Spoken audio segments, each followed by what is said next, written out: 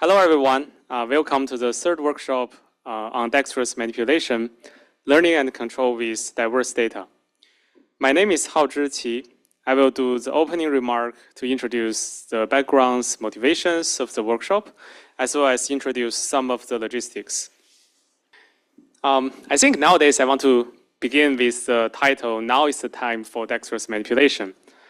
On the one hand, we have a lot of industry fundings putting into the humanoids. And on the other hand, we also have a lot of dedicated companies working on the hand hardwares. And all of them brings us in a stage that now our researchers have a lot of available hardwares, and meanwhile they are accessible, they are commercially available, which cannot be imagined like about maybe 5 years ago. And maybe as a result, I have some very interesting statistics. So this is the RSS accepted papers containing the word dex or hand in the titles. And then in the past 3 years, RSS from 2022, there are only 2 papers mentioning that, while in the past 2 years, it's like 5 or 6 papers. But this year, the number suddenly jumped to 14. So given how selective the RSS paper, maybe in total there are only 150 papers, so this is a pretty significant jump. And on the other hand, there are some more surprising findings about the number of archive papers. So if you search Dexterous and then see how many results come up in title or abstract. So this is the statistic in previous years. And for 2025, and note that we only pass half of the years, we get about 200 papers in computer science subjects for this research topic. And this indeed showing there are a significant growing interest in this topic. And also, I think this is showing now is exactly the right time when you want to jump into dexterous manipulation. And moreover, you are exactly at the right workshop. We have been hosting this workshop for 3 years. And as you might know or complain that conference papers you already see in archive maybe a few months ago, we do have, so in contrast, in the workshop, we will have a lot of new papers that the authors have not yet put into archive, and then you will see it in the first time in this workshop. And with all this interest and growing, with all this growing interest for dexterous manipulation, there are a lot of opportunities, but there are also a lot of challenges ahead in the future several years. So the first question we are struggling to define is what exactly is dexterous manipulation? Is some task just with anthropomorphic hand doing some task as dexterous manipulation? Or is just we also have simpler grippers, and then from the mechanical design perspective, they can still do very agile, dexterous, fast speed tasks. So I think in a field, we are currently only in the stage of feeling the dexterous manipulation. We see the video and then see whether it's dexterous enough. But we do not have a real definition to separate dexterous manipulation versus other type of manipulations. And then a very closely related topic is this dexterous manipulation tied to multi-fingered hand? I believe in the posters and the invited talk today, you will see a lot of different opinions on this. And also related to the definition, which task should we focus on? So is dexterous manipulation task the same as all the general manipulations? Or is there a subtask we should focus on so that we can make progress in this field? And as we are going to, from normal manipulation to dexterous manipulation, then will our approach need to evolve? This is a particularly important question because if the approach remains the same, we can simply develop the algorithms using simple grippers while waiting for the hardware to be there at in some point in the future. And with these questions, I'll also introduce the logistic today. So the schedule is, so we have a morning session and the afternoon session. So you can see the schedules on our website. So our schedule consists of, firstly, the invited talks. We thank all the speakers coming here today and then delivering the great invited talks. We are also going to have spotlight sessions, with each of the contributed submissions have 4 minutes presented their papers. And after the spotlight session, we also have the poster session. Note that the poster session is in the Epstein Plaza, and also we are currently in the OHE building. So it's not far away, but you need to find the poster stand in the plaza. And our poster stand is 35 to 60. And this number is assigned to different number is assigned to different workshops. So please find the corresponding poster stand. And next, I want to thank our sponsor, DexMate, who will be sponsoring the Best Paper Award. And we will also announce the Best Paper Award in the end of the workshop. And finally, I want to also acknowledge the organizer team, which works quite hard on writing proposals, arranging schedules, and many hard work to make this workshop happen. Okay. All right. Well, thanks for inviting me. And I really like Huazhe's opening remarks because it's very forward-looking, and then that makes really good contrast for my talk, which is a little bit more retrospective. Give you some perspective of what we have done and what we have learned in the last couple of years. So exactly what I want to talk about is the title. What can we learn from human data for dexterous manipulation? Well, so in the last few years, we have seen a lot of data collection efforts from human demonstration. Let me turn this off. The thesis is that if we can collect a lot of data from human demonstration, then we can directly teach robots to use their dexterous hands the same way we use, to go about our daily lives. So while I really like this development, we get more data set, bigger data set, and more modalities are included in the data set. I often wonder, are all these modalities useful for training robots? And if you think about that, when we observe someone, a human manipulating objects in the world, what do we hope to learn from that? And I think there are just a few things that if you really look into this question. So first, maybe we can aim to learn how the object should be moving from human demonstration, or we can learn where to make contacts with the objects. Or perhaps we can learn the contact forces that we need to apply on the objects. And then finally, maybe we should learn how the wrist and the finger should be controlled so that we can establish such contacts.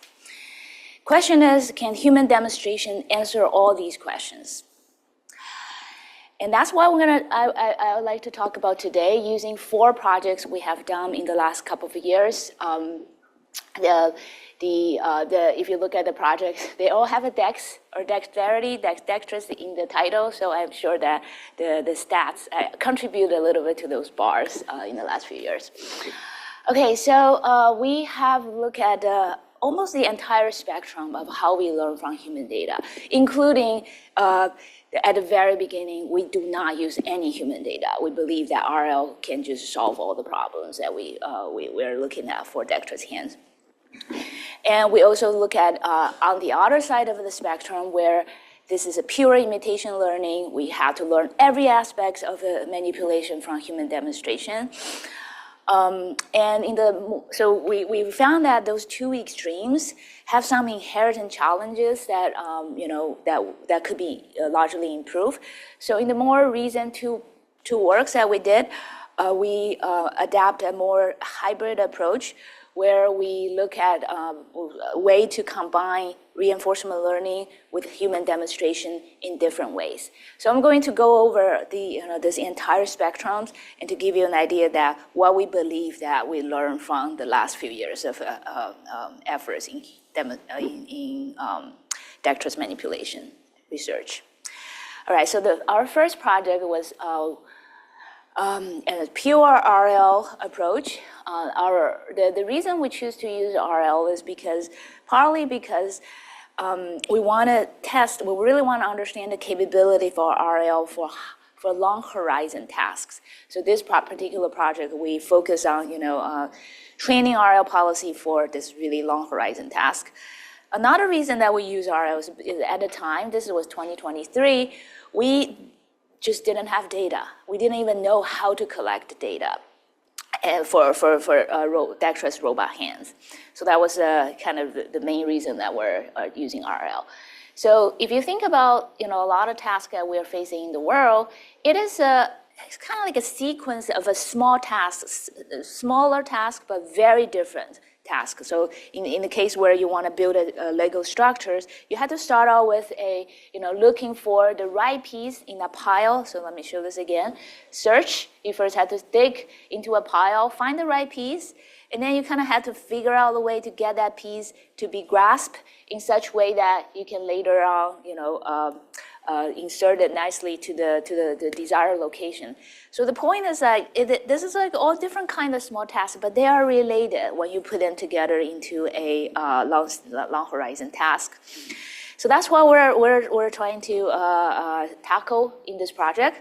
So if you frame the problem a little bit more formally, our goal is to find any given piece, let's say a 1x2 yellow piece, and put it on a location that's described by the manual instructions.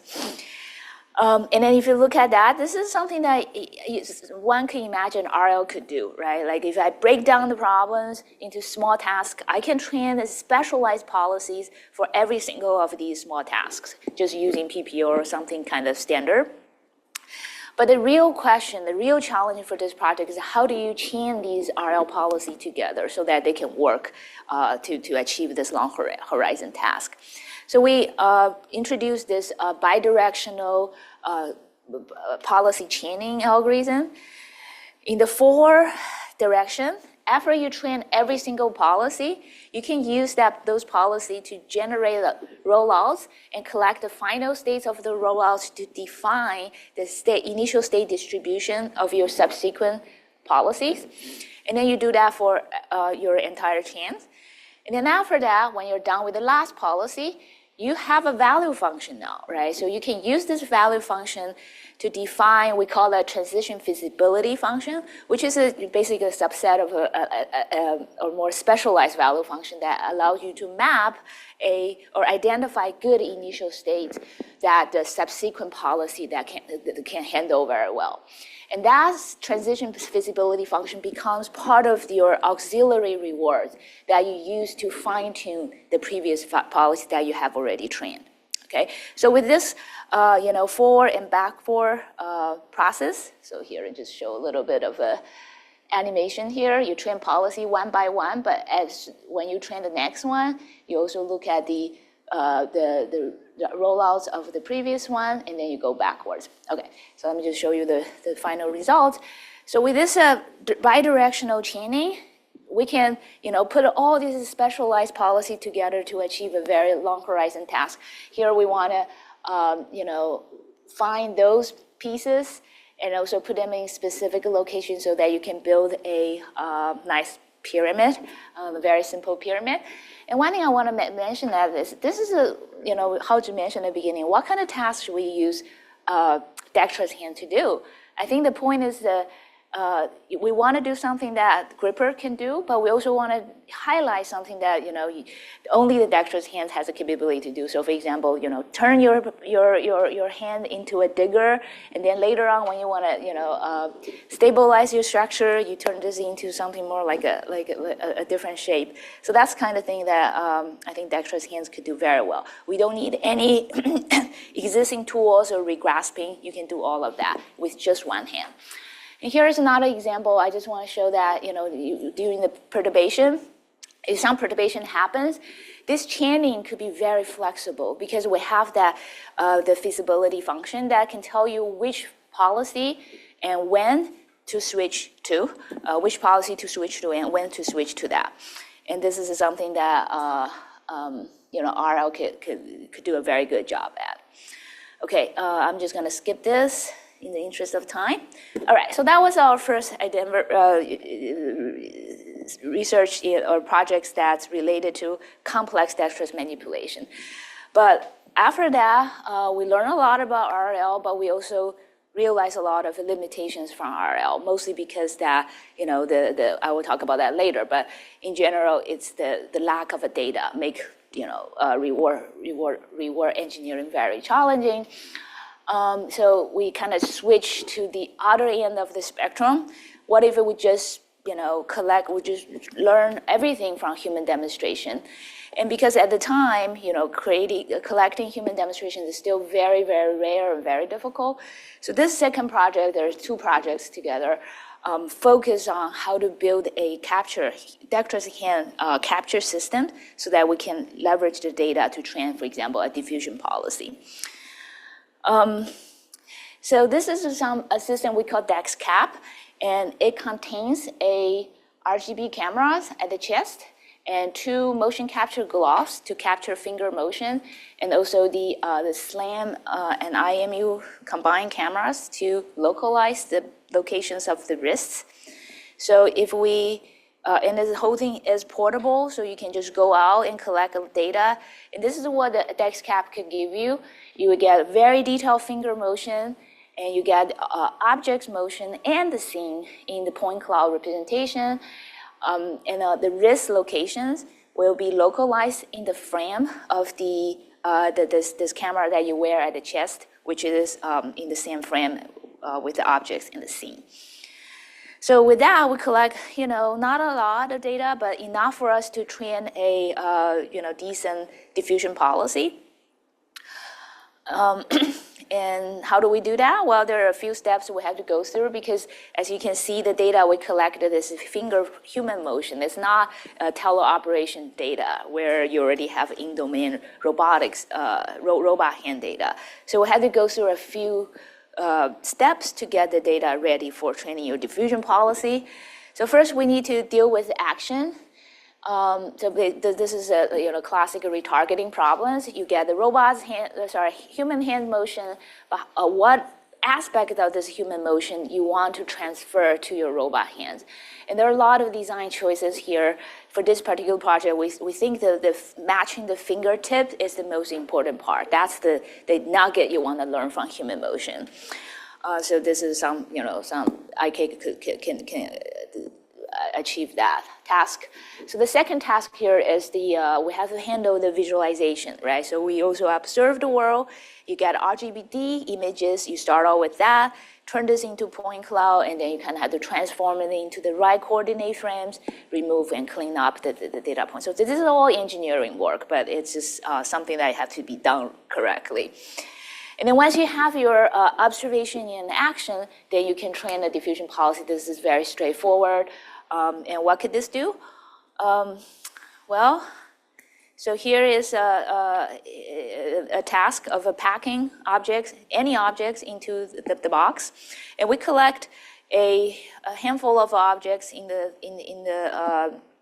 our lab and in the wild, and we also tested it on some unseen objects. So there is a small, capability to generalize, but I would not say, if it's just pure imitation learning can get you too far in terms of a generalization. But that's a non-issue, we all know, right? Because this imitation learning really depends on your data distribution. There's another issue that we found we didn't know before, and we found out after we did DexCap, which is this data collection process.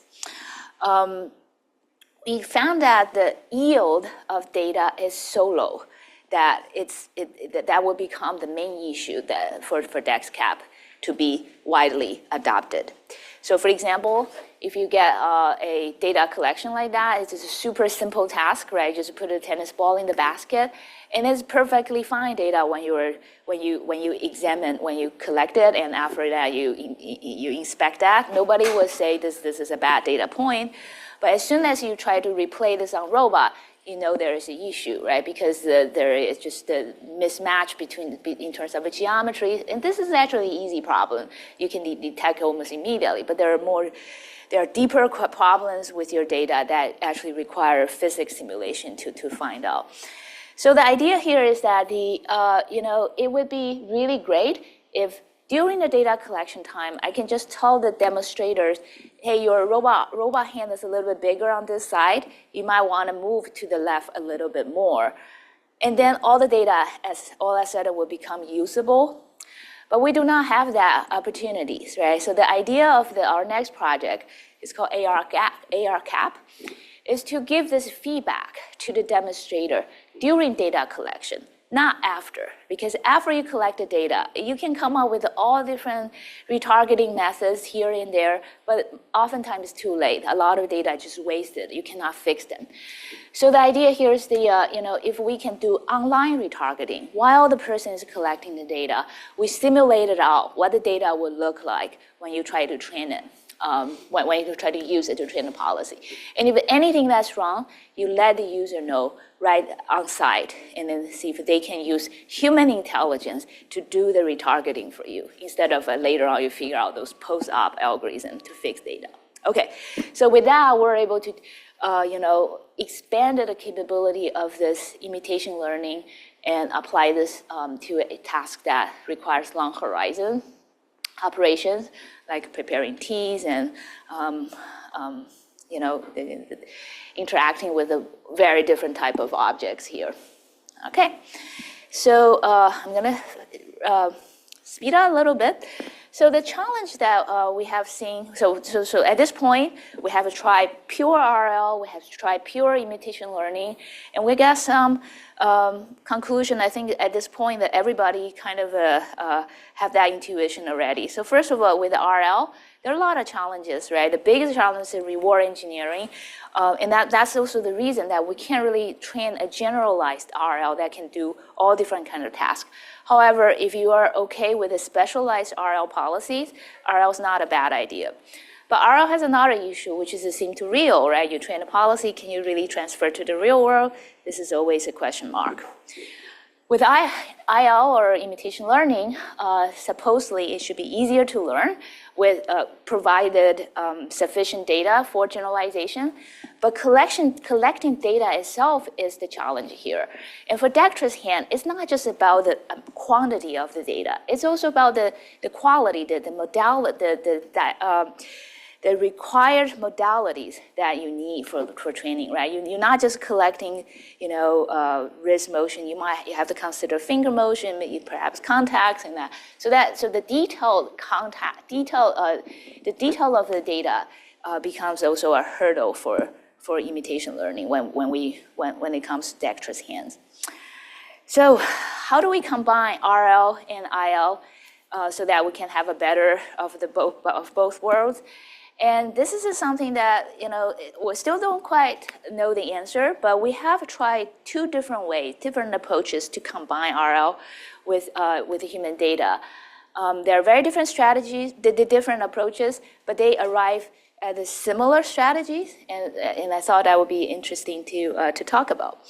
So be more specific, we found that human data is really good at telling us the task, it's a very expressive and yet precise way to tell your agent what task you are interested in. And it's also a really good source to give us some guidance for RL training, for initialization of RL. So be more concrete, that means that we can get a lot out of a human data from if we use human data to describe object trajectories and the risk control. And for the rest of the manipulation, we just let RL figure out the best way to do it. So this was a little bit different from what we expect at the beginning. Because when we look at this data set, which has ARC data set from Michael Block's group, it's not a huge data set, but it's a very comprehensive 3D hand data set. They collect the finger motion, wrist motion, and a very detailed object motion as well in 3D. They scan the mesh and then they do everything in the lab with the special equipment. So it's a really great data set. So at the beginning, we say, okay, this is as good as a data set could be. Can we use all the information, all modalities that this data set provided to train Dexterous hand? And we tried really hard to train something like that, but at the end we found out that the finger motion is actually not too useful, and in many cases is actually harmful. And that's why we end up having this kind of two-stage policy learning strategies. On the high level stage, we start out with object motion. This is from our Arctic data set. And the output of a high level is really just the wrist motion. Okay, so this is where we do imitation learning. That's what human data can give us, a good wrist motion given an object motion. And after that, we train an RL policy, which now is executing the action in the physically simulated environment to figure out what the finger motion and contact should be. And we found out that it's better, you're better off to let RL figure out all these detailed finger motion instead of following literally how humans use their fingers to contact objects. And this gives us a ability to also generalize. So both high level and low level models can generalize to different trajectory and different objects. And during inference time, the input for the whole system is a trajectory of the object. This trajectory still has to be somewhat dense because it describes the task. And then we use the transformer to give us wrist trajectory. This is imitation learning. And then we use RL to figure out what the finger motion needs to be. And we also train a small residual policy to give us the residual action of the wrist, just to modulate a little bit. And that's like the best recipe we could come up with if you have a really good data set like that. So here are some results. That was the original data set, and this is in simulation. And I believe this is an unseen object. And this is in the real world. Okay. So we also tried this with other objects. This object is one of the objects in the data set.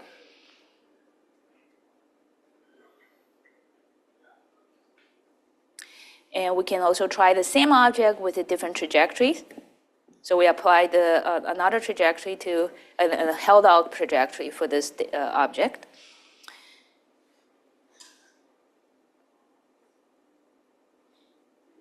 All right. Okay, so after this project, the way we combine RL and IL, we feel like that we kind of lower the challenge of RL in terms of reward engineering because we have the human data to describe the task, and also so that RL only needs to focus on the low-level fingering motion. We also feel like this object helps us in terms of making imitation learning data collection process easier. We don't need as much data as people imagine. The Arctic data set is actually not that big. And so that's why people can directly collect it in 3D instead of a video. Also, the demands of the modalities, detailed modalities, is also lower because we don't really need to collect a finger motion. So this is actually interesting to me because I think a lot of people, including us, we spend so much time designing those data capture system like DexCap because we want a detailed finger motion. But after this project, I'm not so sure we need that anymore. Maybe RL is a better solution for finger motion. And that really makes the data collection process a lot easier in the future. Okay, very quickly, the last project. Can I go to the 935? Because I think that's where I started. Okay, so the last project is also similar. We kind of want to combine RL with human data, but in a different ways. And this project is also aiming to fix the problem of object Dex, where we have this two-stage system. The reason that we use two-stage system, the reason the two-stage system is not ideal is because when you are doing computing the wrist trajectory separate from the finger trajectory, you might arrive at a suboptimal solution. And we actually, observe that sometimes fingers just can't reach as far as it needs to be because the wrist trajectory was determined by another module on the previous stage. So we want to be able to have a unified RL policy that can give us actions for both the entire arms and the wrist and the fingers all at once. So this is what we call humans to sim to robot process. We start out with a human demonstration from video, and this is not like collecting a large scale data set of a video. This is really just one single video from a third RGBD camera from the third person view, and from there we extract the information we need, which I'll talk about later, and then we go through the real to sim process to create a simulated scene. And then from there, we train our RL policy and then do zero-shot transfer to the real world. So it's a very different generalization. Is not what we're trying. It's outside the scope of this work. But we want a very, very robust pipeline that can go from an single RGBD video demo to a real robot doing the same thing in a very robust way and reliable, repeatable way. Okay? So what do we get out of this RGBD camera? Two things. We want to get object motion, and that's very similar to the finding of our previous project. Our object motion is really, really important for RL because that defines the task. And it gives you a very dense reward, so your RL engineering effort could be lower. And another thing that we found is really helpful is this pre-manipulation hand pose. It's not a trajectory, just one single pose. And that pose happens right before the hand touching the object. So we call it pre-grasping. How do we use this pose? We use it as a way to initialize the distribution of RL. Because RL otherwise has to search in such a large space. Given a little bit of bias there, helps a lot in terms of training. But this, I would say, it's more optional, right? Maybe you just let RL run a lot longer. It will come up with the same policy. But this does help in practice. All right, some details how we get it, I'm just gonna skip that, but mostly engineering work, everything we did, since we're not asking for a lot, you can imagine, between SAM and foundation pose and hammers, you can actually get all the information you need, okay? And then we train everything in SAM. I just want to take a note on another engineering effort we did here. It's real to sim. There's nothing novel about that, but I just want to say that with just like off-the-shelf LiDAR applications, if you try a little bit more effort to do real to sim, which is not too hard, it's just everything is just like an iPhone app can do it. You scan the scene, the real scene, and then build a simulated scene as close as possible to what you scan. If you do that, it gives you a lot of benefits for scene to real later. So in this project, we actually put additional effort to do real to sim. Training this policy is also somewhat straightforward. This is the RL policy, with the input from the object motion and the proprioceptions. And the only thing a little bit special about this is we have this geometric fabric controllers as a additional post-op after the output of a RL policy. This is just trying to make sure that the collision with the scene is taken care of with this additional constraints. Okay, here are some results. As I say, this is not about generalization. This is just about you shot a video and I can turn that into a robot doing exactly the same thing. And here, you see the simple cases doing pretty well. And here we're trying to pivot the objects against the box. This is also something that's pretty doable. And here, this is a little bit longer horizon problem. This might be one of the hardest tasks we did. So you need to pivot the this plate against the box and then lift it and put it in the rack. And one thing I want to mention is that you see that how the robot figure out picking things up using this really weird way, like clipping it with the 2 fingers. And that's completely different from how human doing the demonstration. And we tried that if we force the robot to do exactly how human do with the fingers, robot was not able to figure it out. But you give it an RL, let it figure out by itself. There is definitely some surprising results that could come out of RL. And so here you see that when you're trying to push the plate, because the plate is so shallow in this case, the only way for this allegorical hand to do it is to use knuckle and use the friction to push it against the table. Okay, so I'm just going to skip the rest because I'm running out of time. So with this human to sim to robots, we further make RL easier because I think the real to sim helps a lot with sim to real.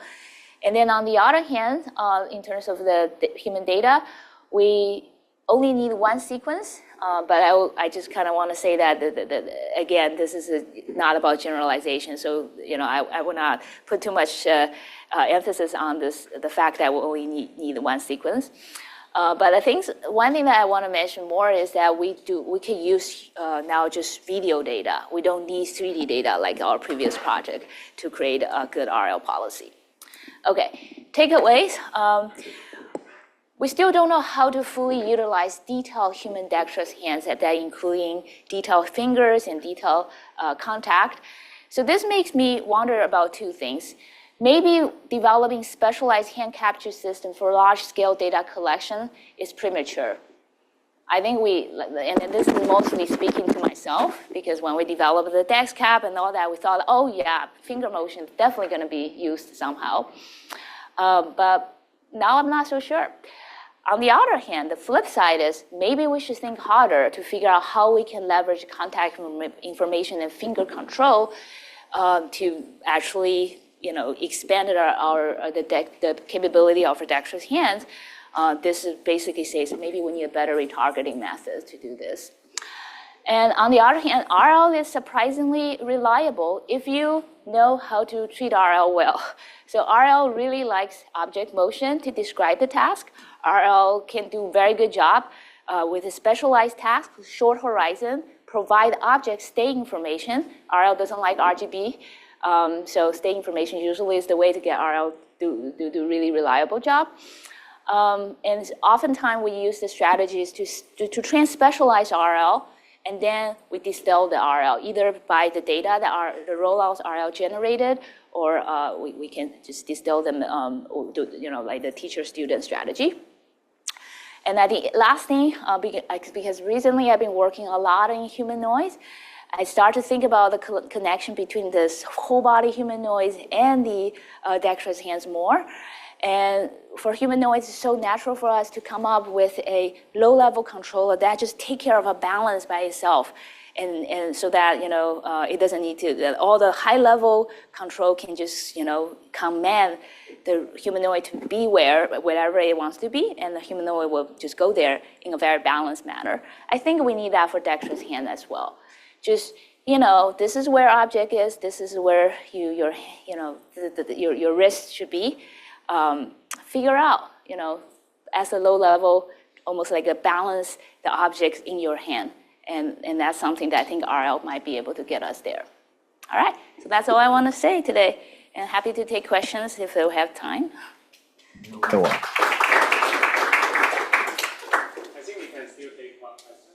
So any of the audience interested?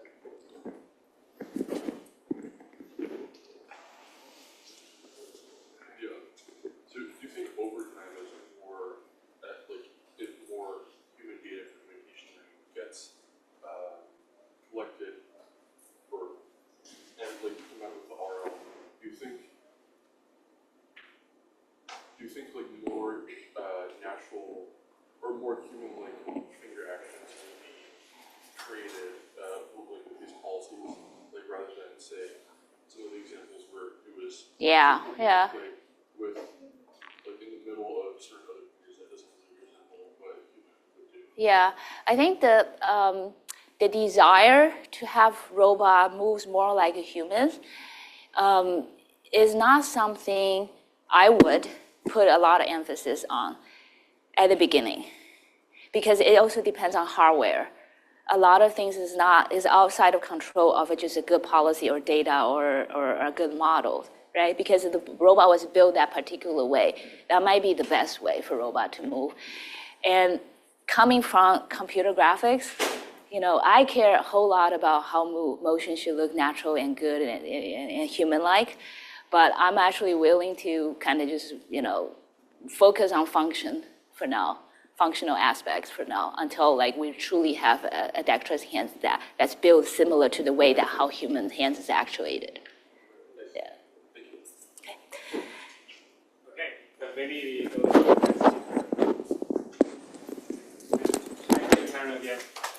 Thank you. Thanks for the great introduction, and thank you guys for having me here. Thank you especially to Huazhe for inviting me to this as well. To introduce myself, I'm Sudharshan Suresh. People call me Sudhu. I'm a research scientist on the Atlas Behaviors team on Boston Dynamics. I'm broadly interested in learning from multimodal data, as Candy talked about, and I've been working on perception and manipulation on the Atlas team. And I'll be talking about some of the work we've been doing over 2024, a bit of 2025, and conclude with some thoughts about the future. This, of course, stuff I'm presenting on behalf of a lot of collaborators on Atlas. And on a personal note, this is the first time I'm getting to do a research talk representing the company. So thank you for giving me that chance. But I'll be talking about the vision foundation models that we've been building to enable some humanoid manipulation. So it's more to the skew of perception, but I'll talk about some cool manipulation we've been doing here. Some obligatory talk about Boston Dynamics. We've been building various morphologies of robots for the past 30 years. We are acquired by Hyundai, and we've been close to 800, or probably this number is out of date at this point since we've been growing a lot. I've been working there for over a year, and we're always hiring, so come talk to me after if you want to see the opportunities we have. I'll be specifically talking about Atlas. We have other morphologies, Spot, which people might know, which is the quadruped, and we have Stretch, which is a box-picking robot that people use for DHL and other customers use for things like that. But I'll be talking about our humanoid, the electric Atlas robot.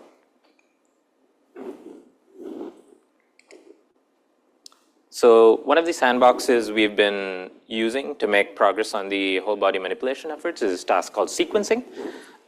We see Atlas moving these parts from containers, these dollies. They're inlet and outlet fixtures. And its mission, should Atlas choose to accept it, is to fill the dollies with the appropriate car parts. Here, these are these dark plastic-looking things. There is a fair deal of using the hands, I would say. These hands are not 100%, maybe back to what maybe Karen was talking about, this is not 100% anthropomorphic hand. It does a lot of weird things, and a robot also has a lot of range of motion for these things. So I want to specifically touch on some of these behaviors, such as we have the robot sequencing these things, and there are parts where things fail. So for example, right there, I threw one of these engine covers on the ground, and we have the robot looking around, getting into a deep squat, doing a bimanual grasp, and putting it back where the engine cover belongs, which is inside this fixture. In the middle of that sequence as well, one of my colleagues, Tristan, moved around the fixture to show that these things can essentially be moved around, and we're sort of not hard-coding these things in place. And we're just giving it a high-level sort of structure for the whole problem, because these are how these factories usually work. But to get this whole thing working, it requires a reactive agile behavior stack to make these things happen. Today I'll focus a bit on the learning and optimization side of what we've been using on Atlas to enable these perception-driven behaviors. This is a mix of 2D and 3D models that we use for vision, proprioception, and even using text data. This, in combination with our great IK planner and MPC, drive repeatable, robust manipulation. Here, for example, the robot is going in sequencing 30 different Indian covers back to back. And this is pretty much a casual day in the office for us. And this one is sped up, of course. There are quite a few situations where we fail to do these inserts. So it jams its hand in between, it takes a step back, it sort of recalibrates and then tries again. I'll talk about those a bit more. The key points that we use enable that there's no like long-term drift in the scene. So even if we sort of make if we interact with the external world, we should still be good if things move around. We have a learned pose estimator that can help us complete these sort of object insertion policies. And even in the presence of a lot of slip and uncertainty, we seem to be doing quite well. But these are some of the recipes I'll be talking about today. Things that are hard about this, you can look at this from the lens of manipulation, planning, perception, whatever you think. But the first thing is it's, in practice, really hard to get precise grasps of these objects. They slip around, they're deep inside these cubby holes, so you don't always get a good grasp, and we often fail. There's a good amount of slip between the hands we have and the objects that we use. And this, of course, varies between the different object materials that we work with, and they're usually not things that are very comfortable to work with. These tasks involve a large range of motion. So a lot of things we commonly do is pull from deep inside a slot in the bottom of one of these fixtures. We pick stuff up from the ground all the time. We've even found like great uses for the dexterous hand, such as putting it into a fist and then bumping things into these fixtures. And those tend to go a long way in terms of success metrics, I would say. Of course, as like I mentioned in the previous video, things always don't go as planned. We often fail to insert these objects and we take a step back. So putting all these safeguards around things and getting this robustness is, I would say, a good part of engineering effort that we have to do around the research that we do. And it's somewhat necessary to get these sort of specialist policies to work for the robot. The last part is people who work on perception are probably very aware of these things, but both the robot and the environment don't do us any favors. All of these parts are in these dark cubbies and are often occluded during manipulation. There's a good deal of occlusion by the robot itself, especially during these extraction and carry phases. The one on the top, the object is right here, but because we have these like 360 joints, the entire shoulder is sort of occluding the object over here. They're largely uninteresting objects, I would say. They're either dark, specular, shiny, those kind of things. So it's somewhere here in this image frame, but we tend to do a lot of things in perception, and sometimes it's just recalibrating our cameras, looking at different sensing modalities and things like those. But it is a pretty hard perception problem, I would say. Some descriptions on just high level how these things are working. We've really leaned into working with designers who make these very accurate meshes and object models. Since we're in these factory settings, these companies typically have really good inventory management. So we can get both visual and collision meshes that we can use for both planning and perception. We have a spatial perception system that uses this information alongside camera images and robot state data. We have an inverse kinematics planner that figures out where to stand and how to squat and how to take these footsteps to finish the whole sort of long horizon task. And we have model predictive control that handles full body balance, collision avoidance, and corrects for in-hand slip of these objects. I won't be going too much into the IK or MPC in depth in this talk, but this has been covered a lot in the past, and there are many talks that talk about this. And we have a general mechanism to orchestrate this whole job. So usually this is some form of behavior tree or a state machine or some sort of logic planner, and it cycles through all of these like pick and place tasks and handles all these failure detections and recoveries, and eventually it goes into completing and inserting these stuff. So this keeps cycling on, and we we get the video that I showed you before, which was it doing the same thing 30 times from different inlets and outlets. I'll talk about some of these pipelines that we have. First, I'll talk about some supervised learning. Key points. Key points are things that everyone, from the perception to the RL community, everyone seems to like using this. I think it's a perfect representation that transfers well between sim data and real data.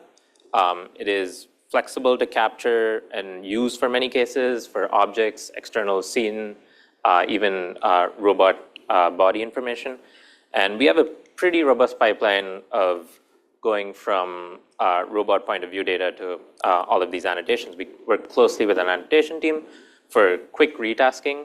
So if we have a new job over here, we collect data and we can quickly get pixel precise key points that we get over here.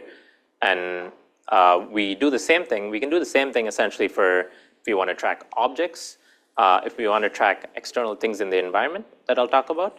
So for example, here is the thing I showed you about using it for insertion and extraction fixtures. Number 2 over here is using key points on the object model so we can establish correspondences that we can use downstream for tracking. And it basically comes for free if we have this annotation pipeline. The one over here in 3, we'll see when it repeats, but we've been essentially using it to do homing behavior. So once you finish a given task, this is a designated parking spot for the robot. And as long as something has 4 corners that we can figure out, we can train these models and we can run them and get the robot to go to the place after finishing a long day of work. And we've been using it also to condition these RL policies, for example, which is one of the big cells of doing sort of sim to real. These key points and things like those work pretty well. Other small tricks, we've been using like pre-annotation pipelines for this. So we use like popular point tracking methods to sort of seed annotators' time. So we don't have to get them to do this for a whole sequence, but you just have to do it for interspersed sets of this. So there's a lot of thinking we've been doing on this, and it's something that I think works well. Go forward. I'll talk a bit about sort of hand-object interaction over here. So if you know, like a lot of the insertions are strictly predicated on like, can we get good information spatially of where these objects are? And we've been using these vision-based ML models that sort of generate low-rate pose updates for these objects. So you could think about something that you get at 10 hertz as opposed to something that you get for key points, which is close to camera rate. And then there have been many methods, mega pose, cozy pose, foundation pose, that leverage these sort of architectures. Most of them are trained fully on large-scale synthetic data. So you could think about putting a bunch of objects in Blender Proc, and you can zero-shot generalize to other objects, given that you have the mesh information for that. So what it typically looks like is you have an input image here. This is pre-insert. You're going to put an object in. You're giving it the RGB image. You have a textured mesh that you get from the high-level planner. It tells you, like, this is the object you're going to work with. You have some sort of prior. Here, in this case, we get priors from forward kinematics. So we know exactly where the grippers and the fingers are, and we use that to sort of initialize the scene. We have an iterative optimization that we do. So this essentially is a render and compare technique. So it's taking image information, it's taking sort of a renderer's information of the mesh, and it's trying to reduce the photometric and the surface normal error here to get it to match best. So this gives you something like this, which is an alpha composition of the optimized pose on the image. And this tends to work well even if there's like few occlusions, like fingertips and things like those. And this is the same thing, except 5 iterations of it over time. And we've used this for a bunch of different like behaviors, different varieties of sizes of objects, and it really helps if you have a really good like MPC stack that can use these objects and pass it on to the planner. So as long as you get really good object state information, you can succeed in a lot of these tasks. The forward pass optimizes the 6-stop pose, and like you said, you can get it to better match these. And so, given some of the tight requirements, like we found it to be pretty necessary for a successful sort of insertion, and I think this holds for a lot of others, and not just this specific thing. So here you can see the object kind of slips before you go into the insert, and we get pretty good pose updates to correct for that, and it sort of corrects and gets the object back in. Our insertion strategy is sort of predicated on getting these confident updates. So sometimes we have this active perception loop where we're constantly looking for updates, and just like a human would do, we would pivot the object in hand and get all of these. And this scales to like anything you can think about in an object library. So anything in a factory can be modeled and textured, and you can need collision meshes, and this could just work for those. So here, for example, I'm using another thing, which is the course optimizer, which is essentially optimizing this over a grid of all SO3 rotations about a single point, and then giving you, all I need to give it is like a 2D bounding box, and you can get some pretty good pose alignment for these. So we've been using this a lot over the past year. Once we get visual poses, something I glossed over in the previous section is how we incorporate this over time. So our controller downstream requires essentially real-time and asynchronous behavior. So because we get visual updates at different times, we need to piece this information together. We have robot kinematics, which is a pretty strong prior on where objects would be, as long as you know that you have grasped these objects. So here we can get this at, say, 300 hertz, and we can determine where we are in 3D space. And we get this, the pro of this is that even if these objects are not in frame, we can estimate sort of hand-object relative and like robot-object relative poses of these because we can just use forward kinematics for these. The con of this is if these objects slip in hand, you don't really have any information. We're just sort of using it as a very strong prior. The thing that sort of complements that is vision. So if things slip and things are not where they are, where they should be, visual updates sort of iteratively optimize this. And this combination is what we use a factor graph for to optimize. I won't talk too much about this, but we're essentially incorporating sort of states of the, we have a prior for when we pick an object up, and that we can get from forward kinematics. Each time at every optimization, we're either using forward kinematics, and if we get a visual pose update, that's a strong prior on where we think the object should be. And we don't really have a motion model for these objects, so we sort of do a random mock between them. But if we have some other priors, such as using key point information or other learned models, we can say, this is the dynamics of the object. And the cool thing is we can use this for mass estimation, object dynamic estimation, if we use force torque sensing from the wrist or from the joints. And we do a bunch of sort of robustness checks on this. We ask the visual pose network to score itself. And we also do some self-consistency checks, which is basically ask the thing to do the optimization 8 times. Then we see if they all sort of lie within the same mode. But that's a gross simplification of the whole thing. We do kinematic consistency, so you can think about this as a proxy for contact. So if we think that we're holding these objects, it should ideally be that the distance between the gripper and the object is within a certain threshold. So this is another constraint that we can add to the whole thing as a rejection sort of threshold. I'll also talk a bit more about like 2D semantic tracking that we've been doing. And this is mostly for the case of sometimes you don't know where these objects are, sometimes you don't even know what to call these objects. For example, in that demo I showed in the beginning, the robot sort of looks around and tries to find this engine cover on the ground and picks it up. So we've been leveraging foundation models such as SAM for instance tracking, but really conditioning it with annotations, like a few annotations that we can get of these objects, or with text conditioning with a VLM in the loop. So I'll talk a bit about that, but it really enables things like you can just get the robot to look around, you throw this object into the scene, it's still looking around, and eventually once it gets a few hits, it locks in. We're trying to find sort of a good reachable pose for it. So we get to a nice grasp point, we squat down, get a nice bimanual grasp, and then go back to do this same insertion that I've shown you guys. And yeah, so this is what it looks like if you look at it from a planning perspective. We model these collisions so we don't trip over these objects and things like those. And some other things that we've been exploring, but an intuitive way to sort of describe these scenes and do long horizon plans is to use natural language. So essentially, if you have a VLM in the loop, you do some sort of cloud interface to interface with it. You can get object bounding boxes to track these over time.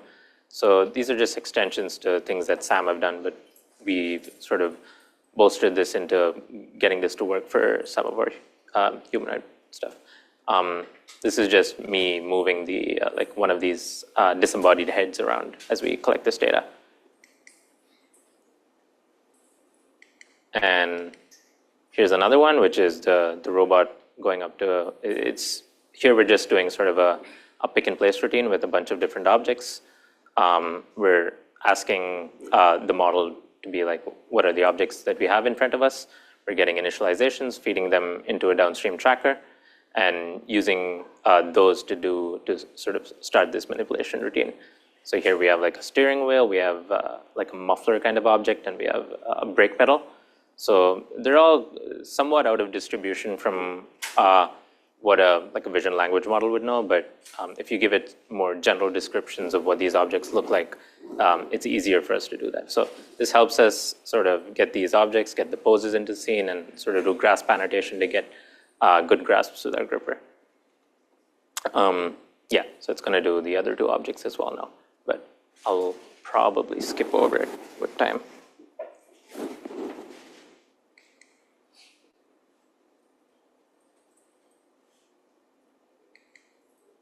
So the last thing here is to do this sort of interactive way of doing things. So you could, rather than just doing object classes or find all the objects in the scene, you could do sort of semantic reasoning, find things in different spatial locations and try to segment those. So these are things that we really want to use in our modelers track down the line. And I'll skip over some of this with time. But I wanted to end with some of the things that I'd like to just riff off of. Like, I showed you a pretty specialist workflow on how something could be sort of deployed and robustly functioning.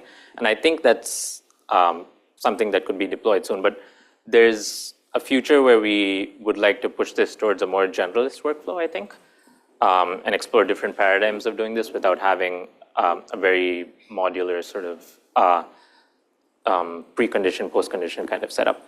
And for example, our system currently requires a good degree of like strategy robustness. And that's all the things that I described in terms of like active perception, requiring you to coordinate between perception and planning.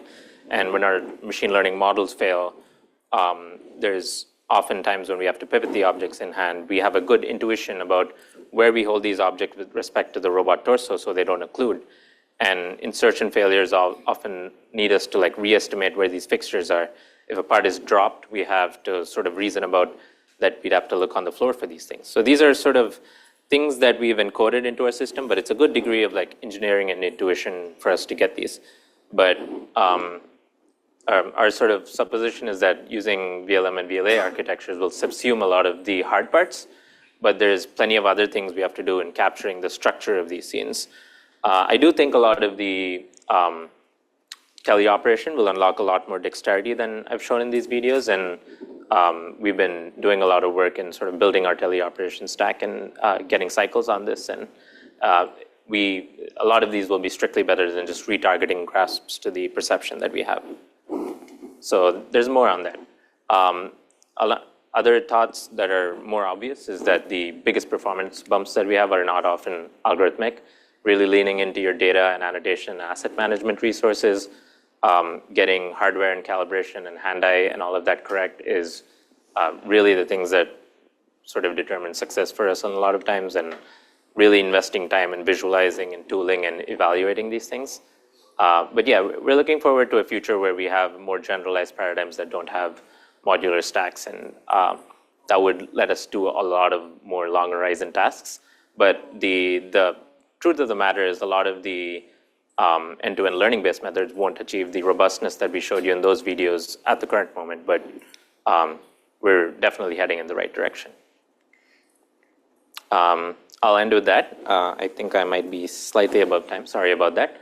But we're always hiring in robot learning, manipulation, ML, so reach out to me. And thank you, guys.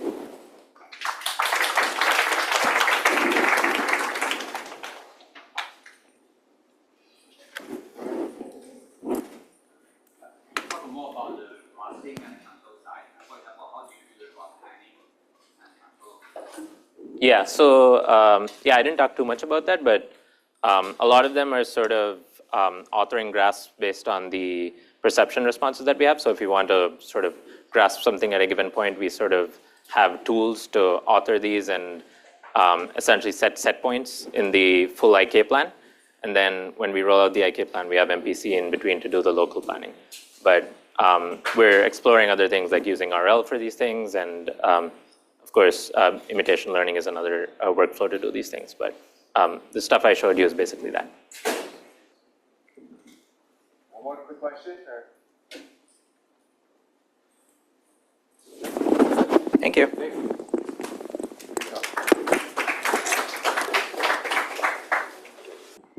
Thanks so much for having me.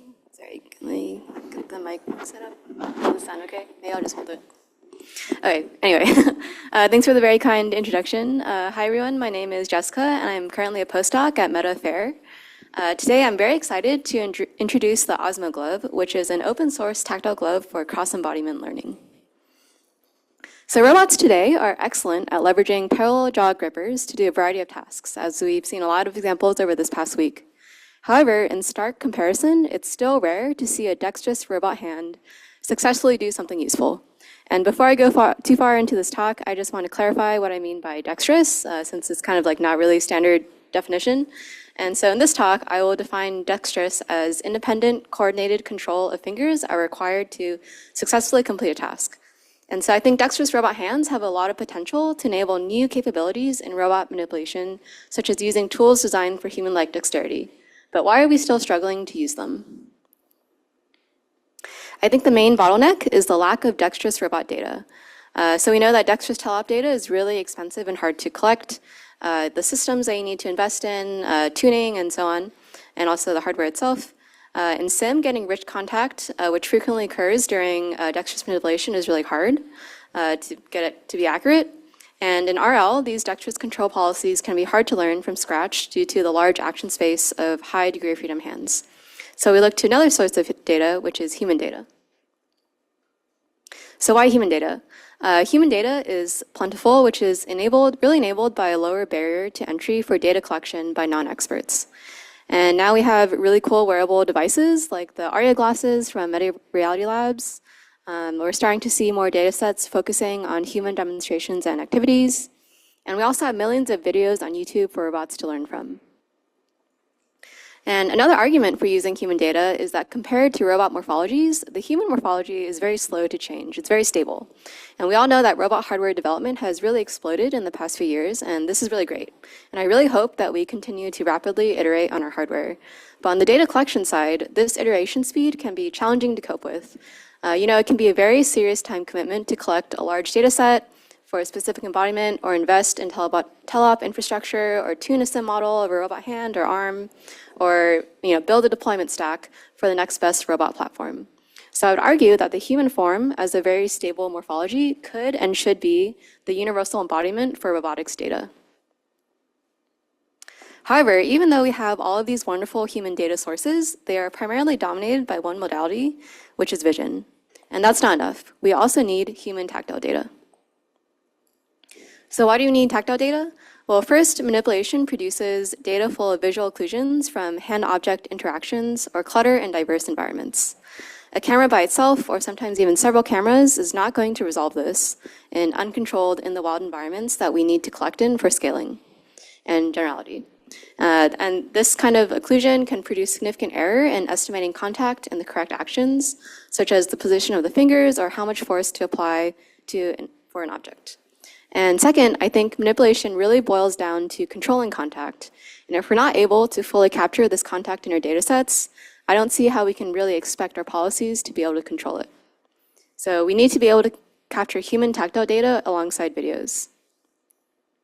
So let's take a look at this case study of ironing clothes. And here, the tactile feedback is beneficial for the task itself. Like when you're ironing, you kind of feel these buttons along the seam of the shirt, which are hard to see, and this is actually the shirt I'm wearing right now. And it's kind of really useful to be able to feel the seams through the iron. And also, it's kind of useful for the tactile sensing to help resolve ambiguous hand poses from occlusion, such as my fingers around the iron handle. However, this is a really difficult task to teleop because it requires a lot of precision in the time domain. So specifically, the failure cases here are that if you're ironing too slowly, then you will burn the fabric, which is kind of a catastrophic failure. And if you iron too quickly, then you'll fail to remove the wrinkles. So you fail the task as well. And if you've ever tried to teleop something reliably, it's actually very hard to do this if you're not like an expert at that task. And it's very hard to guarantee that you can kind of be really precise in this way.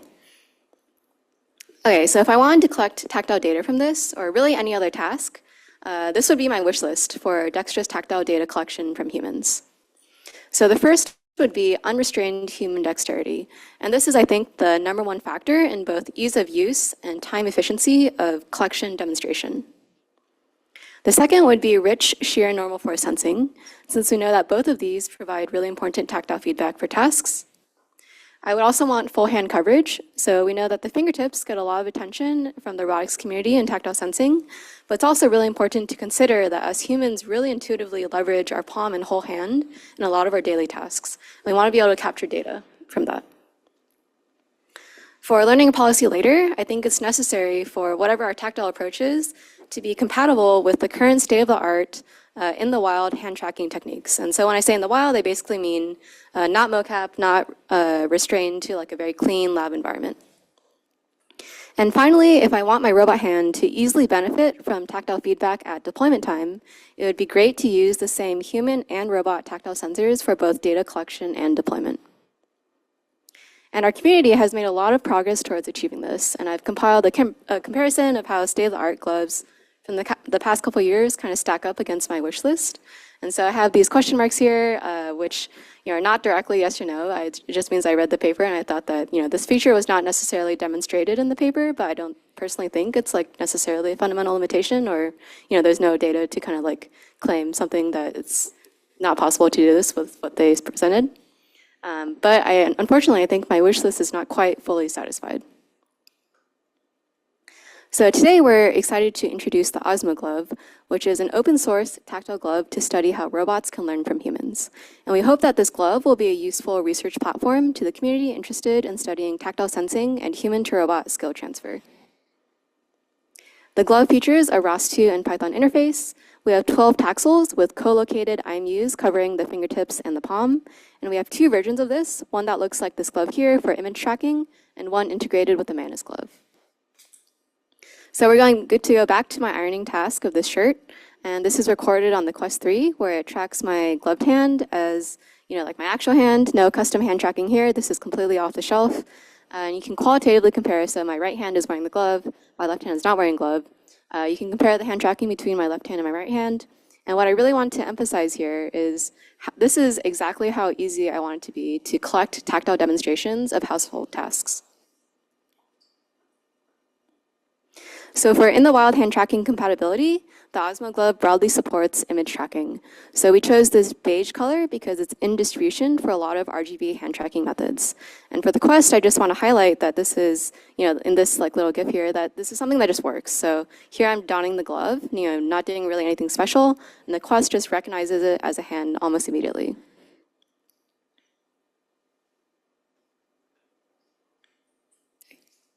And it's also compatible with the Aria V2, which is the next generation of wearable glasses from Meta, which has online hand tracking, as well as the classic Intel RealSense camera and Hammer hand tracking setup, or whatever RGB camera that you want to use.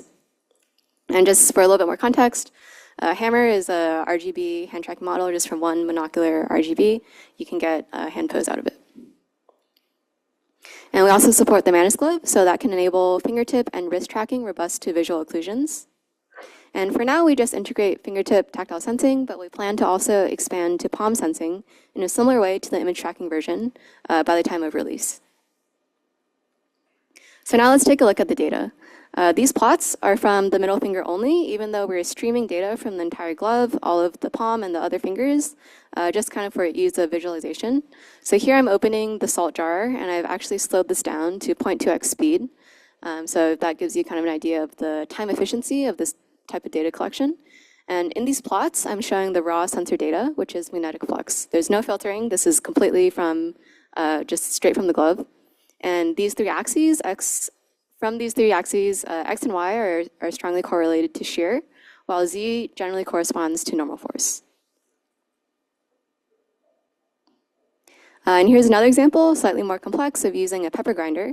So again, I'm only plotting data from the middle finger, but the whole hand, fingertips and palm are streaming. And we can see the magnetic flux data corresponds pretty well with what we expect to see by grasping the pepper grinder.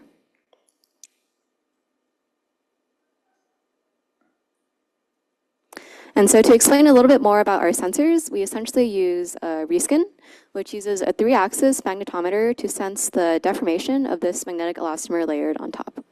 And so this results in a measurement of 3-axis magnetic flux. And as I said before, each of these axes are strongly correlated with shear and normal forces. For the OSMO globe, we add magnetic shielding to mitigate crosstalk for all the nearby sensors. And we hope that this addresses a previous limitation of the other globe, where we would have some significant crosstalk from having similar magnetic elastomers nearby. So now, after collecting data and learning policies, what about deployment? Well, we're seeing a growing cohort of off-the-shelf solutions with magnetic skin, so that we can have the same sensor class for OSMO globe data collection and robot policy deployment. So there's AnySkin augmentation, thanks to the work of Ronik, which is now available off the shelf to buy commercially. You can augment your existing robots with this magnetic skin sensor. And the next generation of Lego hands will have the same sensors that we have in the glove integrated into Lego hand on the palm and along the flanges. And if you want an off-the-shelf solution now, there's the Allegro and Zila skin. So Zila is also a type of magnetic skin. And we also have the X hand, which also has integrated magnetic tactile sensing. So looking back at my wish list from the beginning, I really hope that we've tried to address most of these items with the OSMO globe. So the first is unrestrained human dexterity. The second is rich shear and normal force sensing. We have full hand coverage, coming soon to the Manus glove version. It's compatible with state-of-the-art in the wild hand tracking methods. And we have the same human and robot tactile sensors for collection and deployment. Of course, we still have many ways to improve, and right now we're working on reliability testing. So, I understand if you're integrating new hardware into your lab, you want to make sure that it's reliable enough that it's worth your time investment that you put into learning how to use the hardware, learning how to use the stack, and so on. So we are really working on reliability testing. We really want expanded fingertip coverage. We would like to improve the sensor architecture for feel-through haptic feedback. So what I mean by feel-through haptic feedback is, so the sensors are kind of like in between your finger and the object, and you're kind of feeling through the sensor while you're doing the task. And so we're hoping to kind of like make the sensor like a lot thinner, so the feedback that you get while doing the task is not as like dulled by having something in between it. We're also working on sensor characterization. We've done some initial range testing between 0.1 to 17 newtons, which is coincidentally the range of an ATI Nano 17, if you know what I'm talking about. And then on the learning side, I also want to briefly highlight some of our ongoing research with OSMO Globe. Particularly, we're interested in human-to-robot skill transfer and cross-embodiment tactile sensor embeddings. So for human-to-robot skill transfer, the questions that I'm really interested in are, how can we close the visual and tactile embodiment gap between humans and robots? And how can we leverage this human tactile data for robots to learn from humans? So, very concretely, if I just give this demonstration of me like using the pepper grinder, how can I use this data for the robot to learn to do the same thing? And for this research led by Youngson at the University of Michigan, we're interested in, if we did have very different tactile sensors, such as digit on the robot, can we learn a shared latent space between different human and robot tactile sensors so that we can use our glove to deploy directly to robot hands with different tactile sensors? For example, if we collected demonstrations with the OSMO globe, we would like to be able to deploy a policy on the Lego hand with digit sensors, which produces RGB images. And so that wraps up my talk. I think it was a lot shorter than usual. So maybe we can, move along with the schedule. But we do have these gloves with us to demo today. And I really would like to get some feedback on how we can make OSMO Glove useful for you. And we plan to open source this by the end of the year. So of course, also feel free to email me with your feedback. Come talk to me. I would really love to know what your needs are, what you think this is interesting for, and also just kind of gather interest around this. We are very committed to open sourcing, but what we do need support from the community for is if we want Meta to make an investment in hardware distribution. So that's the main thing that I would like to gauge interest in. And of course, this work would not be possible without the contributions of many people. Tess, Mike, Youngsun, Tingpan, Victoria with fabrication support. Sayantan is here today to help with the demo. Huazhe, Remark for helping with the Arya demo, Jitendra. And now I'm happy to take any questions. Thanks.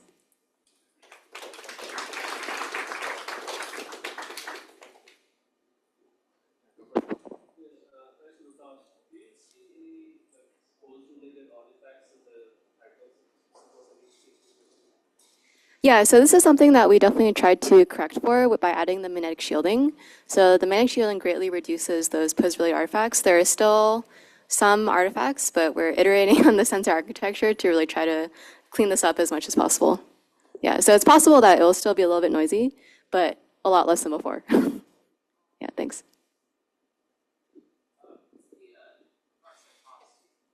Yeah, the approximate cost, so raw materials, like the boards, it was probably maybe around 400-ish, but that's not counting my labor yet, or whoever is assembling these things when we actually try to scale up. So when we scale up, I actually don't know the cost yet. Can I ask, how do we get a hold of the reskin sensors? Since I know there's this magnetic gel and stuff, which may be hard for some of us to recreate. Yeah, so I think mostly the only version that's available off the shelf is AnySkin. And so I think it's sold by a Chinese manufacturer. I think Ronik is also here today if you wanted to talk to him about that. But I think if you search WOW Skin, they renamed it to WOW WOW Skin, then you can get those sensors off the shelf. And they're about $100 each. And this glove will have an AnySkin version, or you can get the glove from you, basically? The glove will be from me. Yeah. Yeah. What's the mechanical interface between your sensor and the glove?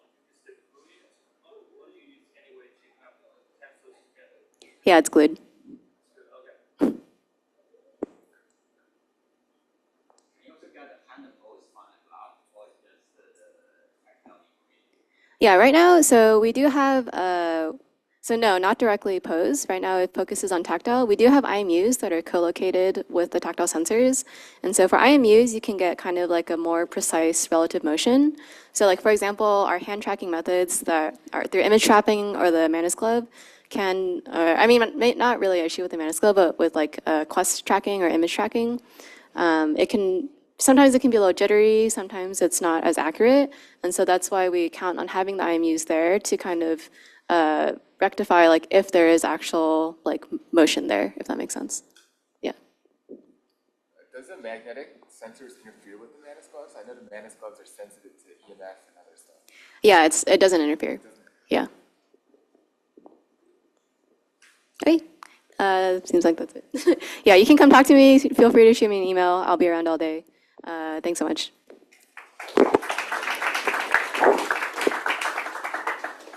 Hello. Next, we are going to enter the spotlight session, where each of the authors will present about 4 minutes presentations. And for the authors, so if you can, could you maybe line up in my on the left-hand side, and then so that we can save some time. I use the first. Okay.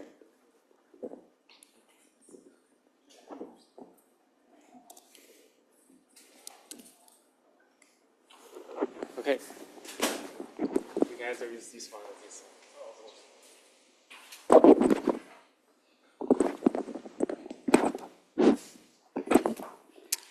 Okay, hi everybody. I'm Wanxin Liu from Georgia Tech, and this project is by a startup led by Professor Harry Schreiber and the startup and the RL2 lab by Professor Dan Fishy. Okay, so this is a very classic question. Why should we learn from human videos?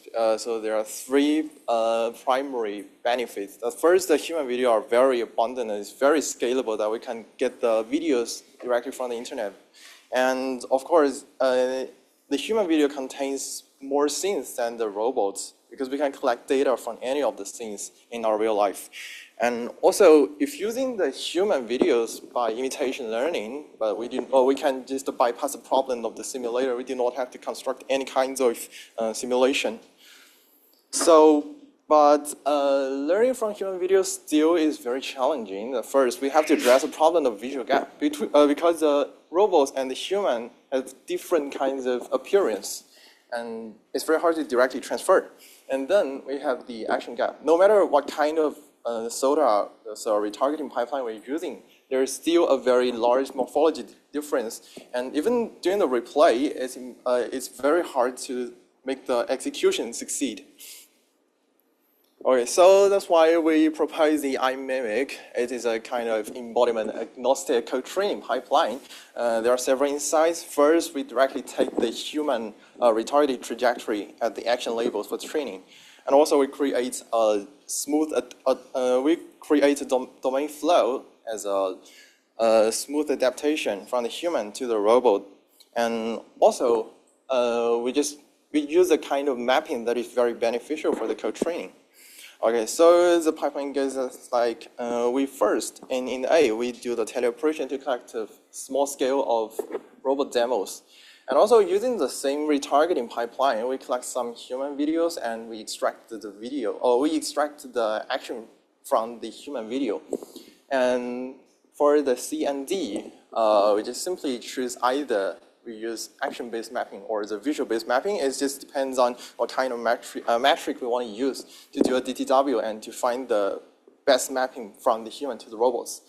And after that, we're going to do an interpolation to create a data between the human and the robot demonstration. So for the training pipeline, actually, we use the code training for each of the batch. We take half of the batch, or we take half of the robot batch and half of the human batch. And for the human batch, we use a kind of interpolation. We mix up the input and the output. And during this method, during the training, from the start to the end, we create a smooth domain adaptation, and which makes it easier to transfer from the human to the robots. Okay, so here are some demos.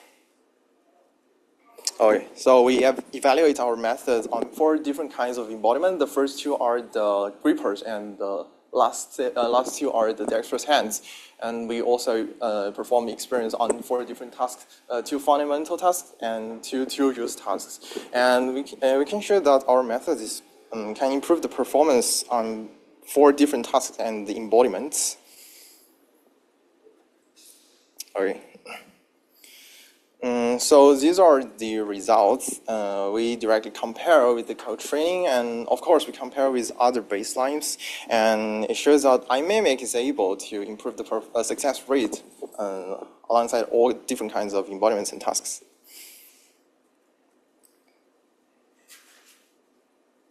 And also we compare between the action-based mapping and the visual-based mapping. It is just, and we have an auxiliary task about the retrieval that we try to use different kind of metric on the untrimmed raw human videos, use that robot template to retrieve the start and the end. And we also find that the action is more robust compared to the visual one. And we also validate our method is better to, is able to improve the sample efficiency to the baseline. Okay, so this is very interesting that we observe, this is not a conclusion, but an observation that more human mimic embodiments that not really leads to better transfer, because we found from the failure cases that between different kinds of embodiment, different kind of structure, the failure cases are actually quite different. So This leads us to think about that the future line is that maybe we have to consider about the algorithm and integrate it with the morphology design. Okay, so the conclusion is that iMimic is embodiment agnostic and sample efficient and can constantly improve task performance between different embodiments and tasks. And our next project is about to do the same thing, but we're going to create a data engine that directly converts the videos to the robot executable demos. Okay, thank you. We do not have questions for the spotlight. So if you have any question, feel free to go to the poster session to ask the authors.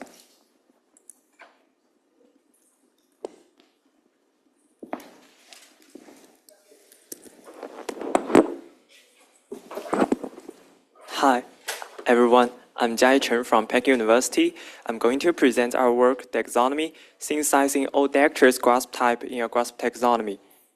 Our work studied the problem of static Dexterous grasp synthesis. You might wonder, reinforcement learning can already handle dynamic Dexterous grasping, so why should we still care about static grasp synthesis? Well, if you take a closer look at current learned policies, you'll notice that they tend to use the same grasp pose for different objects. They lack the diverse grasp types described in the grasp taxonomy, such as the lateral grasp, the tripod grasp, and so on. Even for static grasp synthesis, generating such diverse poses remains extremely challenging for previous methods. Specifically, there are two big challenges. First, most previous work can only generate limited grasp types because contact events are non-smooth and very loud. Second, they often suffer from inefficiency, poor convergence, sensitivity to parameters because the optimization landscape is non-convex. Our work tackles these challenges with a novel pipeline. The key idea is leveraging human templates to handle non-smooth contact events and combining global sampling with local gradient to deal with the non-convex landscape. We start with a human-annotated template that defines hand joint angles, contact points, and contact normals. Importantly, we only need one initial template per hand and grasp type. Then, we densely sample and optimize the object pose in parallel to match the hand contacts specified in the template, keeping the hand fixed. Next, we refine the hand pose in a physics simulator to improve contact quality with the object now fixed. Finally, we build new templates from successful grasps to guide the next round of synthesis and improve robustness. Our methods generally work for any grasp type, objects, and articulated hands, all with the same parameters. The synthesized grasps are high quality, they are physically plausible, contact rich, and penetration free. Our pipeline is also highly efficient. We can synthesize millions of grasps per day. On the screen, you can see examples of our synthesized grasp for different types in the grasp taxonomy. The robotic grasp closely matches the human grasp shown in the upper left. Our synthesized grasps are also contact-rich and penetration-free. In contrast, previous methods struggle to generate many of these Dexterous grasp types. Here are some examples of the same grasp type applied to different objects. Despite the complex object geometries, our methods still produce high-quality results. We also support a wide range of robotic hands, including 6 commonly used types. Using this pipeline, we build a large-scale dataset to support research in type-aware Dexterous grasping. The dataset contains 9.5 billion grasps over 10,000 objects, covering 31 grasp types. This dataset enables the training of a type-conditional grasp generative model. Given a single view point cloud and a grasp type ID, the learned network predicts a target grasp pose. We then use motion planning to generate a trajectory and execute on a real shadow hand. Our real-world experiments achieve an 82% success rate across 13 diverse objects and 12 different grasp types. To further support semantic grasp annotation, we also develop a UI that requires minimal human effort. The annotator only needs to click twice, and our algorithm synthesizes valid grasp automatically in just a few seconds. Here is a web demo for you to try out. Thanks for listening, and welcome to my poster for discussion.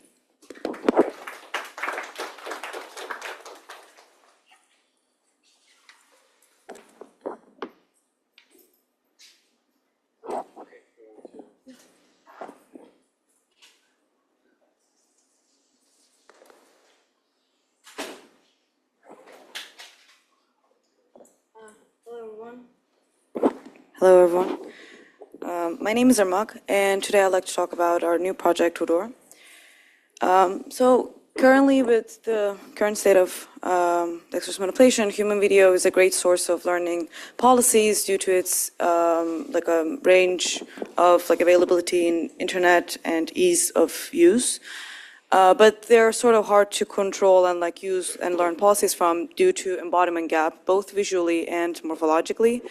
In this work, we aimed to close this embodiment gap between the human and the robot using object-centric rewards and online RL. Here are a few examples of the tasks that we are able to do with this setup. With a single human video and an hour of online interactions, we are able to learn policies for pretty contact-rich tasks such as card sliding, here as you can see, or music box opening.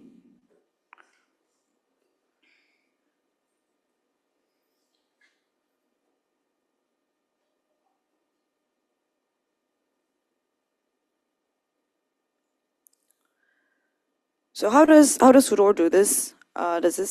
Given a human video and a robot rollout, we first segment the manipulated object of the first frame using grounded language models, segmentation algorithms.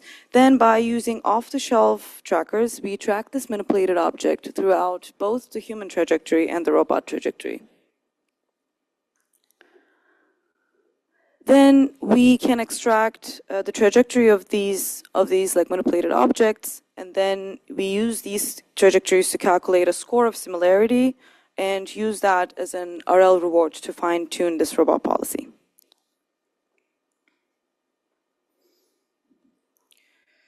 So we ran multiple experiments to ablate our design decisions in Huazhe. First questions that we asked was, are online interactions necessary?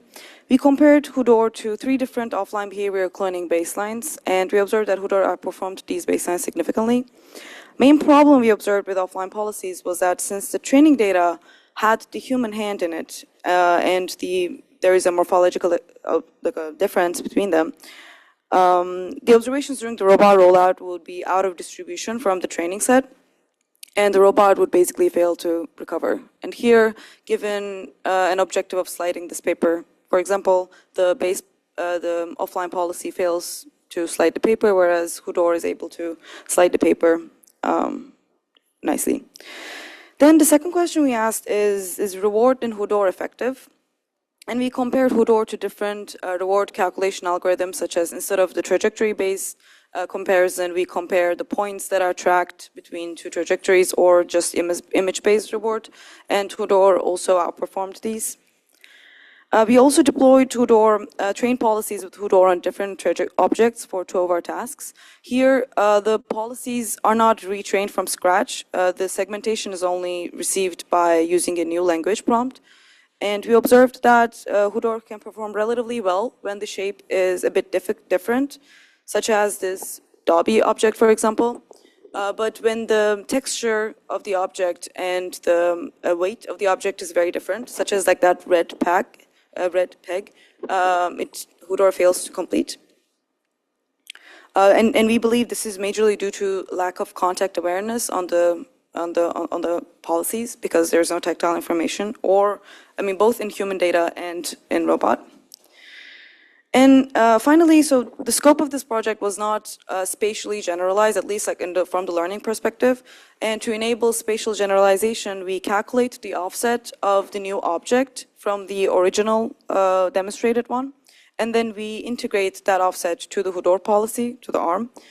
And this approach, within an evaluation area of 40 centimeter to 50 centimeter, it works pretty well, especially for simpler tasks such as bread picking. And for music box opening, as you can see, as the evaluated object location moves away from the demonstrated one, the algorithm fails to sort of generalize there. But yes, so this was Huazhe. I think our main contributions would be to close the human to robot embodiment gap with online interactions, and learns pretty dexterous tasks that are very hard to teleoperate, such as like card sliding. And yes, introducing key point-based object-centric rewards. And this couldn't have been possible without my collaborators. And thank you so much. I'm happy to take questions.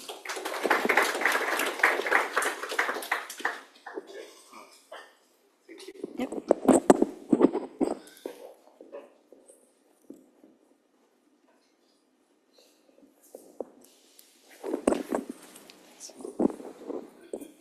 Hi, my name's Anya, and I'll be presenting RUCA, Rethinking the Design of Humanoid Hands with Learning. So RUCA is a open source tendon-driven hand, and it's fully 3D printed. And the motivation for this work was that we were using other hands at our research lab, specifically like works like Hudor, and we were dealing with a lot of issues while we were working with them, so we wanted to make our own hands. Specifically, they were too big, hard to repair, and the alternatives were often very expensive, and we didn't want to have to constantly be dealing with either having to buy oversized objects or having to ship them to another country and not have a hand for several weeks. So we made our own hand, we made RUCA, and we wanted it to be human-sized, easy to repair, while also having a low cost, and also still be strong and capable of actually doing things. So to do this, to make it affordable, we simply made it 3D printed. So most of the parts are 3D printed, the rest are off the shelf from sites like Amazon or McMaster, and the total cost is $1,300. To make it repairable, the hand is fully open source, so you can simply print the part that breaks, repair it. It usually takes less than 20 minutes. And then to actually have it be compact and similar to a human shape, we made it tendon-driven, which means that we don't have to have the motors inside of the actual fingers. Instead, we can have them in the forearm, allowing us to have a very similar size to a human hand, which also helps with when you're doing policy learning. You don't really have to do as much retargeting as with other hands.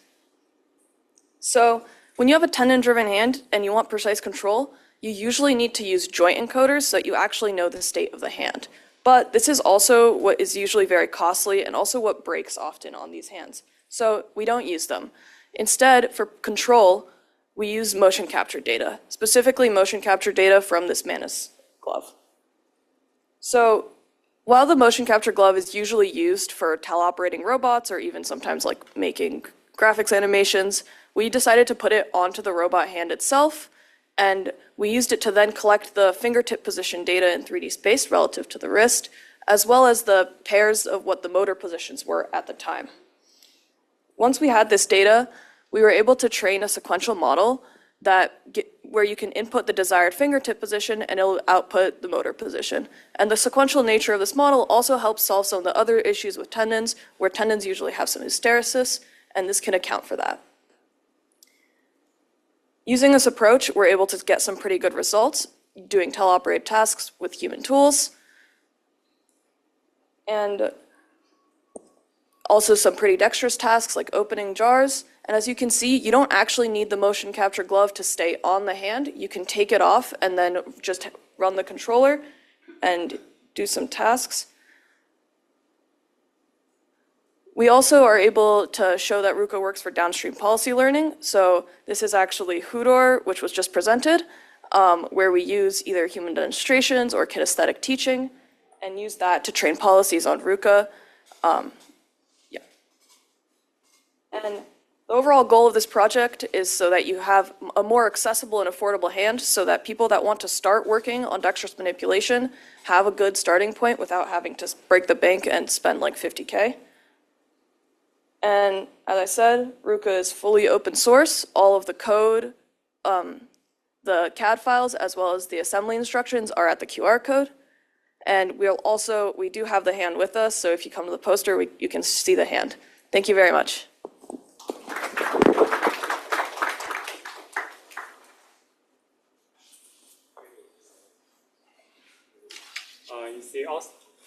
Is the author of Dex Yumi here?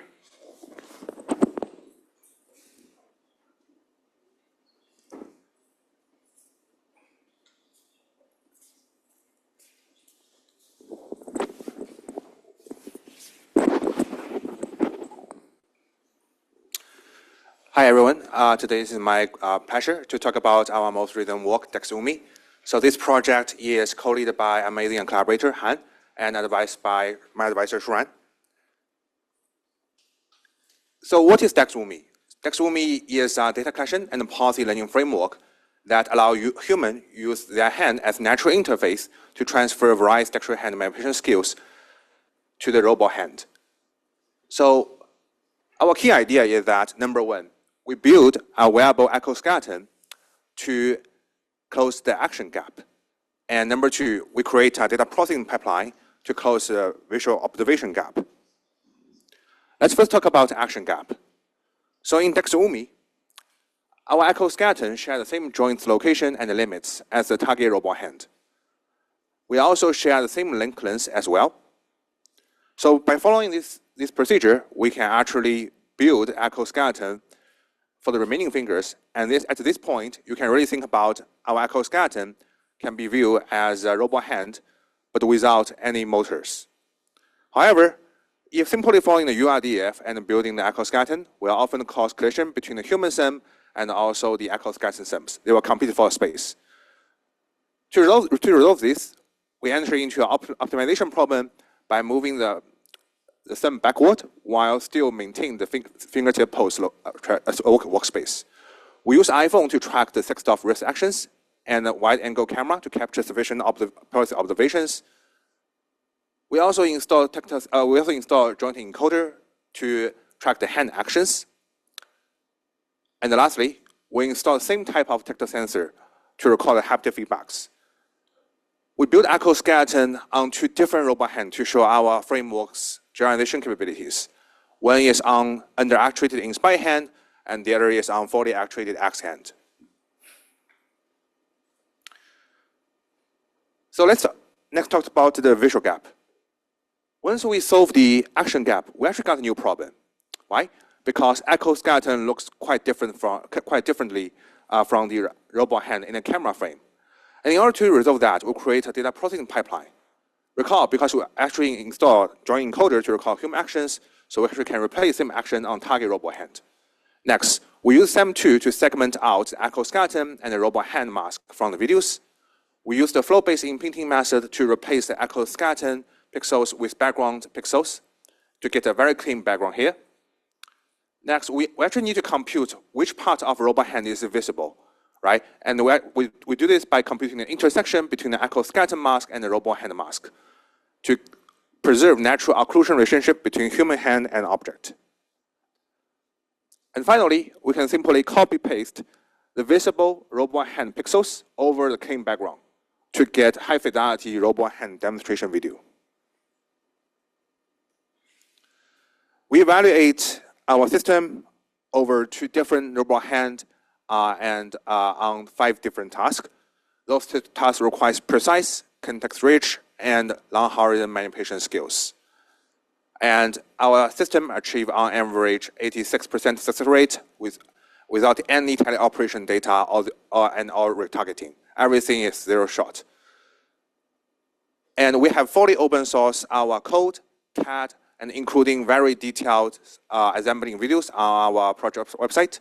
And we are very excited, because DexUmi is really a texture hand version of UMI. So we really want to extend the idea of collecting data in the wild. And also in the same times, we also see very exciting works like DexWild and also the DexOps. I think we're really trying to grow this idea of data collections, but without actual robot and in the wild. Okay, thanks.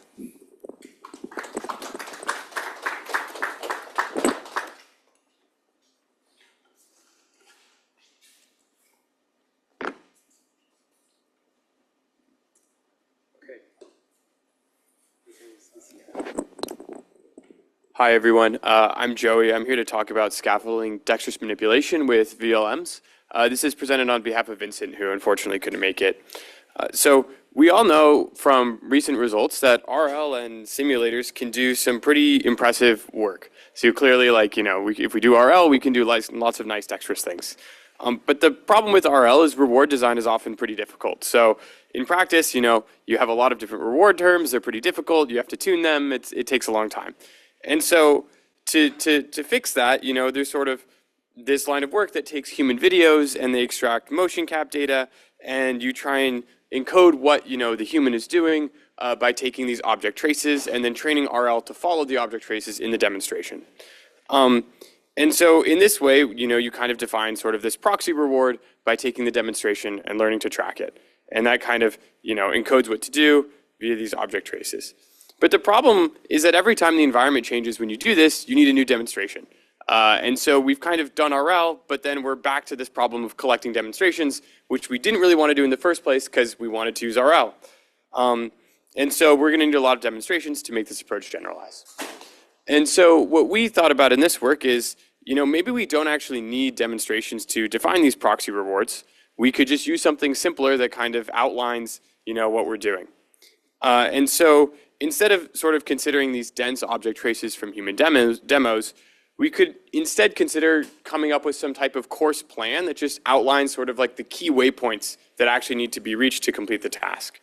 And if you, increase the level of coarseness, and we don't need human demos, maybe you could just have a VLM generate this.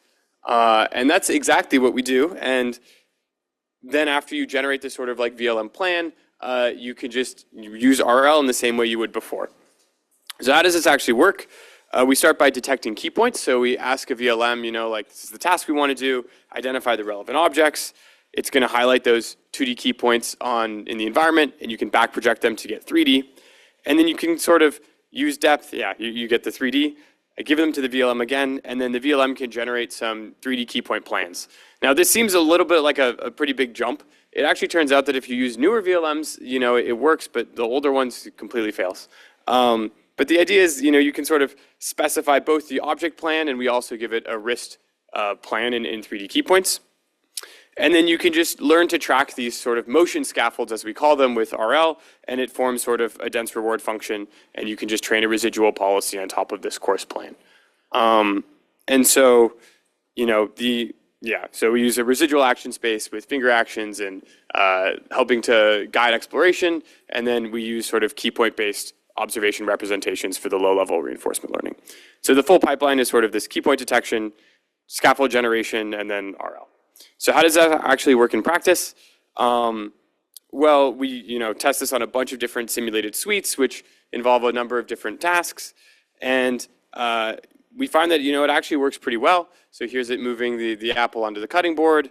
You can also see it doing very semantic tasks like we just tell it use the hammer, and the VLM comes up with like what it would mean to actually like use a hammer to hit something, or opening a fridge. And so across a bunch of tasks, this does pretty close to an oracle, which is given like actual successful human demonstrations. There's some tasks where it doesn't work, like the fridge.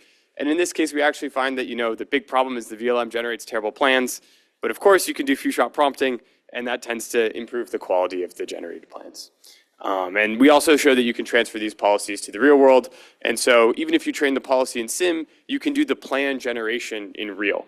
And it tends to transfer pretty well if you use the key point representation. So yeah, if you have any more questions, feel free to talk to me about it at the poster.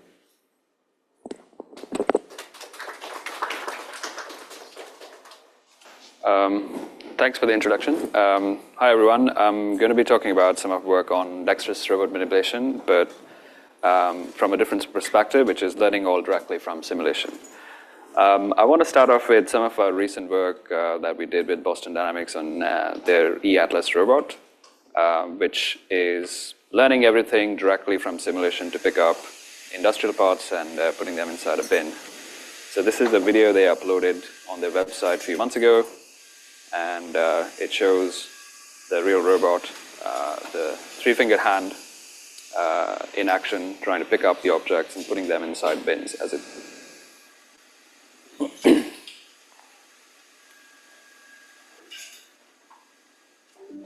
So it's all trained in simulation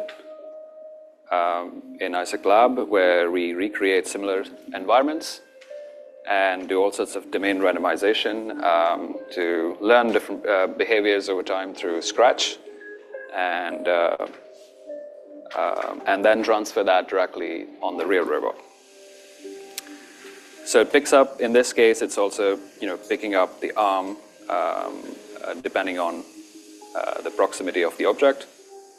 and chooses that to grasp and then move the object to the appropriate bin shown in the video. I think I can skip that from now, but that's pretty much the work I'll be talking about. But to go back, I mean, I think it's, I thought it would be worth to give you some perspective of how it came about, the history and the work we've been doing over the past 7 years.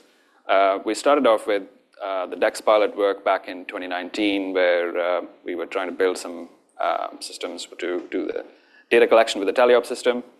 But I eventually realized that it's too cumbersome, it's too tricky to collect data at scale for these very challenging dexterous scenarios, and gradually ended up developing systems inside simulation using simulated data at scale with reinforcement learning and transferring those policies to the real world. So this was the Dextream work we did with my collaborators like Arthur, Jason, and Ritwik, which sort of started off our work in this direction with SimTurial, with dexterous manipulation hands. In that same year, we had this other work where we developed a population-based training system which was able to leverage things at scale, again in simulation, to do really dexterous reorientation and manipulation of the system. And in 2023, we had another system which learned directly from depth images using a two-stage student-teacher distillation pipeline to do grasping of everyday objects. And then just last year, we extended this work to instead use RGB images as opposed to depth, and but using a stereo pair instead, but very much the same idea of picking up objects. It's a pretty reactive closed-loop system, but all trained in simulation with 23 degrees of freedom. And then sort of stretched that extended that to the MTS eAtlas robot with Boston Dynamics this year. So on the top right, you see the view that robot gets, and then it's able to pick up the object. So that's basically how it all began for us. But I want to go back to just give you the case for dexterous multi-finger hands as to why they are important. Even through evolution, we arrived at this morphology, this anatomy that was multi-purpose over time, originating all the way down from fish. So just wanted to see if you... Very different. Owen started to see an underlying unity. It was as if the same set of bones was being squashed or extended to perform different functions. Here's a dog. Dogs, run and jump. What do you have? One bone, two bones, little bones, and then the digits, the equivalents of the fingers or toes. And, of course, here's a bird. It flies. Its limb has been modified into a wing, and it has one bone, two bones, lots of bones. It just gives you a flavor of how different animals and birds arrived at the same morphology. In each of these creatures, the architecture is largely the same as ours. Owen didn't know why creatures had that pattern. It was a mystery to him. It was sort of a mystical concept that there's this common architecture behind all animals. It really took a new insight, an insight from Charles Darwin, which basically said the reason why animals have this common pattern is because at some time in the distant past, they all shared a common ancestor that had a version of this pattern too. And that's basically fish. Sure of each. And, I started looking at, how people who lose their hands, how they manipulate objects in the real world. And you can see there are amputees who've been using jaw grippers. And it seems to work reasonably fine for them. But then when it comes to picking up objects, they have to bend their body a little bit to pick up the object. And it's not very dexterous over time because it's also not energy efficient. And today you have prosthetic limbs. You could, for example, prosthetic limbs all the way that you can also detach and use them over Wi-Fi, which I found it pretty funny. And then smash it and crush it on demand. The egg would be done for you. So could you operate that arm when it's not attached to you? Yes. So that's the thing, and we've posted about it on social media, and that's what everybody is like, this is crazy, mind-blowing. We've got to see this. We have. I'll just help to the... Completely wireless, so you can actually just detach the hand like that. You're thinking about it. And I can still operate it the same way as if it was attached. Make a move. That is across incredible. the table. So this is where the future is going. But we do need hands, multi-finger hands, because they are they basically are multi-purpose grasping tool for us to do day-to-day tasks. Also, want to go back to our mission of our group, which is developing superhuman dexterity, and it's all driven by RL at scale, and there's no reason to now argue against RL, because one of the best systems out there today use RL, even LLMs today use RL. And dexterity for us is working with your fingers to perform intricate, high-value manipulation, while arm and body, it does require arm and body coordination, but the key is leveraging fingers to effectively do the work. So this is the long line of work we did over the years, and I will start with the Dextreme work, just highlighting this video again on showing the dexterity we learned and the flipping of the cube that happens along the way.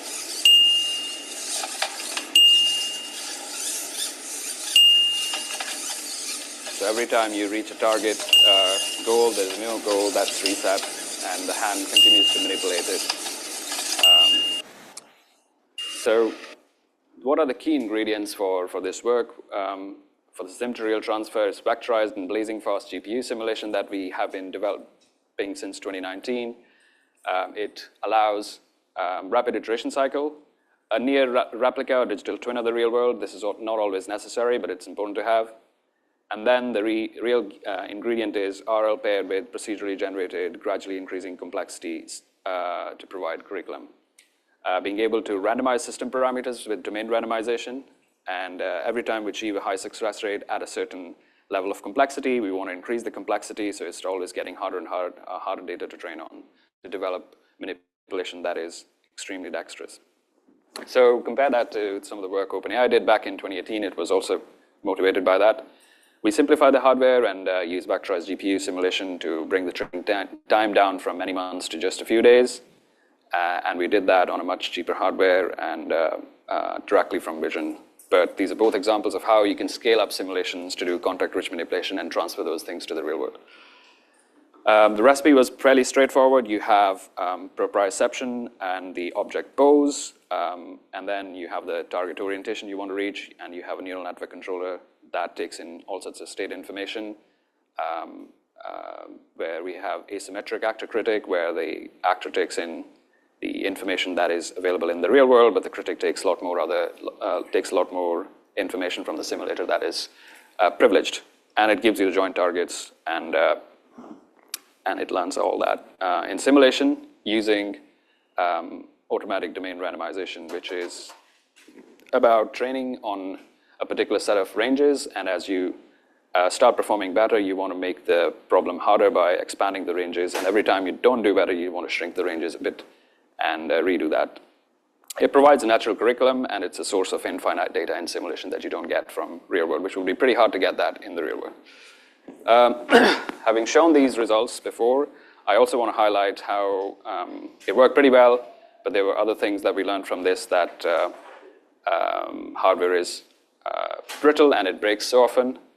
This was an accident. This was an accidental capture where you'll see how hardware breaks as the robot's actually trying things in the real world.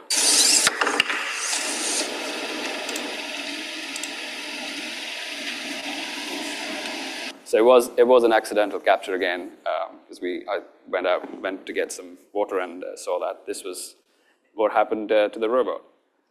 So these things are so common every time you do run RL policies on the real world. My colleague Carl says that no matter how many layers of robust software you add, you will always feel the hardware. But I also want you to appreciate the dexterity this system had. We captured a high frame rate video of this, and you can see how it flips the cube over, and you don't see that as it's happening in real time, but at high frame rates, you see how the thumb comes in and then flicks the cube over.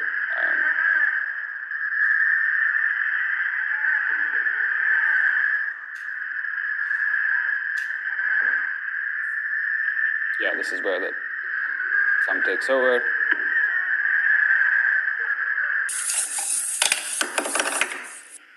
So this is something it's very hard to teleoperate. This is only something you learn at scale in simulation. And given that you can define a reward function, perfect reward function, to sort of define the task, this is what you get at scale.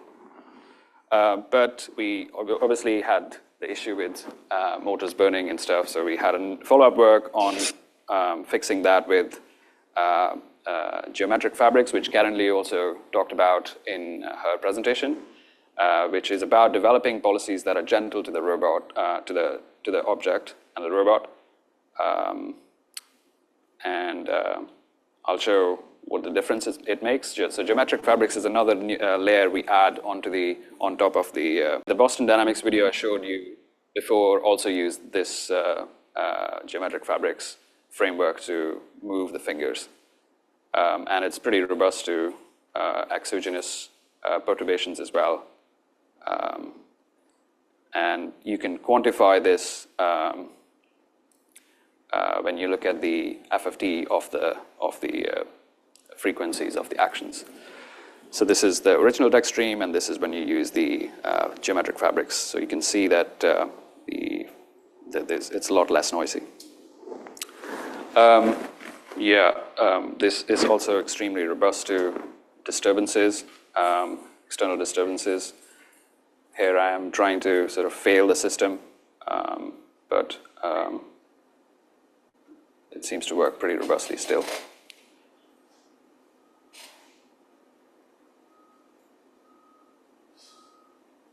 This is also something very hard to do with teleop and in real world. So these are the things you can do much better in simulation.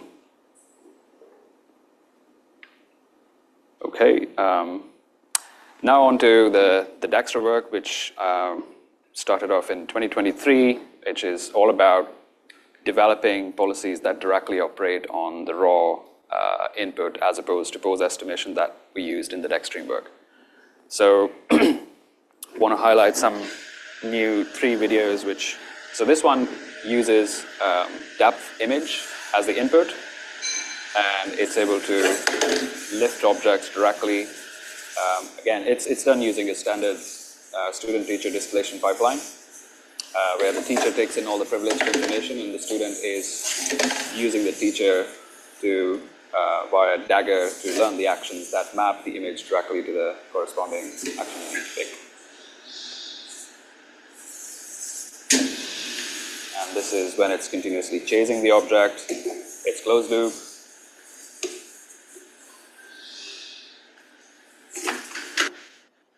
And this is picking up big objects as well.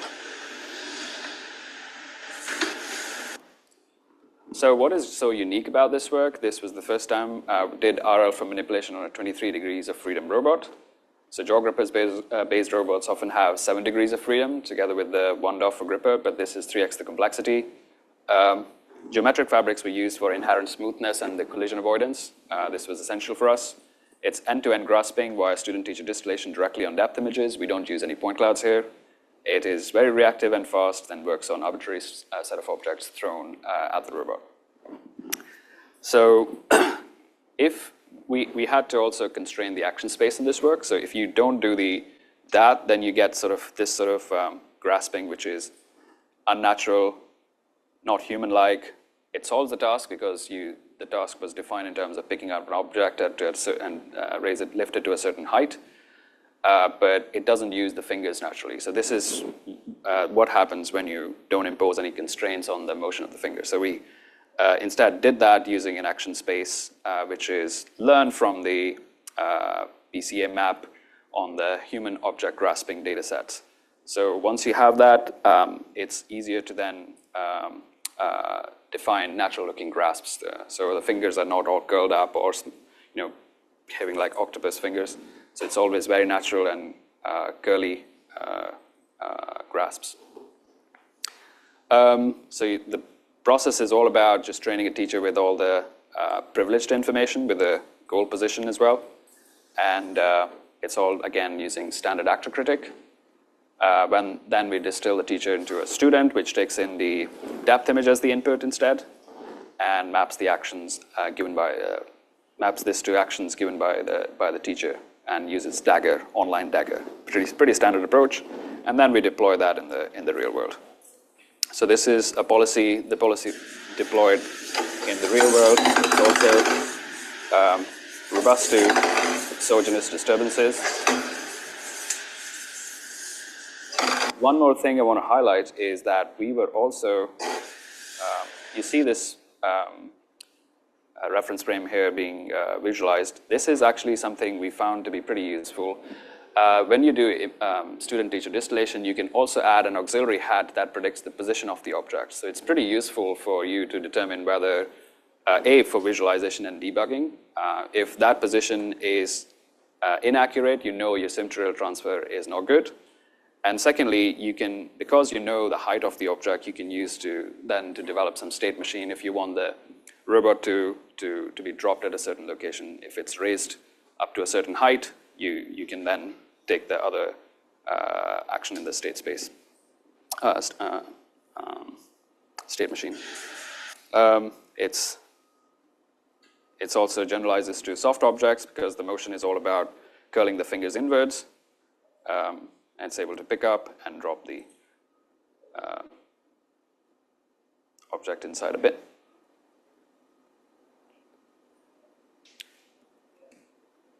This is the full video at 8x. All the videos I show are about 1x. Here they show all sorts of closed loop and reactive behaviors coming out of this policy, trained entirely in simulation with RL.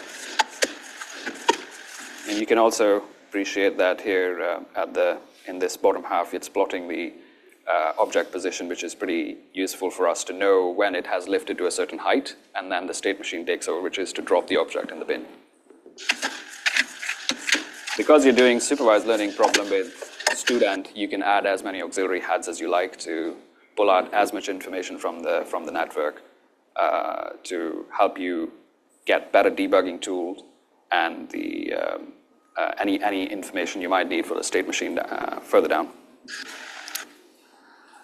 Going forward, then, we thought it would be good to extend this to work on images directly, because images are the standard input for most of the networks, and it's also, there's a lot of information that gets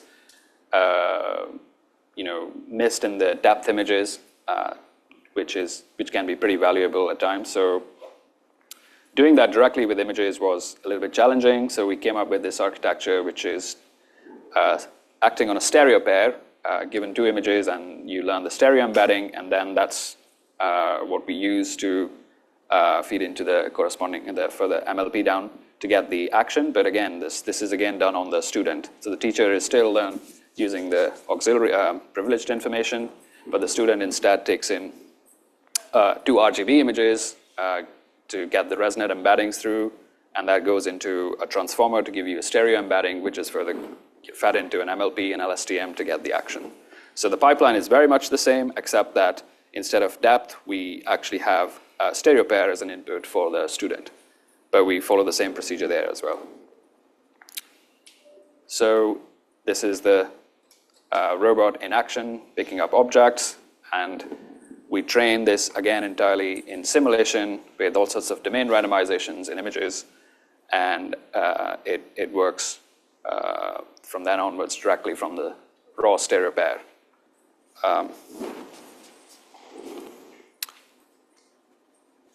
And this is again that policy in action, taking stereo images as input, and has very similar behavior to what we had seen with depth images. It's also doing the auxiliary hats to predict the position of the object.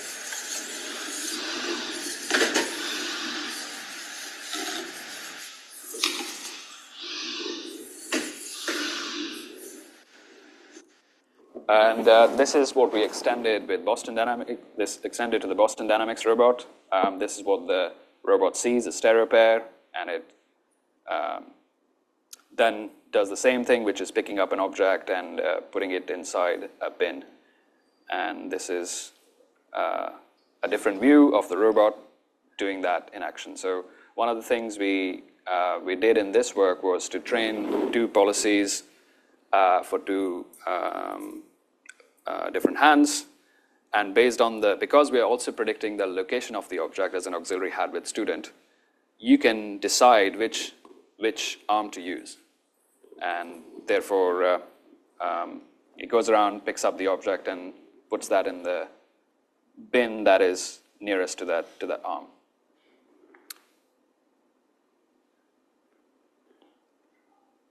For instance, in this case, it's now picking up the right arm, using the right arm to pick up the object, and then locating it to the bin that is next to the right arm. And here it's basically picking up with the left arm. So this right now is hard-coded, but we think this is easy to, again, fix by doing end-to-end learning.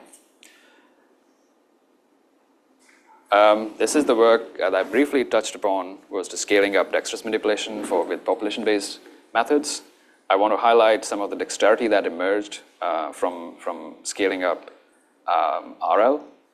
RL by very nature is notoriously hard, and some seeds take off and some don't. And even on all the previous work that I've shown, we had to train many seeds, and then we picked the best one based on the performance and which one transferred to the real. But you can scale it a lot. As you start scaling it to more degrees of freedom, this is exacerbated by that. So we came up with this idea of training n different policies in parallel, and based on that, we will do mutations, and that seems to work out pretty well, and resulting in policies that are very dexterous. Here you can see it's basically doing all the manipulation and then brings it back and on the table, then rotates it, and then lifts it to reach the desired orientation.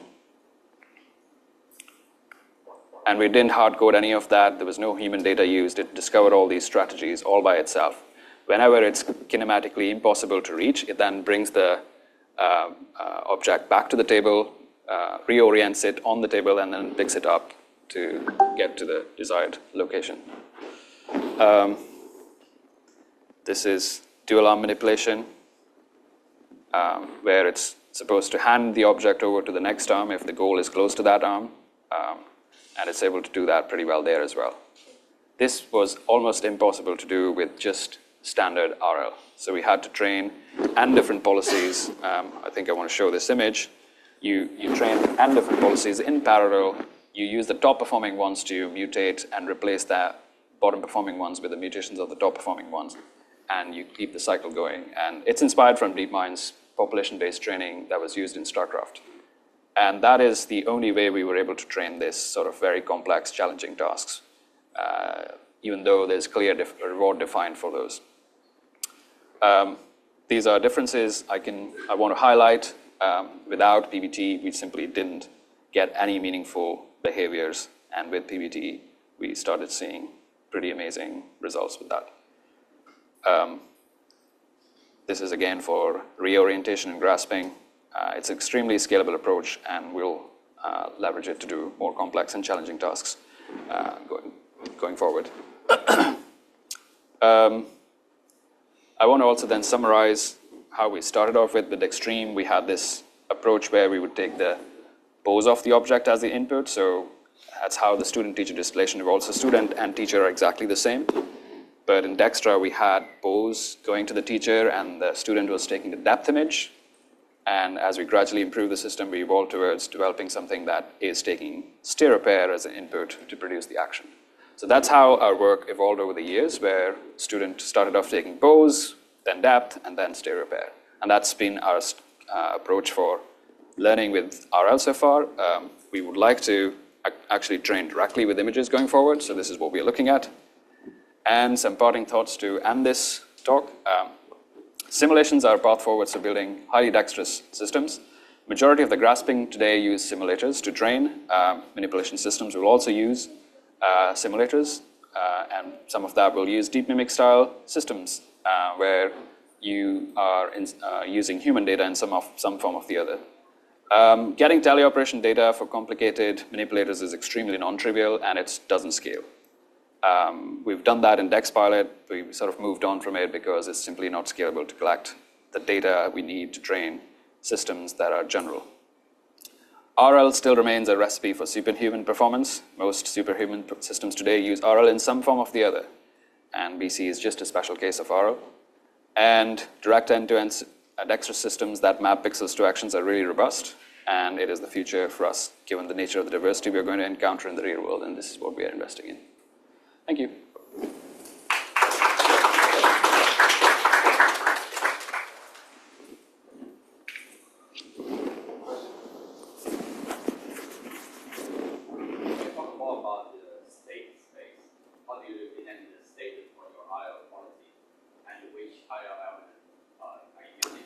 State information mostly contains all the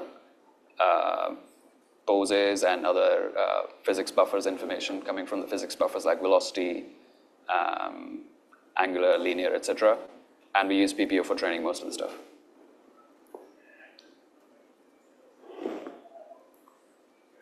So you mentioned you are transferring from depth image input to stereo image input. So I wonder, what is the motivation behind that? Because you could use RGBD input or depth model to process the stereo. Yeah, there's a lot of, I think first thing is that going from depth to RGB was a decision we made because there are lots of other things we want to interact with, for instance, transparent objects, which are not easy to handle with depth images.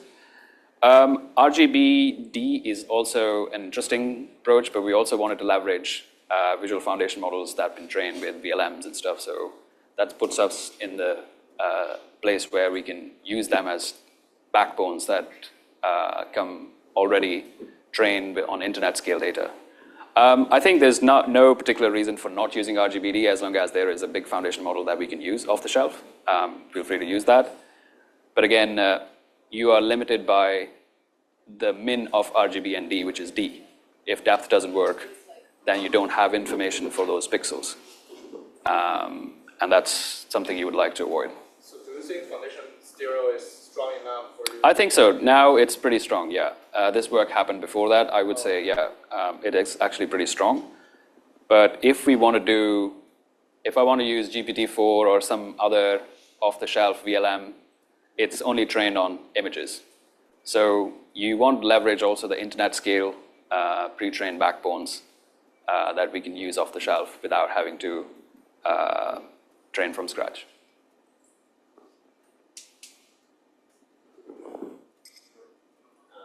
Do you think your strategies will change when you lecture? The PD one, for example, is like egocentric data. Yeah. Do you think when you move to like egocentric data or equivalent camera data, what is that? Yeah, I think having a wrist camera would be pretty useful, and some kind of. But the whole framework is independent of that, so you can just use that as an input together with the egocentric input, and that should still work fine. We're mostly limited by where the cameras were mounted by, and that's because of the BD decision. But if there are other cameras that you have, this approach is extremely scalable.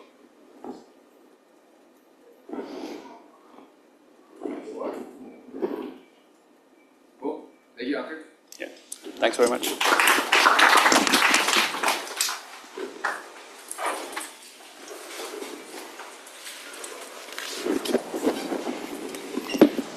Hello. Okay, then we will come back at 2 p.m. for invited talk from Russ Tedrake.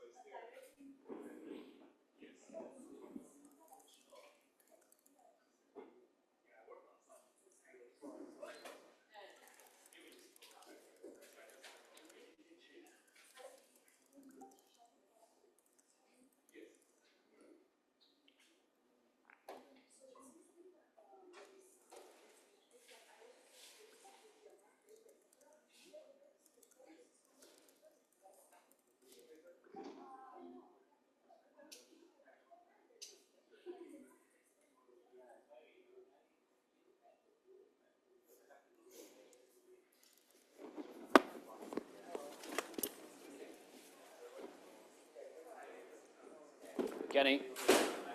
Kenny? Are you going for lunch? I gotta give you someone, yeah. Okay.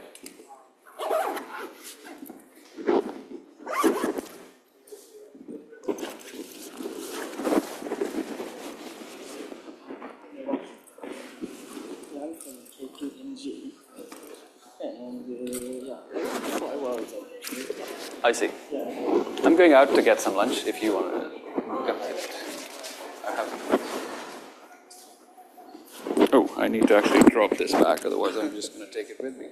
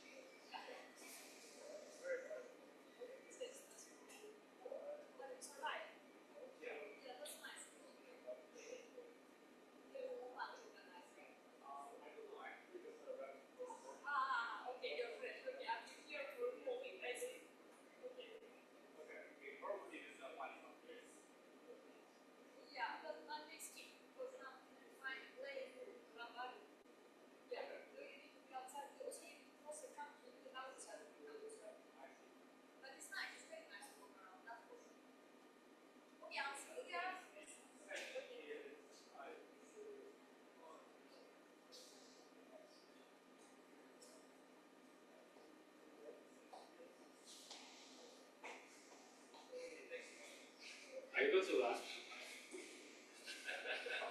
Or do you know where is Kenny? I think Kenny went to get lunch with someone that he. Okay.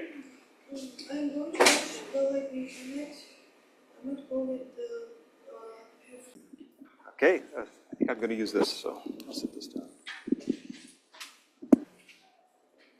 Okay, thanks everybody for coming right after lunch. So I'm actually flattered. A lot of people said that they saw some of the talk recently about the large behavior models at TRI, which is awesome. So I'm going to talk about something different. I'll talk more about simulation. And this is what I wanted to sort of talk about how my views on simulation have changed, a bit about how we think about it at TRI, at MIT. And one of the biggest trends, of course, is that a few years ago, I worried a lot about sort of trying to make digital twins and about trying to close the sim to real gap.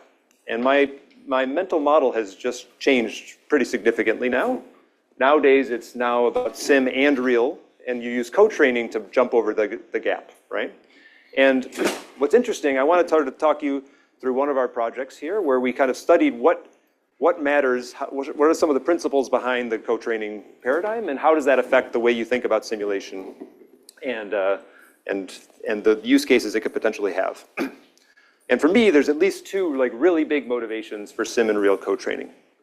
The first one would, of course, be for data generation. And if not only could you potentially have data that is imitated by a human demonstration system, sort of in simulation, it's more stable. It's not going to go stale because someone bumped a camera. It's going to be good for years.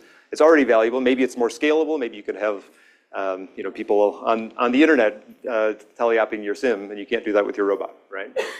But of course, the other big opportunity is to have motion planning or RL methods generate the data, and they can use privileged information. So in your simulator, you can allow them to have full state access, when in the real world, they have to have observable access. And you should, of course, try to get observability constraints in there, but as a stepping stone in a curriculum, that can be very powerful to have privileged information. The other one that we use a lot at TRI is to use sim for eval.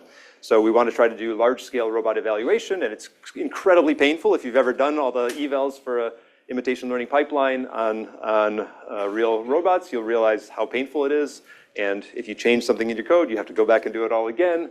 Okay, so sim-based eval is incredibly powerful.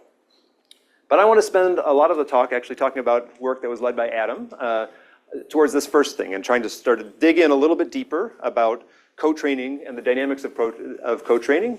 And I'm actually very proud of the title. It's like way too long, but it's very specific. And I was telling Adam, I had to convince Adam a little bit. I said, you know, if you're a biologist and you did some experiments on a particular, I don't know, nematode or something like this, then you would write a paper. You would not say, I've got the theory of everything because you studied a nematode, right? And we're studying planar pushing from pixels, and the results are limited because of that. But we'll see that they're fairly general, I guess. And I think he did do an extremely deep, I think, analysis of that simple system, partly because it was simple. And I think there's some lessons there that we should understand. Maybe the questions he asked will be questions that we want to continue to ask. And even I think some of the answers are going to be stable. So let me tell you that story. Imagine you have two data sets, a real world data set and a simulated data set. We're going to talk about a data set D, okay, and we've got observations O and actions A. And we're going to put them together and train a visual motor policy. Oh, wow. Some of my colors don't appear, but that's okay. There's arrows going from the, there's a nice, beautiful, lightly colored arrow that's not appearing. And we're going to co-train using both data sets to train a single model that's trying to optimize. Well, all we really care about is real world performance, okay? But we're going to see if we can take this distribution shifted simulated data and improve the policy in real, okay? So the basic setup is we really only care about success in the real world. Planar pushing for pixels, it's the classic thing. Chung was doing the push T in the kitchen at TRI, and it's somehow become sort of the infamous task, okay? But it's a good one. It captures a lot of the contact dynamics, not a lot of the visual complexity, of course. The study is going to be limited to this single task case. We're not thinking about multitask in this setting, okay? And it's controlled experiments on a particular, but it's thorough, and I think, I hope important in that way.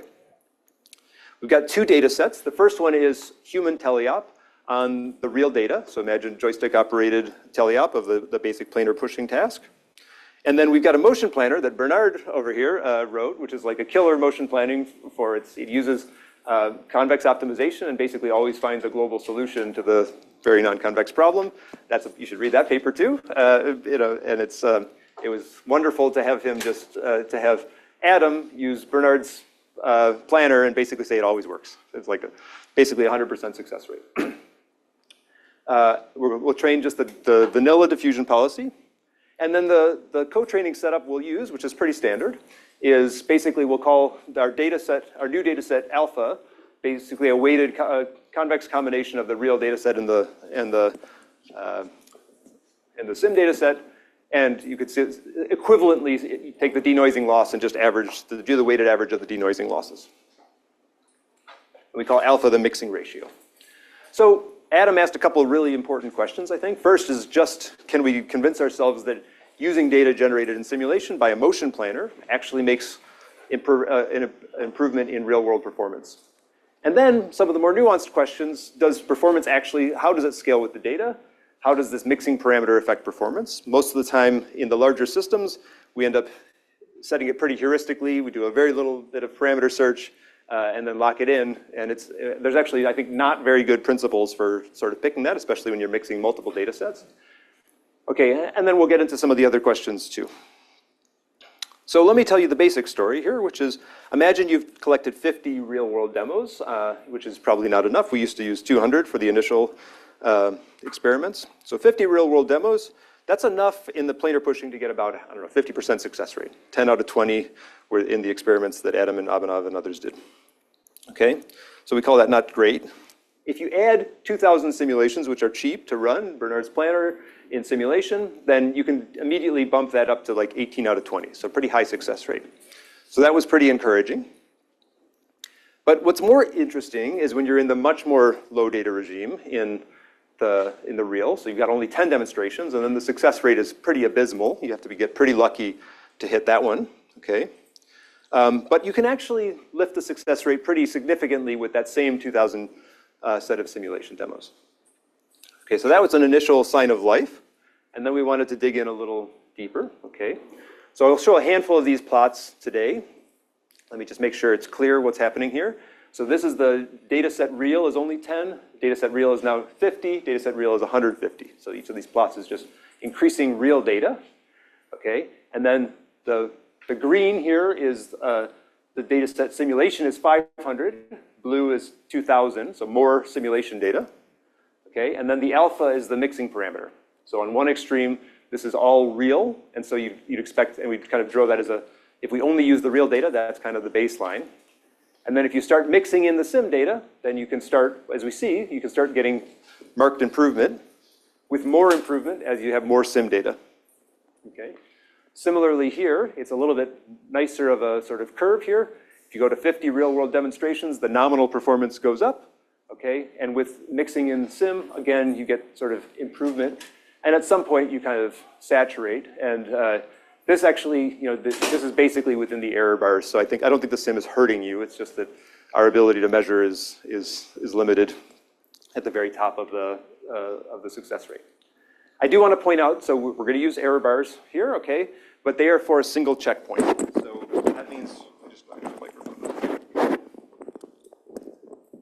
So we train one diffusion policy given all the data, okay, and we get a particular thing out. If we were to train a bunch of times, then we would get a more robust statistic because the training has some random seeds and other things. You can't completely trust the error bars. They don't capture the training variability. So sometimes you'll see things that look like this one kind of looks like probably the curve. If I trained 1,000 policies for every data point, I'd get a smoother curve.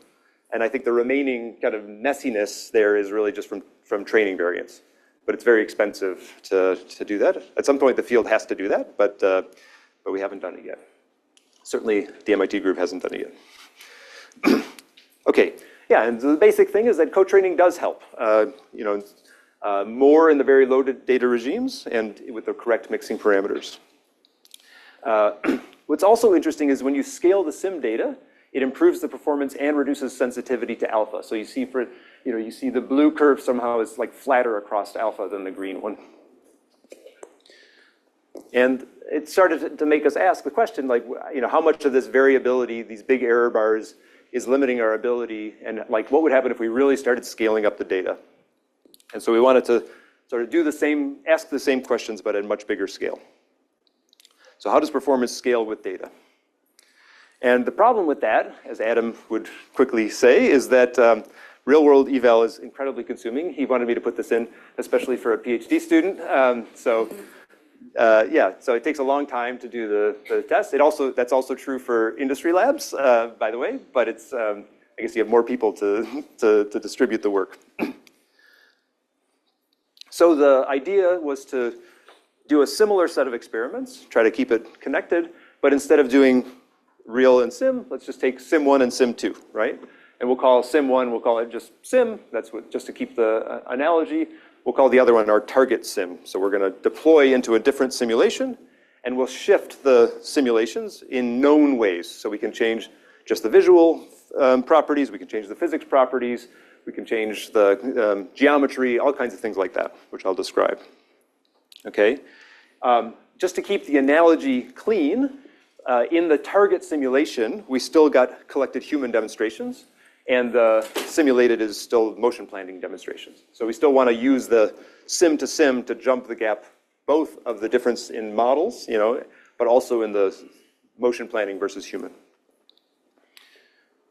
Okay, and we get a similar set of plots, again, 10, 50, 100 in the target, that's the human demonstrations. But now we start getting first of all, much smaller error bars because we can run a lot more experiments, and you get this like much more convincing curves. Still there's some remaining messiness from checkpoint variance, from training dynamics, okay?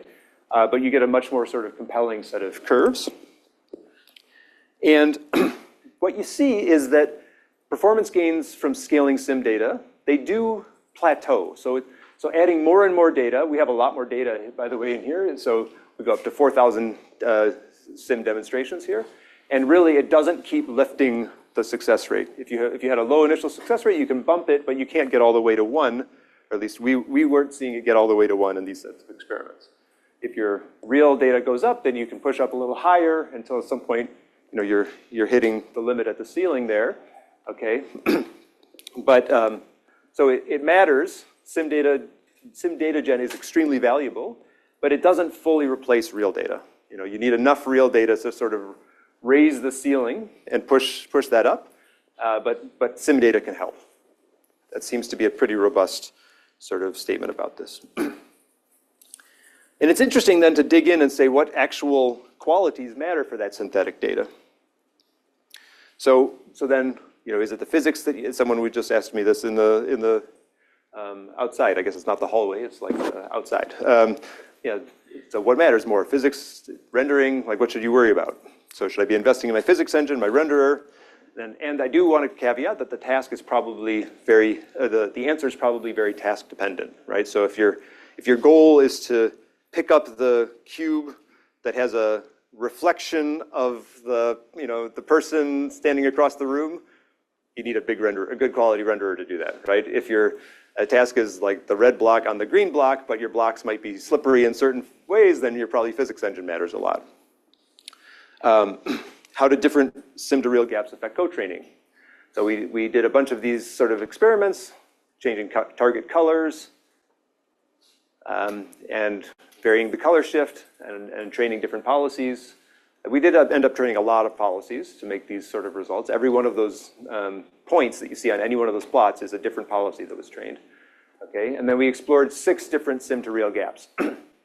Color mean shift, color randomization shift, camera shift, but also harder to draw, but physical shifts, change the center of mass, and a couple other parameters. Or we can also shift the goal or shift the geometry of the object to be a different object. Which of these matter more? And the key finding, at least for planar pushing, so again, it's a task-specific analysis, is that it seems like the physics matters a lot more for these problems and the task shift matters a lot more than the visual shift. And I attribute that both to the fact that the task is not visually hard, also to the fact that we're using pretty strong pre-trained visual encoders, right? I think in lots of experiments we've seen that the pre-trained visual encoders jump over the rendering gap. Even at TRI, we used to use Blender rendering kind of in the main pipeline anytime we had computer vision in the loop.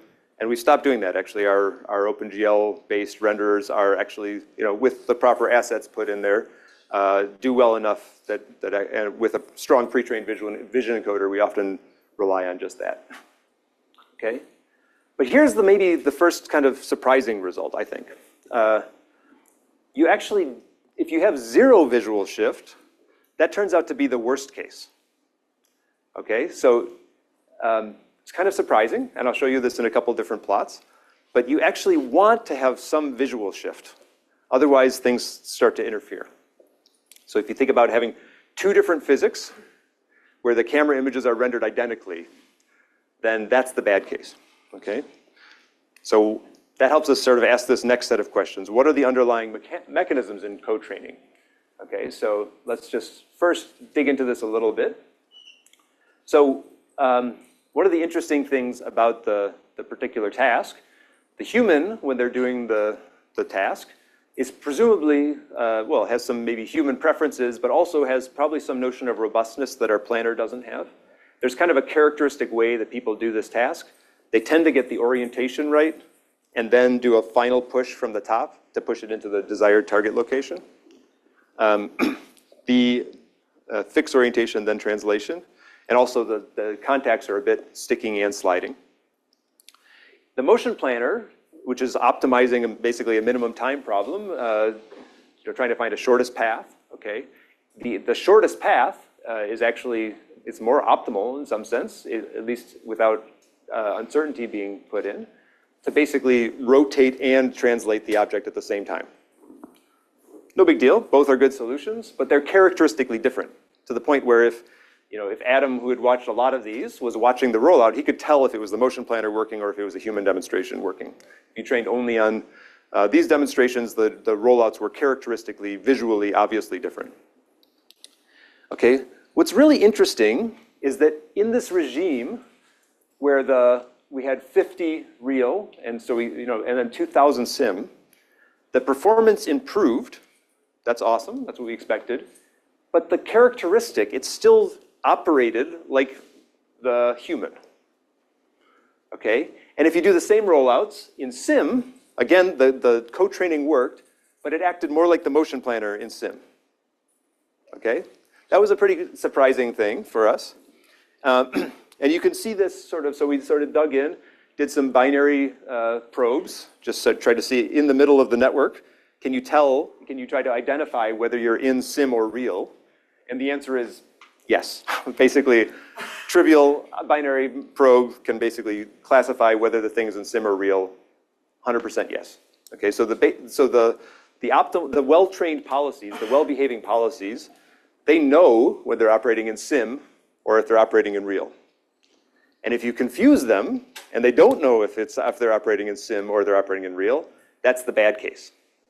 That's why if you have zero visual gap, but some physics gap, it's not able to use its cameras to tell which setting it's in, but the physics could be different. Now, probably if we have longer context lengths, and somehow you could like identify the physics from a longer context length, that could change. But in the way where, we always talk about diffusion policies these days have goldfish memory. They forget, they immediately forget everything because they have just a context length of 2. And in that setting, it's bad. Okay? And there's a bunch of ways you could see this. So he also just plotted some basic statistics of the trajectories that emerge, roughly speaking, that the red is the target, the blue is the sim, and when you're, basically it hugs the rollouts of the co-train policies, hug the domain that you're transferring into very consistently. Right? There's like, the binary probe did it, but also the statistics of the trajectory shows it too. So the policies behave differently in sim and in real. And the high-performing policies seem to learn to identify sim versus real. Okay? Because the physics requires different actions. Okay, here's another way to see it, which is kind of neat. Keep probing. Every time we kind of think we've got something, you got to do another set of experiments to sort of dig in. This is sort of the nominal. We have both a visual gap and a physics gap. A normal success rate versus as a function of alpha plot. If you knock out and make that there's no visual gap and only a physics gap, then your success rate goes down quite a bit. That's the bad case. No vision gap, but still a physics gap. That's the bad case. Your success rate goes down. If you put just a one-hot encoding in on the beginning, telling it whether it's sim or real, then you could fix it. So if it has a vision gap, but it has an extra input that says, hey, I'm in sim, or hey, I'm in real, then the performance goes pretty much right back up. I mean, I think this one's just, not enough trials, the checkpoint variance. And then, of course, if you keep going, there's cases where if you have a visual gap but no physics gap, then it's very robust to that. You can get really high performance. And in the extreme case where you have no gap, then you just got piling in the data and it works really well. Is that clear? Feel free to ask questions if there's anything. Okay, here's another way to see it. And these are they're kind of like pieces of evidence that that come together. Again, the color scheme isn't doing great on this monitor. So there's light colors here, that's in the middle here. Okay, roughly this is the percentage of the nearest neighbors that are closer to the D real. Okay, so if you're red, then you're closer, then the trajectory that's executing for that small inference setup looks more similar to a real trajectory that was in the data set. If you're blue, you're more similar to a sim trajectory. And so what's happening is that it often, in the real, where we have less data, you see a bunch of sort of real things, but you also see it filling in the gaps. We've developed this mental model of kind of like when the data is sparse, you don't have enough demonstrations, then it's pulling from the other demonstrations in sim, from the other domain, to sort of fill in the gaps. And it will use those other pieces of the trajectory when it needs to, but whenever it's close to a real demonstration, it'll use that. And it's interpolating in some clever latent space, okay? When you're in sim, you're basically always using the sim because you have enough data, enough coverage, right? So the idea is that somehow it maintains the characteristics but it kind of fills in the data, from the other domain. Fills in the missing gaps from the real data. It also seems to prevent overfitting and stronger action priors. And you could take this, kind of train lots of policies, run lots of simulations, make the basic power laws, and it's as you see. So when you have a small amount of data, and you scale up your small amount of real data, that's this curve, more data, more real data, more real data, and then you increase the amount of sim data, then you can see a nice strong correlation, power law, if you will, of the value of simulation data.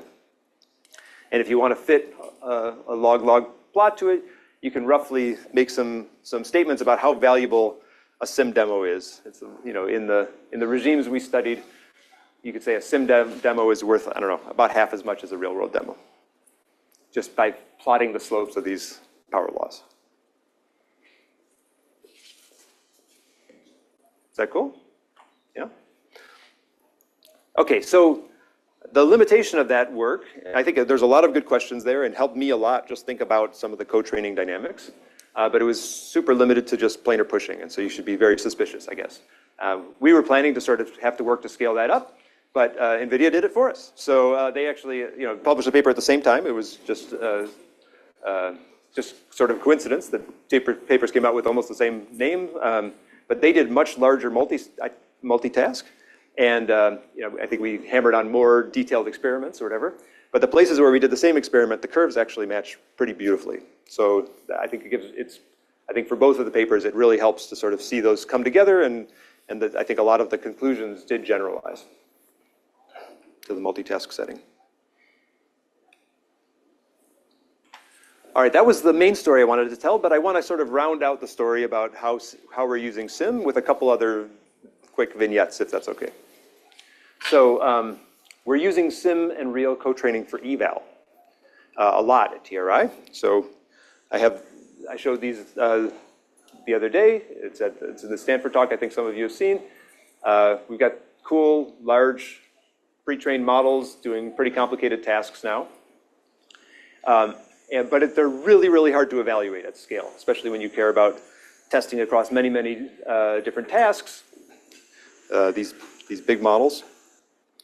So the way we do that, we do actually, first of all, a lot of real-world testing, a painful amount of real-world testing. But we've also spent a lot of time on our Drake-based simulation to try to make something. It's a tool we internally call LBM eval. We're actually at like 1.1 or something now. It's our intention to open source that. It seems like a lot of people have been asking about that, and I think that's something that we're happy to open source. It's just a matter of making it easy to use. Okay, these are a couple examples. The philosophy for testing in sim, for eval in sim, is actually pretty different than the philosophy I take for data gen in sim. In data gen, you really want to cover the space and make lots and lots of random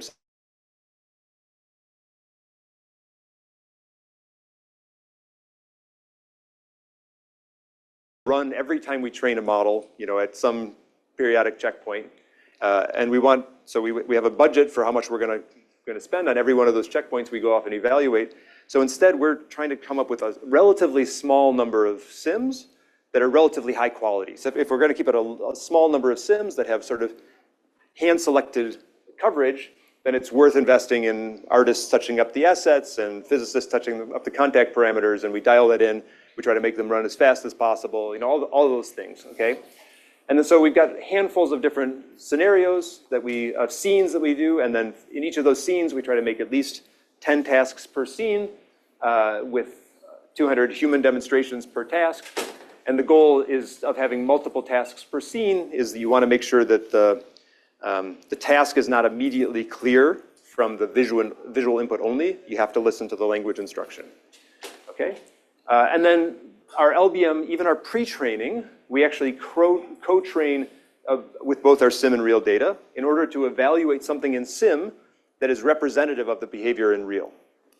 Now this is an interesting, you think about the stories we just learned about sim and real co-training and ask yourself if that's the right thing to do. Like Karl Persch I was talking to, I think Karl Persch I was talking to the other day, He tries not to do that. He says it's more pure to do zero shot into the sim.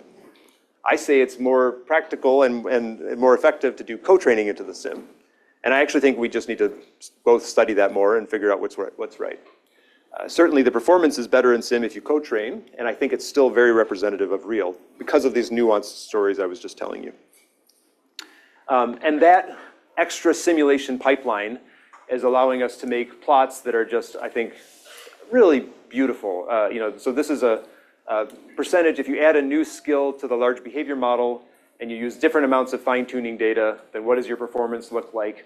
And if there's this kind of beautiful, I'm not sure I'd call them scaling laws because our number of tasks is still relatively small, but if you have single task training and you train with small amounts of data, you get these curves with our violin plots showing the distribution. If you use 25% of our data, it looks like this. 50% of our data looks like this, and it kind of keeps going up. And the fact that these are so relatively small error bars, we've got a tight distribution, that you have really beautiful trends coming out of the big, potentially very messy data. That's the value of having hardened sim-based evals where you can just hammer on it with statistics. Okay, so we talked about physics fidelity being an important thing for a lot of the tasks.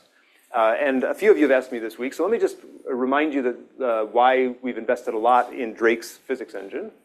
A lot of simulators use point contact to simulate. If you have the two bodies that overlap, then the way that you produce a force that's trying to push them out of penetration is by you pick a particular point or a small number of points in order to sort of produce forces that push them out.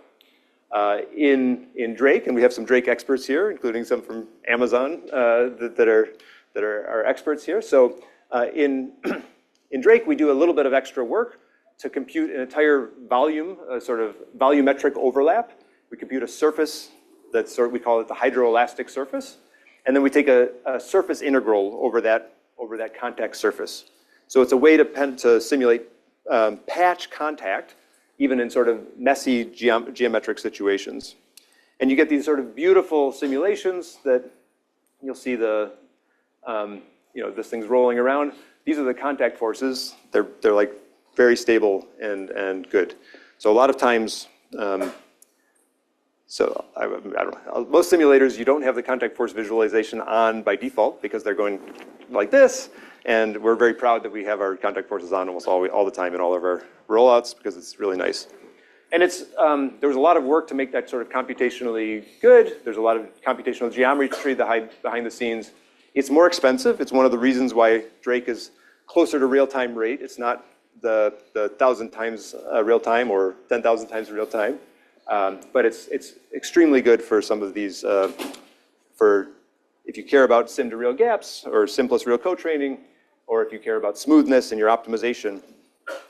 And you get these sort of, I don't know, I think beautiful rollouts where you can see the contact patch, you can see the whole pressure field over this, and just really nice, stable resulting contact forces for a little bit of extra computation. You can see the rim, the pressure field along the rim of the bowl sitting at the table. And I mentioned this to someone I mentioned this to someone the other day, but yeah, we did like Lego mating, right? Two pieces of Lego come together, and the contact forces are just beautiful, and the contact pressure fields look like this, and the forces go out like this. It's really clean and good. Okay, I know I'm at time, but it's I think the reason that we trust, even for very dexterous hands, very sort of nice stable contacts and we would use contact forces in our feedback policies. Okay, I'll stop there and take any questions. Maybe I'll.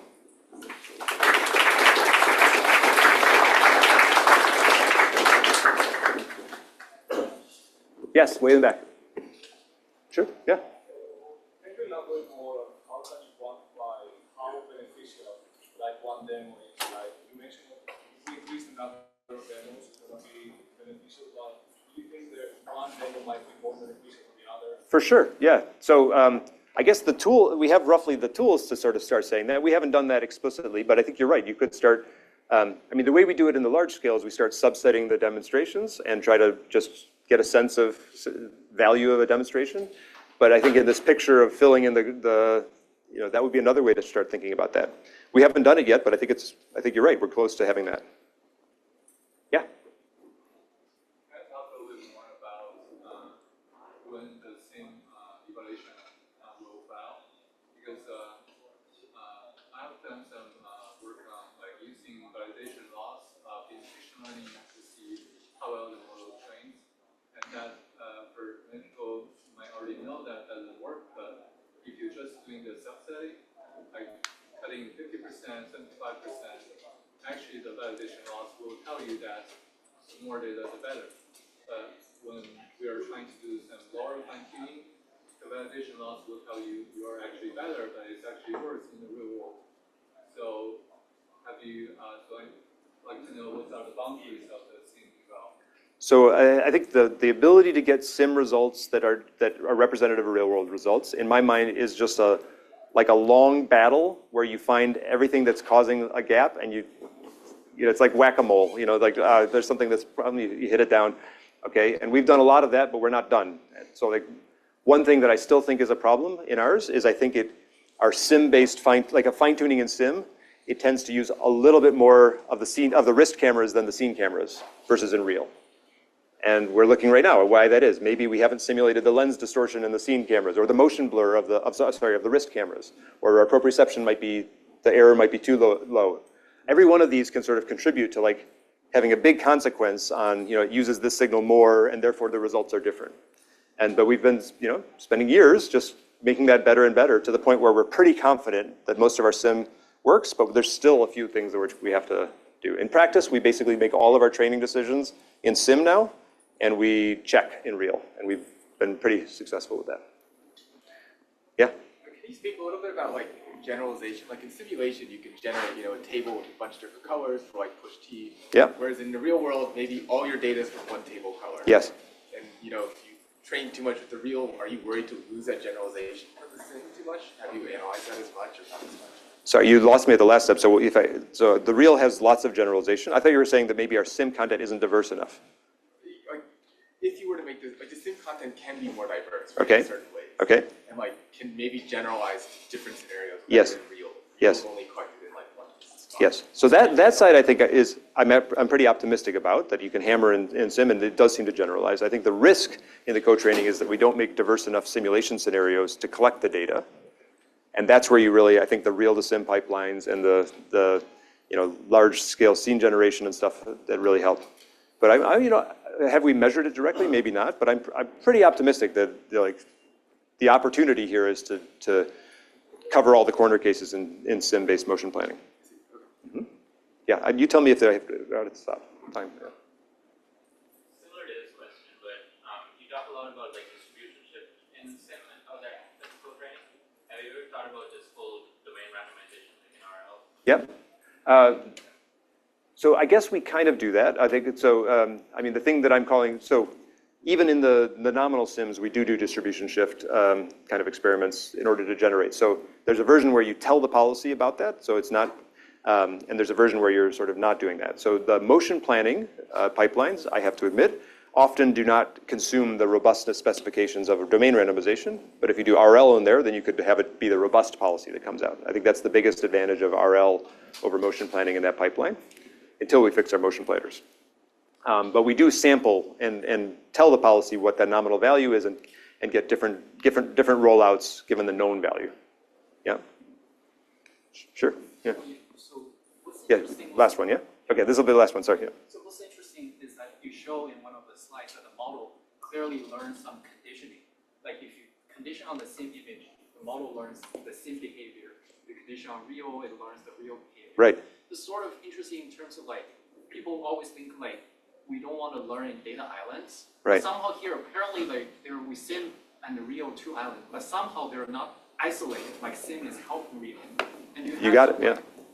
More hypothesis in terms of why it helps it beyond just helping overfitting real data. I think you captured the essence of the story. That was the biggest surprise for me. And that's, trying to say that we're trying to do these nearest neighbor studies and stuff like this. This is us trying to understand that. But I do think something great is happening there, that it's able to do both. I mean, it's the story of LLMs transferring crazy capabilities it's everywhere in some sense. But I'm happy that we're seeing it here too. Thank you, guys. Yeah.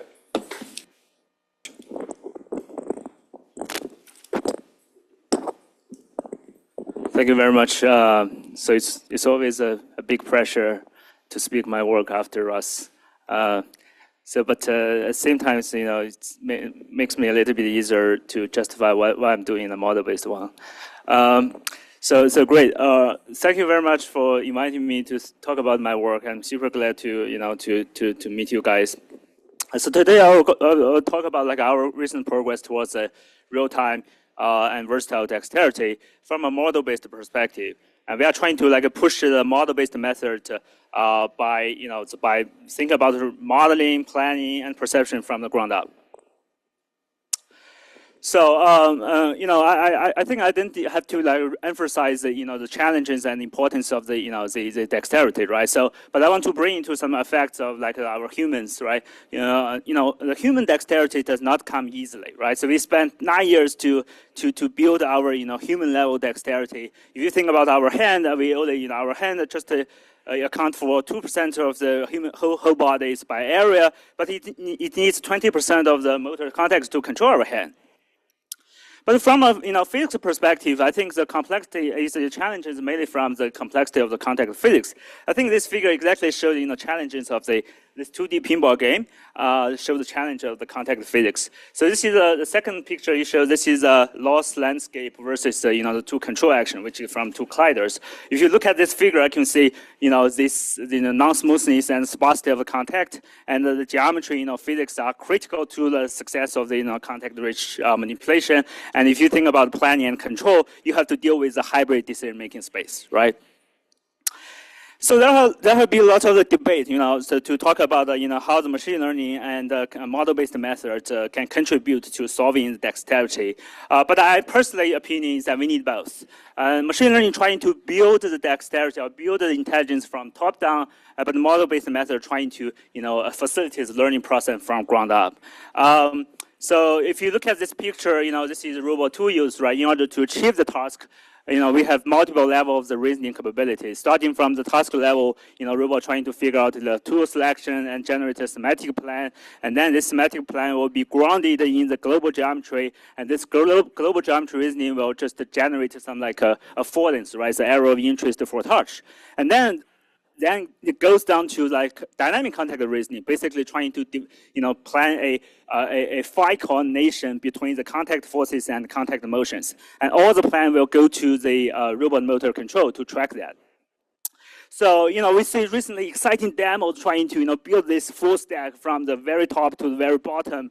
But I would say that, most of the learning methods are actually quietly relying on the model-based low level to facilitate the learning process, right? So if you think about the reinforcement learning, and reinforcement learning only gives you the policy of the reinforcement learning only gives you the design drawn positions for your model-based lower level controller to track, right? So in this regard, you can consider the model-based low level will be like an action filter or a temporal abstraction to facilitate the learning process or to make the learning more efficient. So today I'm talking about the second level, the one layer above, which is the dynamic contact reasoning. I was trying to argue that we see a lot of reinforcement learning trying to solve this level, but they are efficient, right? Sorry, they are inefficient, right? So I asked my question, so can we give a model-based method a chance to solve that level, just to solve this dynamic contact reasoning level? So this is a challenge, of course, but if we can do so, actually we can potentially build a higher, temporal abstractions to further improve, the efficiency of the, the learning process on the top, right? So this is something that fundamentally makes me to think about it from a model-based perspective. So I'm super excited to talk about our progress to build such a level. So I guess my biggest takeaway today is that, we need to trying to build the level from a physics-based perspective, we need to rethink about the physics modeling, contact physics modeling. So I'm trying to argue that we really need a new contact modeling that is extremely efficient for planning, but also physics capable of capturing complexity of the contact of physics. So today I'm going to talk about how we build such model, how such model will enable really fast online planning, contact online planning, and also to make the learning more efficient and to address the perception issue. I think this three building block is also the necessary factors or aspects for building such a layer. Now let's look at contact modeling. So the contact modeling of fixed engine, which is the core part of the fixed engine, is not a new topic, right? It has been well studied for almost 30 years. The classic contact modeling are built on the complementarity-based model. What is complementarity? Basically, it says that for two objects in potential collision, and either their contact forces lambda or their distance has to be 0. This corresponding to the separation and touch cases. But they cannot be both negative, right? So in the context of in the physics engine at each time step, therefore, the physics engine need to solve a complementarity equation for the next velocity v plus, and also the the experienced contact forces. But the later tricky part that this complementarity in contact physics engine, cannot only capture this separation and the contact in the normal direction, but it also can capture the mode of the friction sliding and friction stacking with the Coulomb friction law, right? So with a friction cone here. So we call this different, force motion relationship as different modes. However, the solving the complementarity is generally NP hard, right? So then Anitescu said that we can actually make the solving complementarity as a convex problem. How do we do that? Actually, the secret is to modify the sliding modes. So instead of constraining your sliding velocity on the tangential plane, and Tesco said that we can constrain your velocity on the edge of the dual cone to the friction cone. So at the end of the day, your contact dynamics actually becomes a convex optimization. So therefore, this is good for simulation because at each time step, when you simulate involve one time step, you need to just solve a convex optimization. However, if you think about planning, you need to add another layer of the objective function on the top of this convex optimization-based dynamics. Actually, if you look at the whole problem, the complementarity appears again. So actually, complementarity, it has never gone. It's just moved from the simulation to the planning. So therefore, I'm thinking about, can we really get rid of the complementarity entirely from the planning? So this is the fundamental issue we need to solve first. So I starting from looking for a new contact model. So we proposed a new contact model recently called the complementarity-free contact modeling. I'm trying to avoid the mathematical derivation here, but I just I give you some a key trick we have played. So we starting from the Anitescu model, look at the dual problem. So all we have done is just replace this quadratic matrix in the black box with the diagonal matrix K here. And then at the end of the day, you will see your contact model actually becomes a closed form. You can directly calculate the velocity in V plus of the next step after the contact. So this is very nice. You don't have to solve an optimization or the complementarity problem. So I'm trying to give some, actually this simple equation actually has a very straightforward physics intuition here. So it has two terms, right? The first term, you will say this is the velocity that is contributed by all the non-contact forces. For example, your gravity, your external forces. And because of this velocity, system will move, and then the object will penetrate into the dual cone. So this red triangles are the dual cone. And we can also, analytically calculate this penetration depth. And then the second term says that, we need to correct the velocity and generate a spring-like contact forces to prevent it from further penetration. So this is the second term means. So here, if you can recall the matrix K in the previous slides, that is from pure mathematics, but actually K is the stiffness here. So this is actually very simple and equation, right? But it can, flexible enough to capture different contact modes. If you think about the separation, separation means that the object does not penetrate the dual cone at all. If you think about the sliding, sliding is okay. The object is just penetrated in one side of the dual cone. If it is sticking, and then the object will penetrate both sides of the dual cone. So if you also can prove that the Coulomb friction law is automatically satisfied. So I think one of the biggest advantage of this model is that actually you don't have to, it's almost no computational overhead when you do the simulation, right? So it is flexible, it is a closed form, you can make any parts of it as a neural components, whatever. So, and I think the biggest advantage, if you plug that model into your planning problems, actually you are just, there is no complementarity at all. You are just solving like a trajectory optimization or optimal control with a smooth ODE equations. So this is a big computational benefits. So next problem, we think about how we use this model to enable us really fast contact planning. So we consider it in the context of MPC. So this is the MPC a framework. So at each environmental step, right, we have two building blocks. The first is we do the clearing detection at the current scene. So this clearing detection will give us all the potential pairs in the current situation. And then we generate the dual coin for each pairs. And then we pass this dual coin into the complementarity frame model, add the objective function, do the optimization, and then generate the optimal control plan or actions back into the environment. So we have this is a very simple, we call this complementarity free MPC. So actually, it's very, very effective to solve a variety of the context-rich manipulations.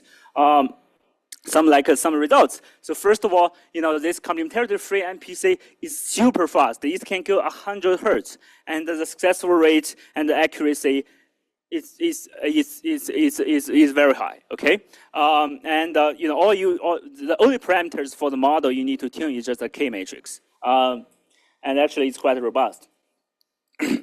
There is no learning at all, by the way. So we also do some dynamic, highly dynamic tasks. So these are flipping on a train. Basically we have the object, target object orientation, and then we just give the objective function and a contact model, and then just do the flipping actions. So I think there is a little bit of artifact for the Majorco simulator. You can see it's not like that. Fidelity compared to the reality. So the last one is a challenging one, trying to give like an unstable, unstable target. All right, we also have trying to test on the hardware experiments. So basically we are trying to say, okay, what is the capability of this model to capture the friction and make use of friction? So this is we call the unpalmed orientation. So you can say basically it's a tray and the robot trying to move the tray to reorientate the object using just the frictional sliding to the target. Targeted here. So it's quite robust. The MPC can run 60 hertz because of some of the communication delay. This has been done by one of my PhD students. So I guess one of the most interesting things, sometimes when the object is next to the tray edge, and it will just make use of a tray edge to do the clearing and just help it to do the reorientation. Why? Because we have do the on-the-fly clearing detection before we enter into the MPC optimization.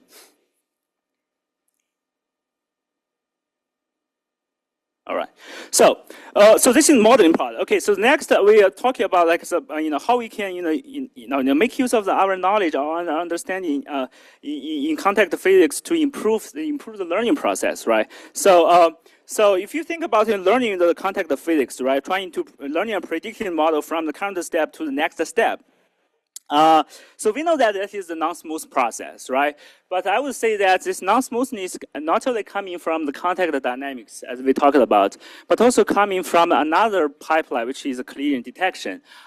Because if you think about the entire step of a full simulation, you first do the clearing detection. The clearing detection typically is also an implicit pipeline, right? Numerical process, and sometimes the clearing detection is non-smooth. If the geometry is non-smooth, so therefore, because of these two sources of the non-smoothness, and it makes makes learning the predictive model for the contact dynamics really hard. And then we think about instead of using the inductive bias just from the fixed simulator, can we just come up with a prox model, like a prox, approximation contact model, which is end-to-end smooth? By end-to-end smooth, I mean, it is smooth directly from the previous step to the next step, covering both pipelines. So actually, we can.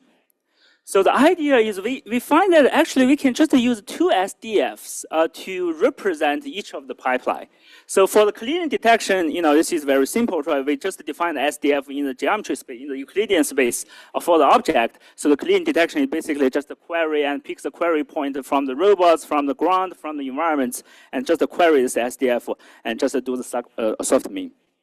And the tricky part is how do we turn the contact dynamics as the SDF? Okay, so and it turns out that we can define another SDF, not in the geometry space, but in the system velocity space. So if you look at this SDF, the surface of this SDF actually is just the intersection of dual cone. And so therefore, every velocity, system velocity inside of this SDF actually is a velocity that is satisfy the contact dynamics.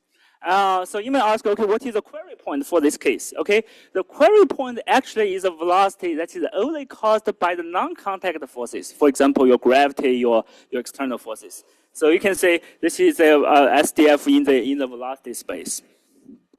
So we call the entire pipeline as a contact SDF.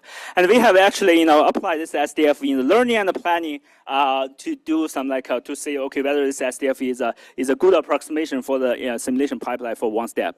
Actually, we just apply this SDF in like an iterative MPC learning or adaptation process. Basically, it's a very simple process. So we first use the SDF and we do the MPC on the environment to collect the data, and then use the data to refine-tune the SDF and repeat this process.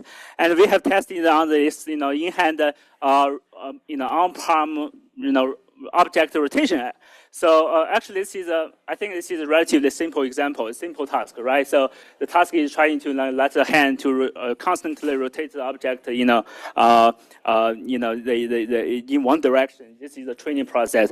But the fact is, we can show that we can directly learn the SDF and its MPC on the hardware just within 2 minutes. So this is the entire, training process. So after we have learned this SDF, and we can use this SDF, contact SDF to do the testing and to test it for the other directions. So it's quite generalized well because this is not surprising because we have injected a lot of the contact physics inside the SDF. All right, so I will talk about next. I will talk about the last part, which is the perception part. Actually, our lab have struggled in the perception for a long time. This seems like surprising because it seems like the perception seems is quite well solved, right? So for the tracking part, but actually it's not. We have tested a lot of the tracking, including the foundational pose. So there are two main issues. The first is the lack of robustness, because if you do the in-hand manipulation, the contact-rich manipulation, there are a lot of the clearance, and sometimes the motion is too fast. You will have the motion blur, so your tracking will lost. So not robust. The second is the geometry issue. So because we need the geometry to do the collision detection at real time, so we are trying to build the geometry from the visions. But when we use the geometry reconstructed from vision, actually it's not that accurate. It's not that ready for the simulation. So we think, okay, maybe we may do something about tracking for our own. And then we think about how can we make use of contact physics to help robustify the vision process. Okay, so we start by looking at the existing tracking system. This is a very classic tracking system. You have the images coming in, and then you just do the feature extraction, matching, and feature-based tracking. Right. At the same time, you pick some keyframes from the front. This is called the front end, and to the back end. So in the back end, you will do the pose geometry joint optimization to optimize the keyframe poses and also the geometry of the object. Basically, this is a SLAM. So right, this is the front end and the back end. As I said, we have two issues, right? For the front end, this tracking is not stable, and for the back end, the vision geometry is not accurate. So we're trying to think about how the contact physics can help. Okay, so for the visual geometry, and we propose, trying to use the contact physics to refine the geometry because of, the contact physics, it can predict the next velocity. We can use the prediction error to fine-tune the geometry, to turn the visual geometry into a clean geometry, which is more accurate. And simultaneously, we can identify some mass friction physical properties, right? So we call this building block, this small block, as a vision fixed alignment. Basically, we are trying to identify fixed simulation from the pixels or from visions. So the entire process on the back end, we call the real to sim. Basically, from the image to the simulator. And then after we have aligned this physics simulator, and we use this physics simulator to help us to predict the contact racine, right? Predict the motion. And this motion prediction, together with this vision-based tracking, together will give us a more robust tracking results. For example, when the vision tracking is lost, we can rely on the prediction, right? So we call this process as sim to real. So we call the whole system as a twin track system. So here are some more details of the each real to sim process. Again, we are using the contact physics to help us to fine tune the geometry. So these four figures, images on the top, basically this is the different design parameters. So you can say if we just learn the fixed parameter without fine tuning the geometry, you can say there is not a realistic clean detection. But if we do the both, we learn the physics parameter at the same time as do the fine-tuning with the physics simulator, and actually it works quite well. If you look at all the videos on the bottom, actually this is just the results of the real to sim. The left part is a simulation, and right part is real world. It's aligned quite well. And also, after we do the real to sim, and then we just use the sim to real to help us to do the tracking, right? So this is a comparison between the pure vision tracking, which is naively implemented, versus our tracking system. We just use a physics and physics to guide or to reinforce the tracking, vision tracking. You can see the left side is our tracking, and the right side is a pure vision tracking. So it's quite robust for the occlusion and also for the highly dynamic motion. And finally, I would like to thank all my students. So they are quite young, and our lab is quite young, and they're working really hard. This has not been easy journey at all. So I will give all the credits to them, and also masters and undergraduates. I guess that's all for my talk. A little bit thank you so much.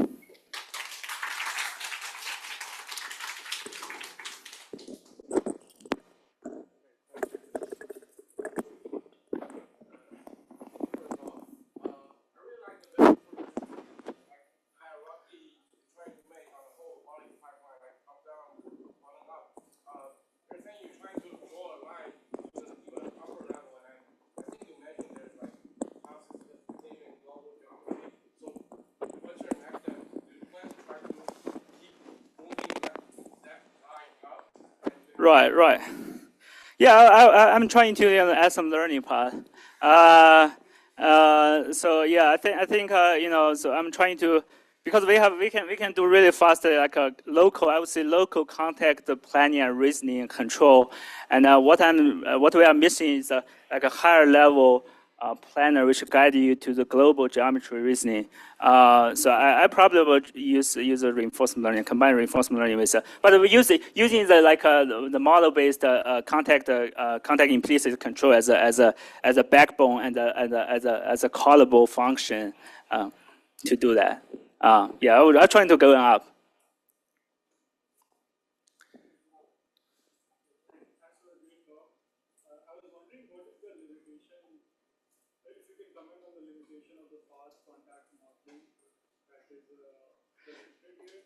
Right. That's a good point. Okay, so let me just go back. So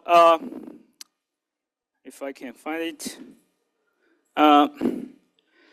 So one thing. So if you look at this, okay. So I guess I will tell a little bit. This definitely the first equations are like a I would say the high. This is the first equation from the Majoko, from the the statistical model, if you will. convex optimization. If you just diagonal it, like use a diagonal matrix, you definitely will lose some fidelity. And it turns out that this fidelity means that if you look at your primal problems, meaning that your velocity can violate the dual cone, right? Because you have, in the dual problems, you have replaced some matrix with a diagonal matrix, meaning that your primal problem solution is not accurate. And what not accurate means? It basically, if your prior problem, which is your velocity space, your velocity will just violate the dual cone. Actually, this is good because if you think about the antithetical model, so the artifacts is that the velocity has to satisfy the dual cone. That will create some artifacts. But if you can allow the velocity to violate the dual cone, that can mitigate in somehow some artifacts. We have tested that. We have tested this model actually. So this is one famous examples to test the antithetical model's limitations. You should a ground truth it should the velocity should increasing, constantly increasing. But antithetical is just like a constant, it will just plateau. And our model, you can see this green line will just increase that a little bit. Yeah. But it's fast. Right? It's because you can do that fast MPC.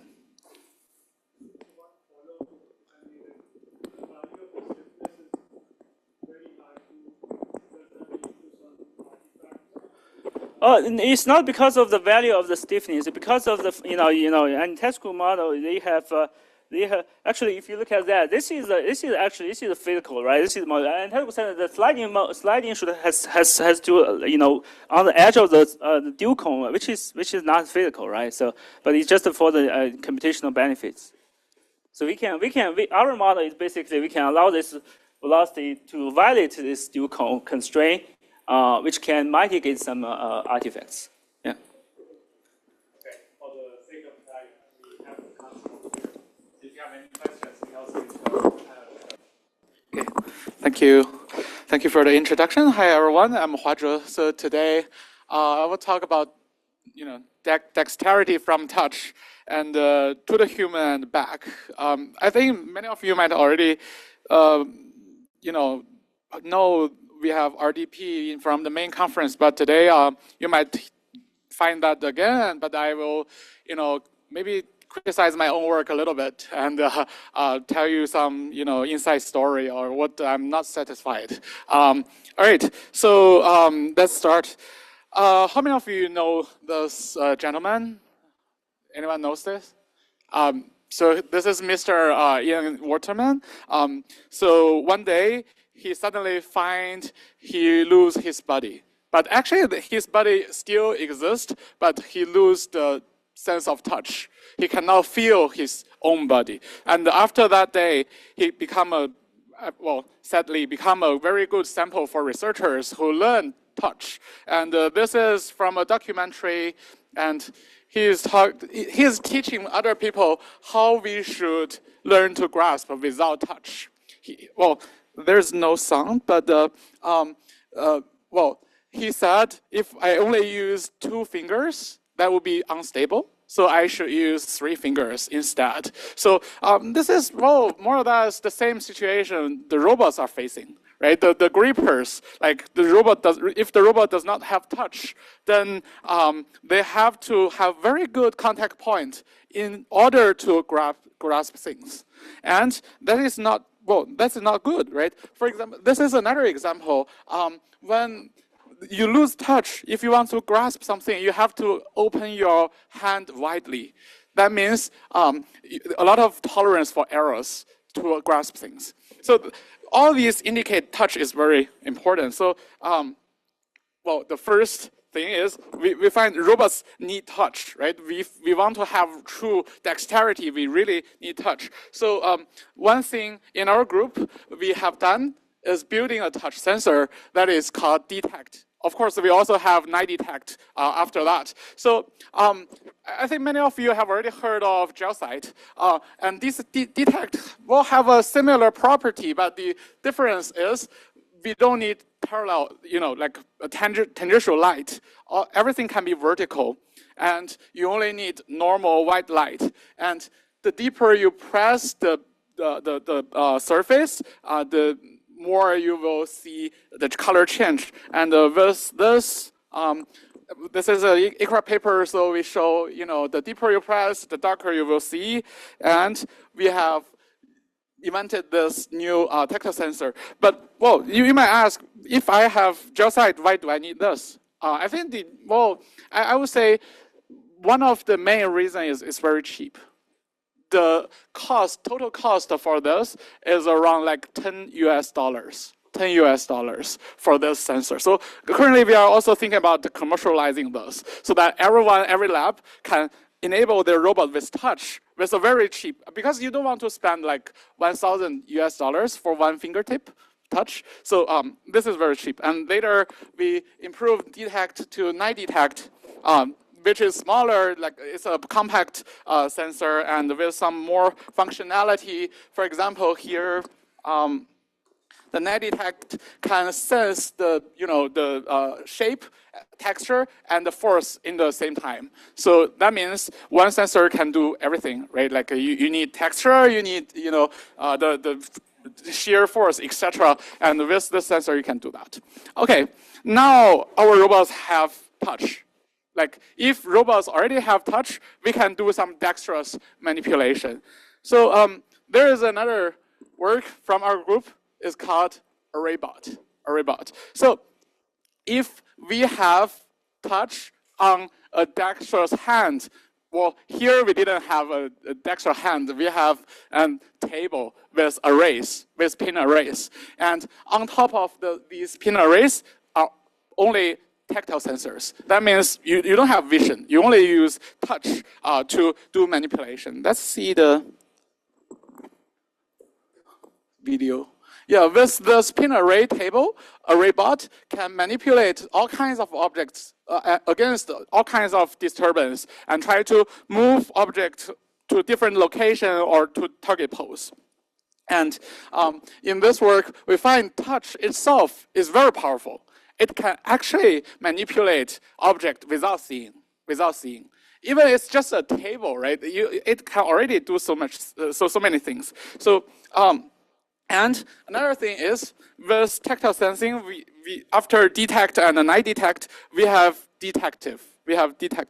So in detective, we mount detect on a roller gripper. So this is this year's IROS. So in a roller gripper, it can rotate and manipulate things. For example, here it's rotating some geometrical parts and maybe a toothbrush, and then it can use the tactile sensor as a feedback to control the objects and accurately manipulate them. All right, maybe I should jump a little bit. So here, as you can see, because it's a roller gripper, then it can pick up things by just rolling the surface, and with touch, it can roll it until some specific location and do regular gripper manipulation, things like that. And it can also do some force control, because if you want to squeeze the toothpaste, you might need some touch to feel, to control your force and to try to push for the toothpaste. Okay, so this is detective. All right, so that's what we have done before in my lab. We build touch, and we use touch to improve dexterity. But to make it a bit more dexterous, robots need data, right? Like I think everyone here should, well, maybe not everyone, 90% of you might agree that we at least need some amount of data, and maybe a lot of data. Maybe 50% might agree you need a lot of data. And if we want to get a lot of data, touch should be transferred back to human, right? If we only have touch, then robot has touch, but robot does not have data. So you can only use maybe ICP or some sort of planning to do what detective can do, right? But if you want to have true dexterity, you first need very high quality data. So can we transfer that back? So here is RDP. I think maybe half of you heard of it, and half of you are just hanging out in LA. So in RDP, we have a teleoperation system. I think this is the most exciting part to me. If I play again, we visualize the touch, right? We visualize the touch. So when we are trying to use these tools to manipulate objects, we will find that we can use our eyes to do a feedback control, right? When we are trying to do, cucumber peeling, we find, hey, actually, the force is toward that direction. If I want to, enhance the force a little bit, then I can just look at those dots, those curves, right? So with this system, we luckily can collect very high quality data. It's high quality in two sense. Like, first, robots has touch. Robots have touch, right? That means you already collect some touch augmented data. The second one is human can use touch as feedback. That means the collection procedure itself is high quality, right? And also, we find this tact AR system can, work on different sensors, different robot embodiments, and it's very cheap. The only cost is on the Meta Quest VR controller. Other than that, it's very, very cheap. You just need a PhD student to build the system, right?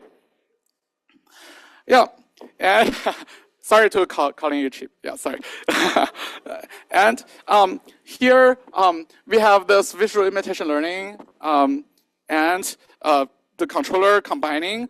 Because we have touch, we can have the slow, fast system. And if we combine them together, we will have RDP. But here, I want to challenge myself.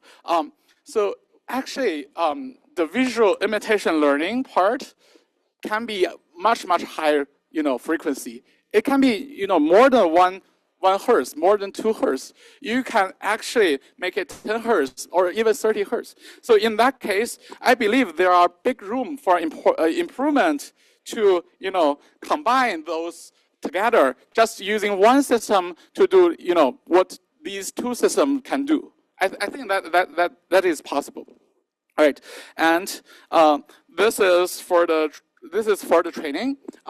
Maybe in a conference talk, you just spend like 10 seconds on this. But here, we first train the fast network with VAE and using the latent action to train the slow policy. So this slow diffusion policy is outputting just the latent action, right? That is like a rough direction, rough motion, and then you move to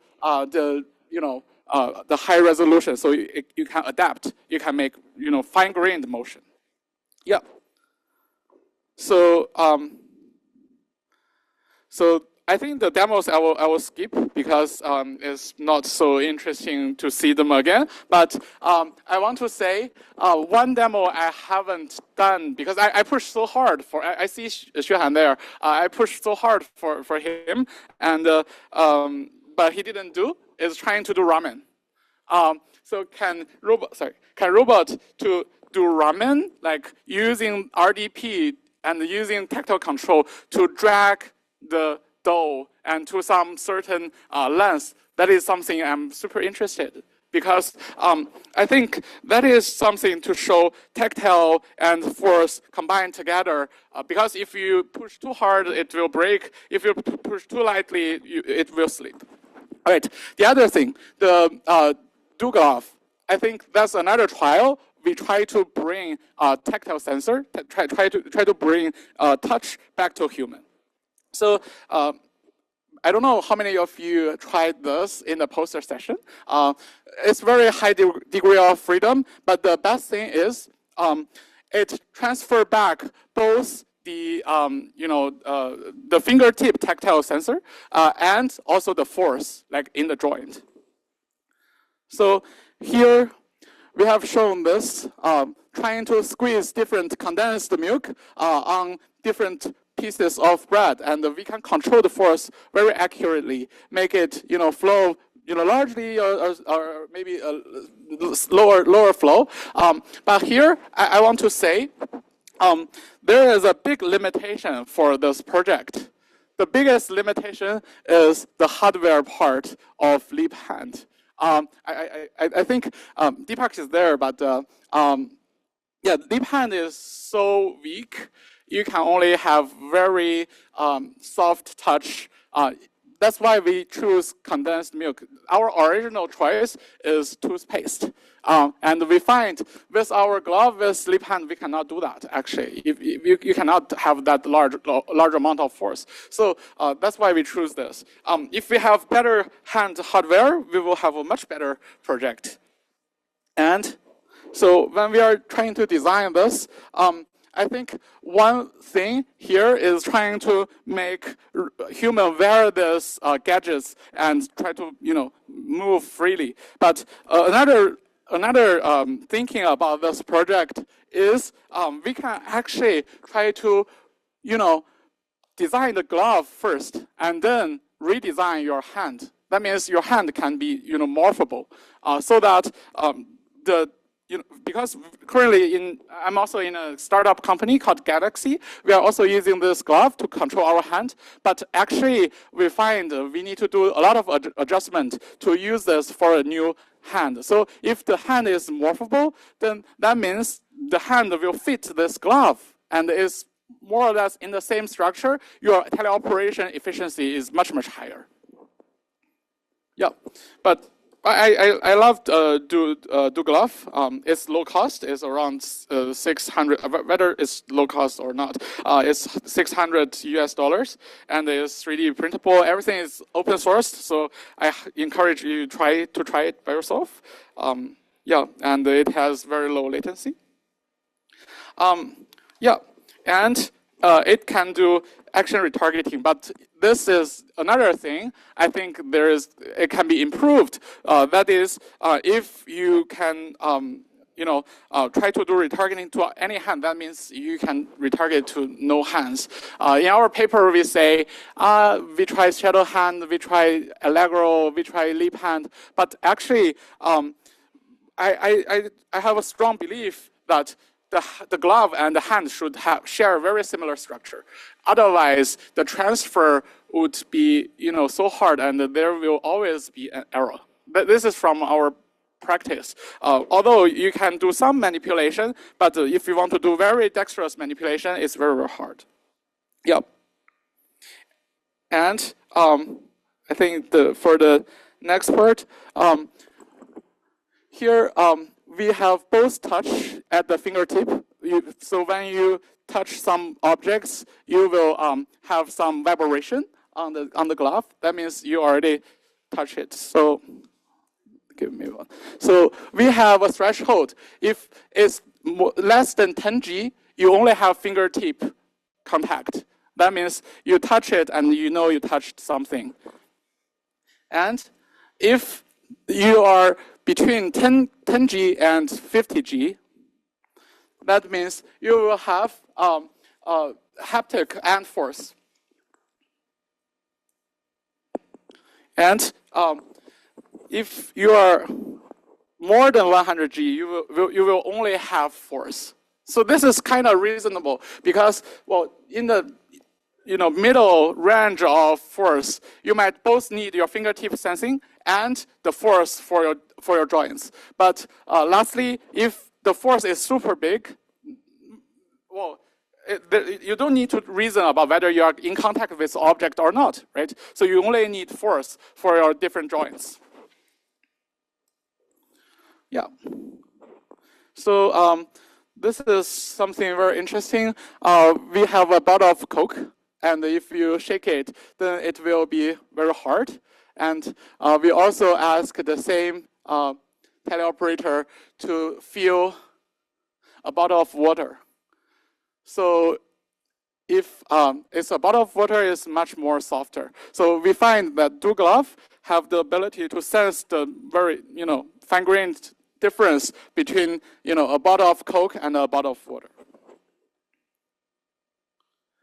And in this case, this is my favorite example. You can only do, this with human hand previously. I don't see any teleoperation system can do this. This is in-hand rotation without manipulation. Because you use gravity to let the box rotate, and then you insert it into the cup. So, well, there is another project from MIT called, what is it called? From Shaoxiong. So they are trying to swing maybe swing bot. They are trying to swing things, and I think this sort of tasks show the power of tactile sensing in dexterous manipulation. But I have another challenge for this kind of tasks. When would these kind of tasks be useful in a robot life or in a human's life? How often do you do swing or this kind of, rotation without manipulation in your life? Well, I believe you can do that, but I don't find so many tasks contain this sort of task. So as a dexterous manipulation and tactile sensing person, I would say in the future, I really want to do things that require touch, but I hate doing tasks that are designed for papers, right? For example, this one. This is sort of designed for this paper, or the swing motion is designed for swing bot. So can you show that daily tasks need touch? That's the thing I'm looking for. So this is another criticism I have for my own work. So these are criticisms and also like future directions we want to do. So for the next steps, we find binary or 1D signal is not enough, like on the fingertip. We find if you only have a vibration or maybe some modes of vibrations on the Dex glove cannot provide enough information. So we want to bring everything about touch back to human. So instead of only bring force and whether I'm touching it or not, can we bring maybe tactile, maybe softness, hardness, or maybe the friction back to human hand? So this is an ongoing project. So I don't have pretty pictures or nice videos for it. I have some ugly videos because I asked for the videos yesterday from my student. But I hope you like it. This is super ugly, I know, because it's still in progress. But I really like this project. This is one of my favorite projects. So maybe I will play the top video first. So this is in simulation. There is a ball on the platform, and those lines are simulating a race. So that is, you are touching some ball in the simulation, and if I play here, you will find this is another pin array. It's array bot, but very small scale array bot, and it can move up and down. It can move up and down. So this is trying to simulating how you are touching that ball. Right? If I play them together, you will find they are moving at the same time. So in this case, I can put my finger on top of this, pin array fingertip, and you can feel the shape of the touching object. And also, if you add a PID controller below this, then you can have some hardness, control. You can, well, here if you are, touching a tomato, then it will be super soft. If it's a hard rock, then it will be hard. And also, it will also vibrating. That means you can simulate the friction. So with this, we can transfer all kinds of, maybe not heat yet, but all kinds of tactile sensing signals back to human. And with this, you can have super high quality teleoperation system. And maybe you can also, do some medical applications like, I'm at LA, but I want to touch maybe some patient in New York. Maybe he has a tumor, etc. Then with this, I can touch his skin with a robot at New York, the patient at New York, but this device at LA. So this is our ambition. We really want to convert all the touch back to human, so that human robots share tactile sensors, share tactile sensing, right? So this project still have a lot of things to improve, but we have done some initial user study. We find the tissue. Well, this is a user study. We ask the user to use our gadget to remotely touch these things, and the user can predict the rough shape of the objects and predict the softness and hardness of the things. That is a tissue that's soft. This is maybe sponge, it's very soft. That's metal gadgets, metal parts, that's hard. And this is golf ball, so this is hard and rough. So this is all from the user. So showing our device can actually transfer some information, some dense information back to human. Yeah. So I think I have maybe a few more minutes. So some thoughts on dexterity and touch. So wait. On the yes. So we need to scale and scale with touch, right? Because currently robotics need a lot of data, and we need to collect a lot of data. But currently, if you look at the OXE data set, the Droid data set, I don't know, AGI bot data set, none of them contain touch, right? So that's a bad thing. That means touch community is not joining the party. It's not joining the VLA party. So can we, in the future, can we collect, million-hour data with touch? That's another question I want to ask. And so to achieve this, on the dexterity side, I think human users should be able to operate tele-op device just like move their own body. You shouldn't, spend a lot of time trying to, have experience practice. It's just like using it. Every signal will be feedback to the human user. And on the touch side, we will convert tactile sensors to cameras. That means they are cheap, consistent, robust, and maybe simulatable. I think the current touch sensors doesn't achieve, any of this, right? They are expensive. You need very careful calibration. If you change the rubber, change the gel, you need to, recalibrate. And it's not robust. Every 1,000 times they break. And it's not simulatable. You have TacSim, you have tactile, but none of them can do sim to real. So I believe in the future, touch really need to work toward these four properties. And I want to acknowledge my collaborators and my students. I think most of the work are done by them, and they gave me a lot of insights about touch and dexterity. And thank you. Any questions?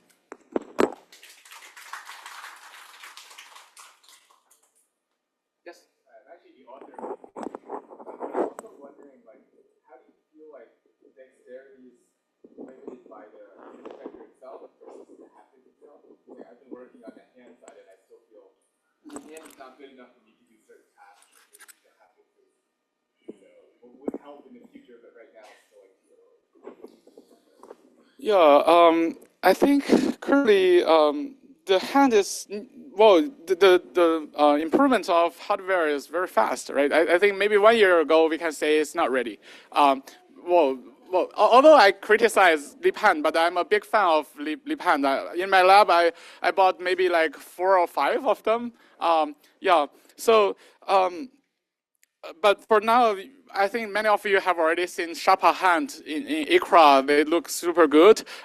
So I think we are almost ready. And for tactile sensors, I think maybe it's not yet, but we should also work on improving the tactile sensor quality. Yeah. Yeah, I mean, one of the reasons that like these tactile data systems exist is that the hardware is also not ready. We're not agreeing on that necessarily. So maybe you think the hardware is further than I do. Well, I'm just optimistic. Yeah. Yeah. Any other question? Yeah.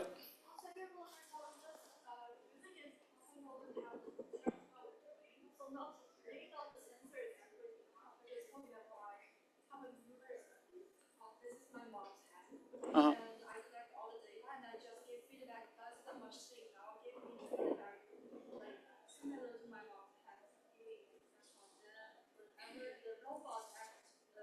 Oh, okay. Yeah.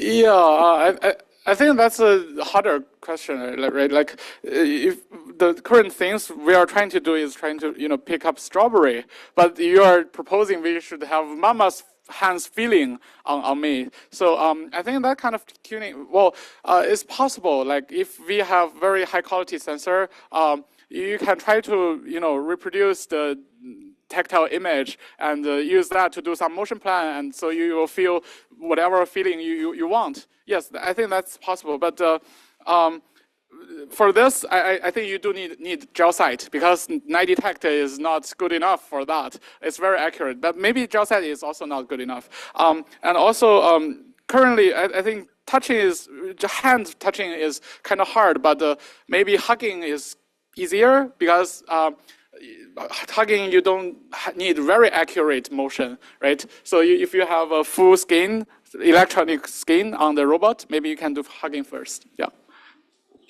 All right. Okay. Thank you, Huazhe, for the great talk. Thank you. Hi everyone, my name is Tony, and I'm here to present DexWild, Dexterous Human Interactions for In-the-Wild Robot Policies. As you all know, we need lots of data, but where should we get the data to train our robots? One way is to collect teleop data in the lab, which gives us really high quality data, but it's difficult to get the diversity that we need. Another way is to use human videos, which is rich in diversity, but it's really hard to use. So what if we want quality and diversity in our data? Well, we could just take robots out of the lab, but robot teleop in the wild is hard. That's why we're introducing DexWild, which is a human hand data collection system for collecting high quality, diverse demonstrations in the wild. DexWild has two main parts: a human hand data collection system that's 5 times faster than teleop, and a co-training pipeline that combines human and robot data for a robust generalization. With this, we have 3 design goals to design our system. We want to collect diverse data, so our system is designed to be portable. We want high quality, so we make no sacrifices in fidelity. And we want our data to be reusable, so we design our system to be robot agnostic. It's really easy to bring DexWild to different places to collect data. And in total, we collect almost 10,000 trajectories in 93 unique environments. We collect data at home, at the office, in the kitchen, or in the game room. Indoors, outdoors, in the day, and in the night. We really try to cover all of the distribution where the robot can go, and we brought it everywhere. Even though our system is portable, we don't want to sacrifice on fidelity. That's why we use mocap gloves for precise hand pose estimation. We also capture high-quality, task-centric observations using wrist cameras. And lastly, we use Aruko markers to track the wrist pose, which is extremely robust. To ensure our system is robot-agnostic, we mirror camera setups on the robot. This helps to align the observation space. As you can see, the input to the policy looks extremely similar between the robot and the humans. Lastly, our human hands can be retargeted to any robot hand, even ones that don't exist today. That means DexWild data can continue to be used as hardware improves. So once we collect all the data, how do we use it? We choose to use co-training, which combines the diversity and affordances you get from human data with the grounding and low-level control you get from robot data. Putting them together gives us robust policies that generalize. With this combined data set, we sample using a fixed co-training ratio, which we find through our ablations, and train using standard behavioral cloning, using ACT or diffusion policy. But it really doesn't matter. So let's bring our robot into the wild. So we evaluate our policies across 5 tasks and 53 environments. And on average, we see that our policies perform 3.8 times better than training with robot data only. Our method also works for more complex bimanual tasks and enable coordination between both arms. We also show that if you have low-level robot skills collected for one task, you can transfer them over to another task. So in this example, we collect robot demos for spraying and human demos for pouring, and it's able to pour. We're also able to zero-shot to a new robot arm with the same hand. And for new hands, we just have to collect a few robot demos in the lab, and it's able to co-train with the human data you already have and zero-shot to new environments. If you find our work interesting, please check our website. There's also a lot of other amazing work in this area, such as DexUmi, so please check them out as well. And thank you for listening.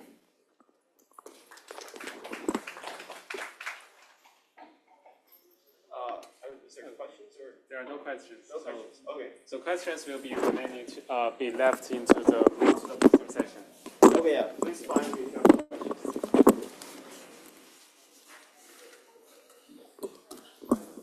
Are you the author? Are you presenting this? Yes. Okay. Yeah. How do you want this? It's fine.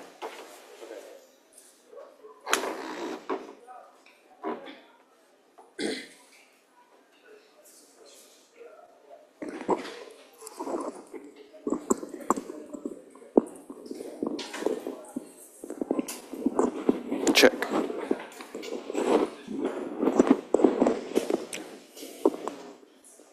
So, hi everyone. My name is Snehal Jawhari and I'm from the Technical University of Darmstadt, and on behalf of the authors I'm presenting reinforcement learning for ambidextrous bimanual manipulation via morphological symmetry. Now, for human ambidexterity, humans can pretty effortlessly generalize between using one hand or between using two hands. They can also generalize between using what is the dominant hand for which activity. So in this work, we propose or we think about the problem of how do we achieve ambidextrous manipulation. And our solution is to learn policy with symmetry awareness. In many robotic solutions, we have bimanual systems and tri-finger solutions, and as well as humanoids that also obey the symmetry that we want our robots to obey. And recently, these problems have been worked on with symmetric robot learning for, let's say, quadrupeds or in Euclidean space.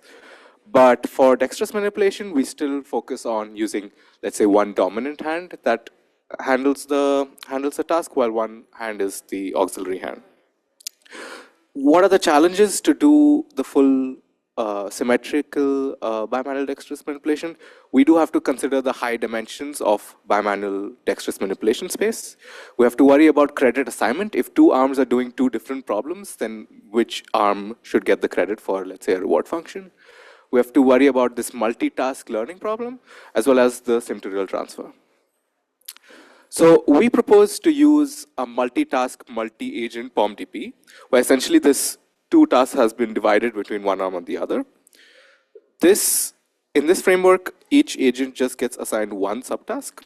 This solves the problem of needing to use one big high-dimensional space, and it also solves credit assignment because you have separate reward functions now for the two different things.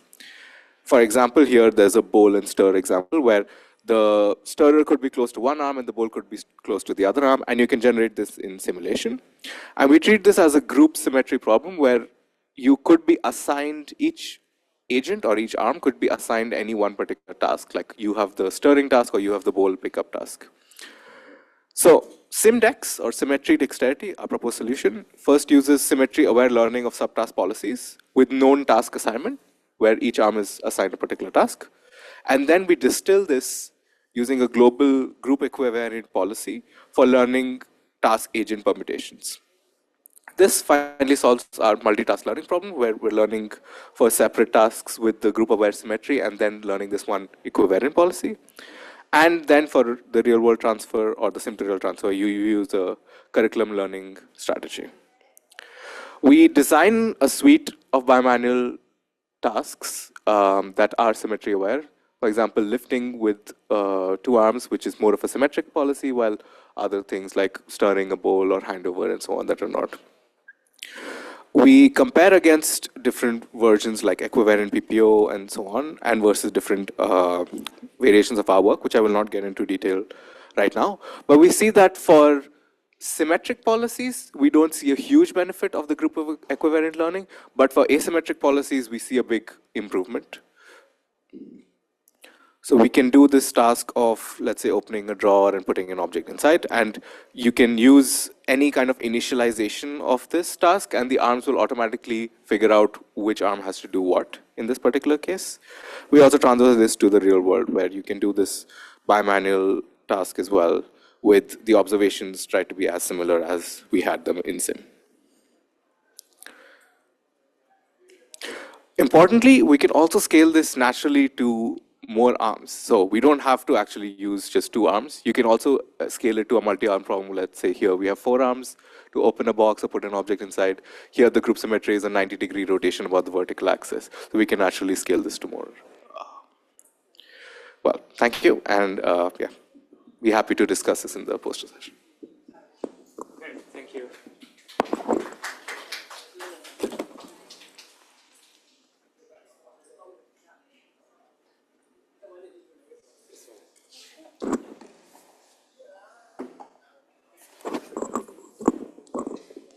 Hi everyone, I'm Yulin. Today I'm happy to present our work learning particle-based dynamics model from human for robot dexterous manipulation. The motivation of our paper comes from 2 problems. What should we really learn from human data? And the second question is how to learn an efficient, generalizable dexterous manipulation. Okay, so let's look at how people learn. People first watch others to play some video to get some extra high-level information in their brain, and then they follow the priors to learn the complex details by practicing. Inspired by that, we propose to learn a simplified physical world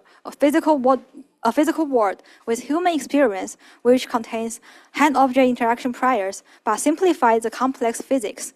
With this model, we can generatively search for diverse trajectories under different tasks, and these trajectories can facilitate efficient, low-level policy learning. To this end, we introduce a 2-stage pipeline, which contains a high-level reference generation and a low-level control refinement. We first learn a world model from human-object interaction and sample trajectory based on this world model. The selected trajectory is then used to guide the RL in simulation to recover useful physical information, which can zero-shot transfer to the real world.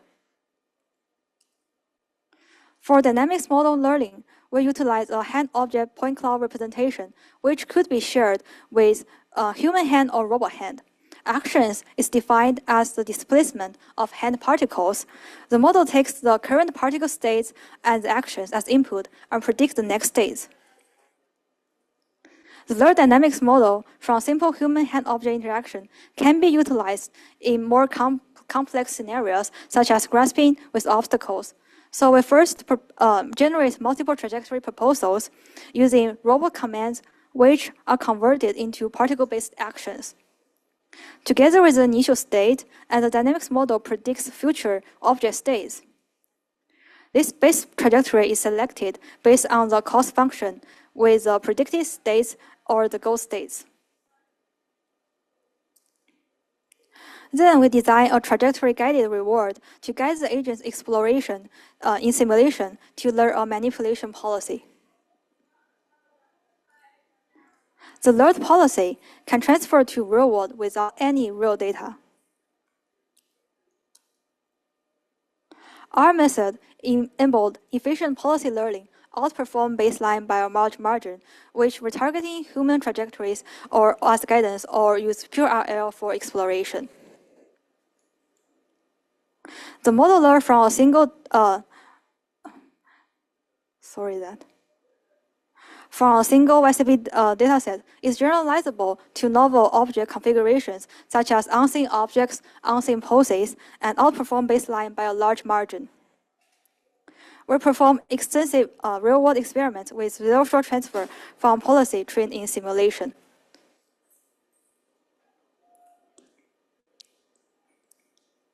It can also generalize to unseen object YCP objects. The unseen here refers to unseen to the dynamics model training. Also to the in the wild daily objects captured by the 3D scan. We randomly select 10 distinct poses which are unseen during the world model training, and our method could handle the diverse initial object configurations. It can generalize to novel tasks such as grasping with obstacles, where all other methods fail to adapt to this environment changes. Real-world experiments demonstrate the obstacle avoidance behavior. Oh, there's some problem, but actually it can enable a successful grasping. So that's all for my presentation, and you can check our project website for more details, and I'm looking for internship opportunities.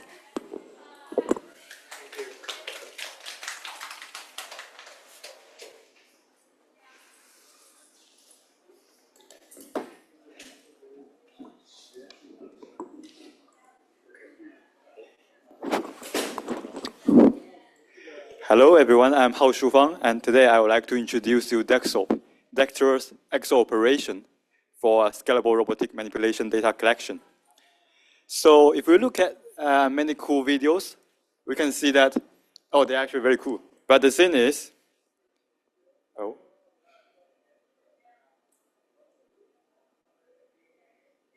But one interesting thing is if we look at their hand, so basically the way they use their hand is to reach an object, grasp it, and then move it to another place.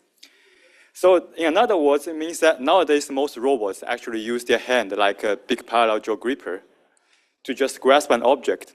But imagine that we spent so much money to build a hand. We actually want to do some true dexterous task, right? And why is that hard? So one big reason is that, well, it's actually pretty hard to collect real dexterous manipulation data by teleoperation. So today I would like to introduce you DexOp, which is a hand exoskeleton that allows us to collect very dexterous real-world demonstrations with direct feedback to humans. So DexOp basically decouples the passive hand with human wearable exoskeleton. And on the passive hand, we can embed it with full hand tactile sensors. And then we also put like joint encoders as joint, position encoders as joint, so that we can capture the joint configuration of the passive hand. And here is an example showing like the full hand tactile sensing ability of our DexOp system.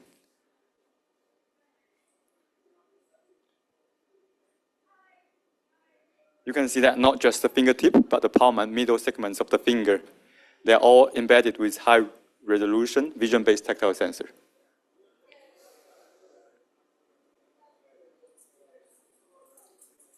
And with DexOp, we can actually do some interesting tasks. For example, we can do in-hand reorientation, which is very dexterous, and it's almost impossible to achieve that by like teleoperation.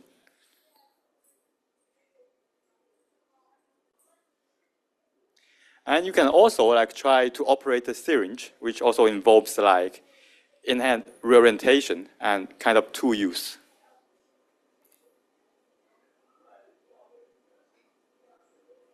So you can even pick up a very tiny cap, like a cap for M2 screw, and then try to like just tighten it.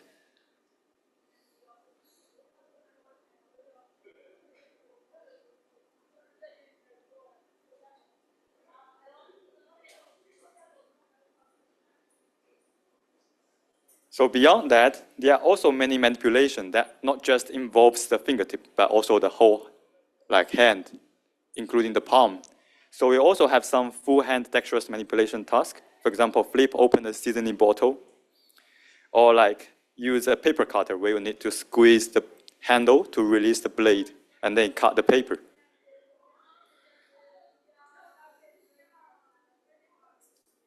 So to collect data with DexOp, there are actually many different ways. It's quite flexible. And in our project, we try to mount DexOp on an arm-based exoskeleton. So now, like, for a person, you can just wear a full upper body exoskeleton and just do the task like you are doing it every day. And you can use that data to train the policy. So we deploy the policy onto a real robot. So we built two eyesight hands. That's basically the actual hand corresponding to our desktop system.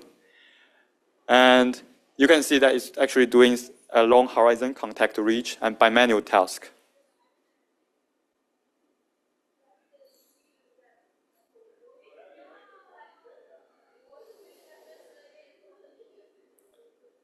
Yep, thanks. That's all my presentation. I will demo our desktop system during the poster session. Yeah, thank you.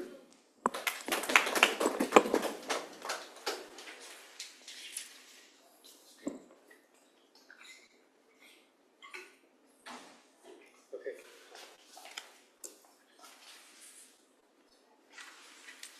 Hi. That's back. Yeah. Okay. Hi, everyone. We are presenting Dex 1B, learning with 1 billion demonstrations for dexterous manipulation.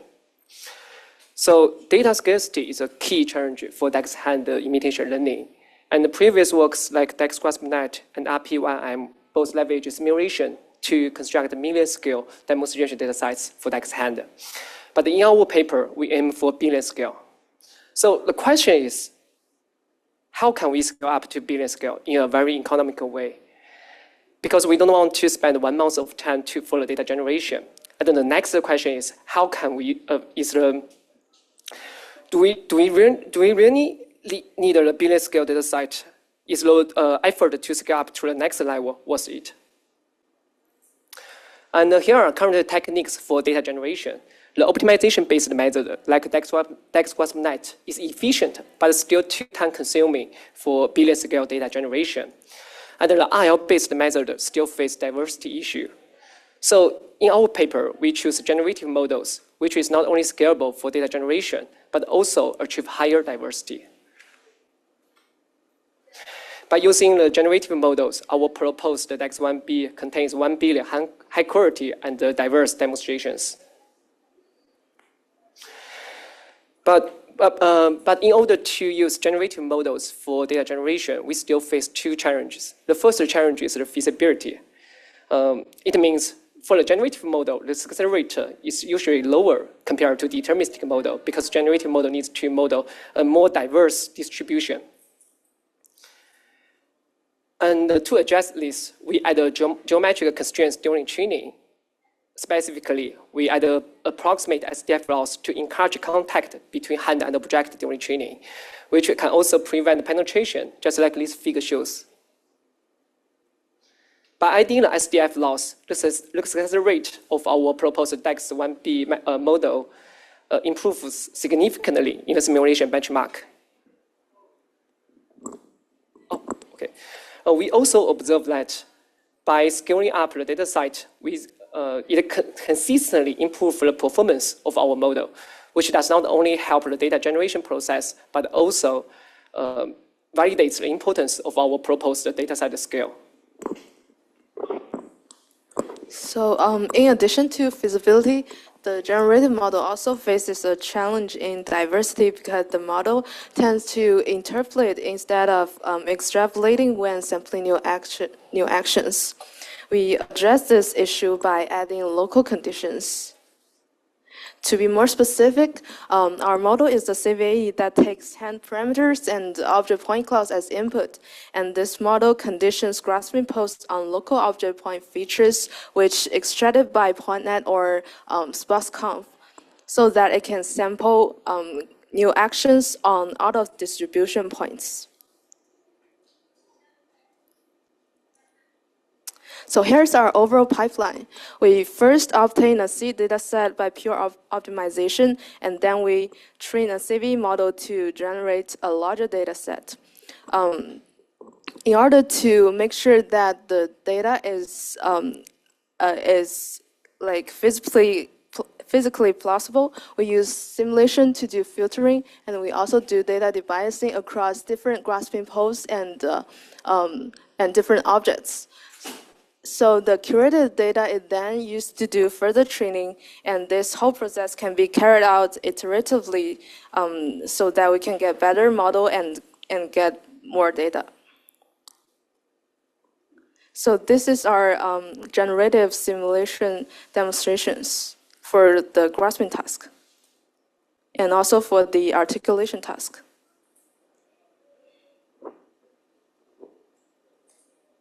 And this is our zero-shot sim-to-real transfer demo. We can do continuous grasping for nearly 30 different objects, which validates our model's object generalizability.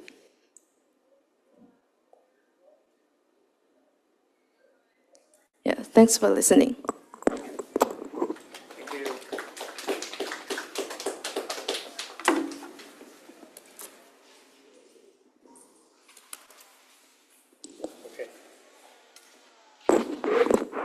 Hi everyone, here I'm present another of our work, MVR, Immersive VR Teleoperation for General Purpose.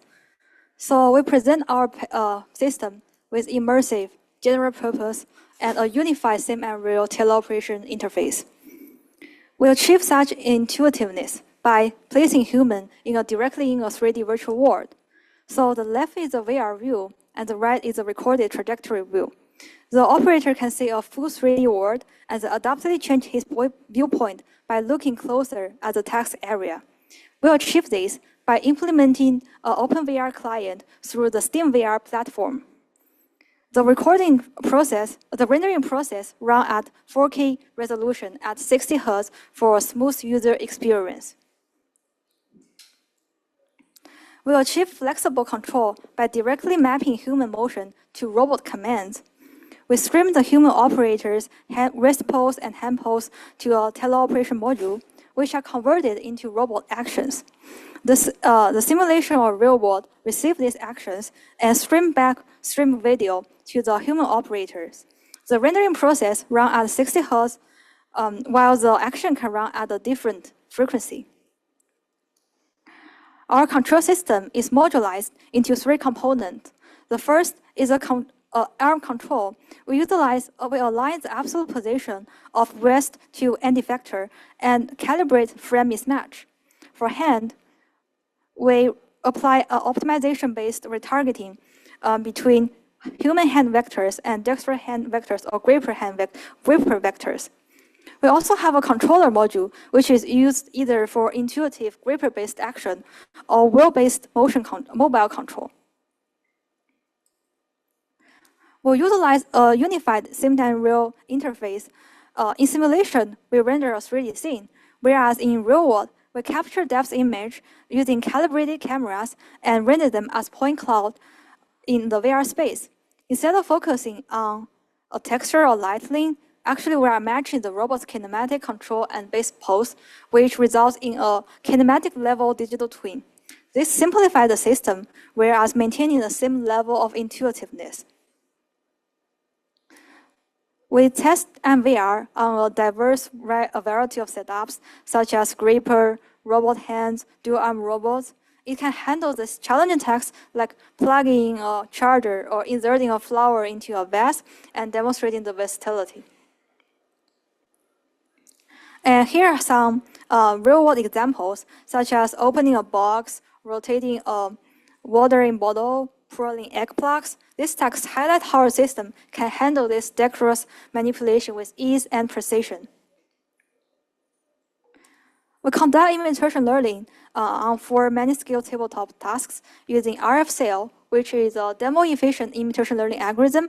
We achieve high success rate with only 5 demos and show better sample efficiency. So with only 30 seconds data collection and 1 hour training, our system provides a scalable way to generate infinite high-quality simulation data. To test the real-world effectiveness, we use IMVR to collect 50 demonstrations for 2 tasks and achieve 65% success rate on pick and place cube and 85% success rate on bottle on rack placement. We conduct user study on 5 untrained operators on these 2 key design choices. The participants reflect that with greater intuitiveness with absolute hand-to-end effector alignment and higher success rate using adaptive view for precise task control. So these are the takeaways. We present our system a full immersive in 3D virtual world and provide smooth user experience with 4K rendering at 60 Hz. It supports mainstream VR systems and is easy to deploy. It employs the unified sim and real teleoperating system for the same level of intuitiveness. You can check more on our project website, and also I'm looking for internship opportunity.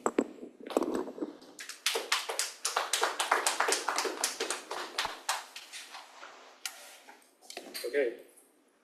I believe next is this paper.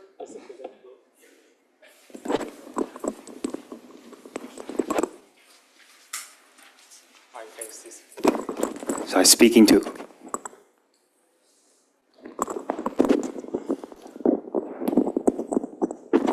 Oh, hello. Sorry.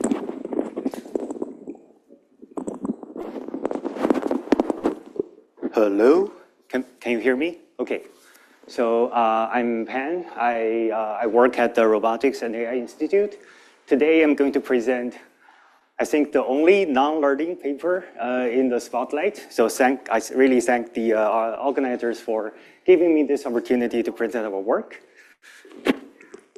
So this 4-pager that we submitted to the workshop is actually a shortened version of a 25-page journal paper that we recently submitted to IJRR.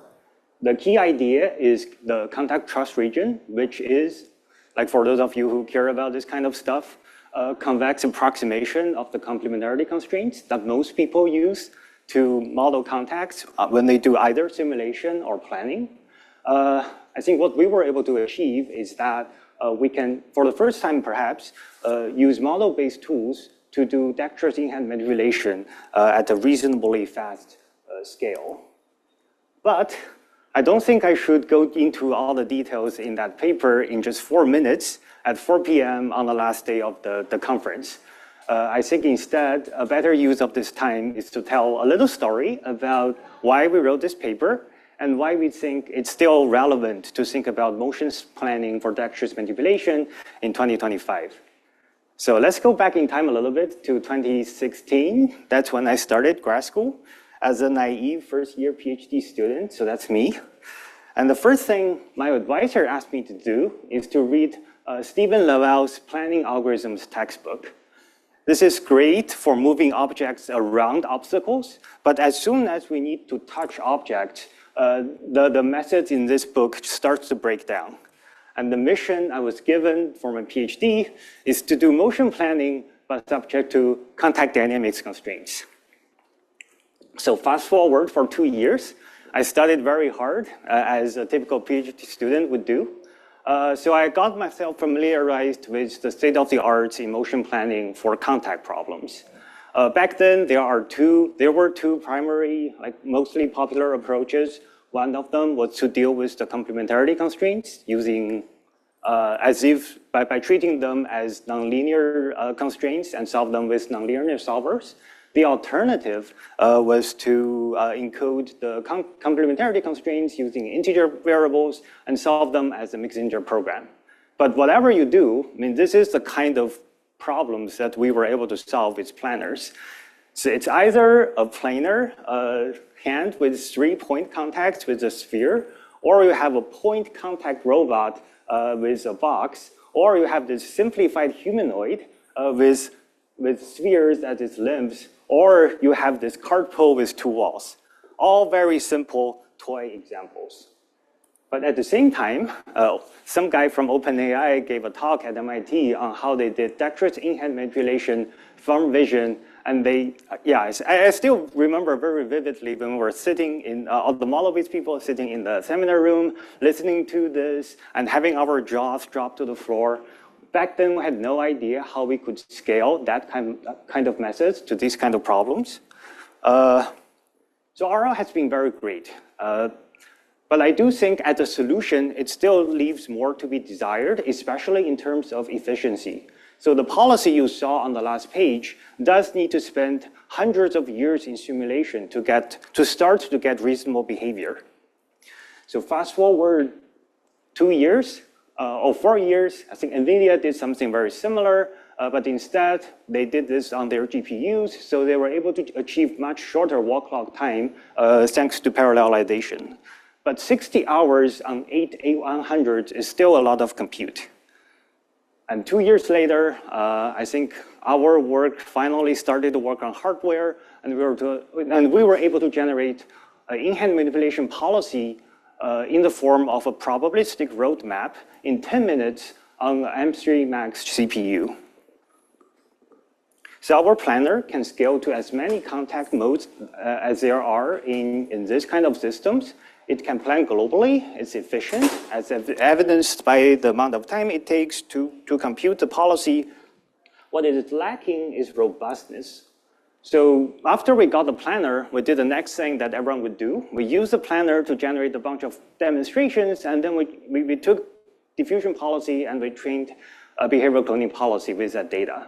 We didn't try very hard, and the success rate we got was 60-point-something%, and it failed in very similar ways as the planner, which is due to the lack of robustness. So I think moving forward, there is a very natural way of combining the strengths of planning and reinforcement learning. I'm not an expert in RL, but I think people would agree that RL is very effective at robustifying trajectories locally, but they are less effective at using using human-tuned rewards to robustify trajectories, to do the exploration in a high-dimensional state space. In contrast, planning is pretty effective at doing this global exploration, but it's not very effective at robustifying trajectories. So, So I think people in locomotion have been starting to use human-generated demonstrations to guide reinforcement learning instead of writing down rewards. So if we swap out the human demonstrations with the planner, maybe we can do something similar with manipulation. So lastly, to really convince ourselves that our planner actually worked, we did a lot of sim and hardware evaluation, and we recorded all of our evaluations on hardware on our website in an interactive plot. And that's the end of my presentation. Thank you for listening. Thank you.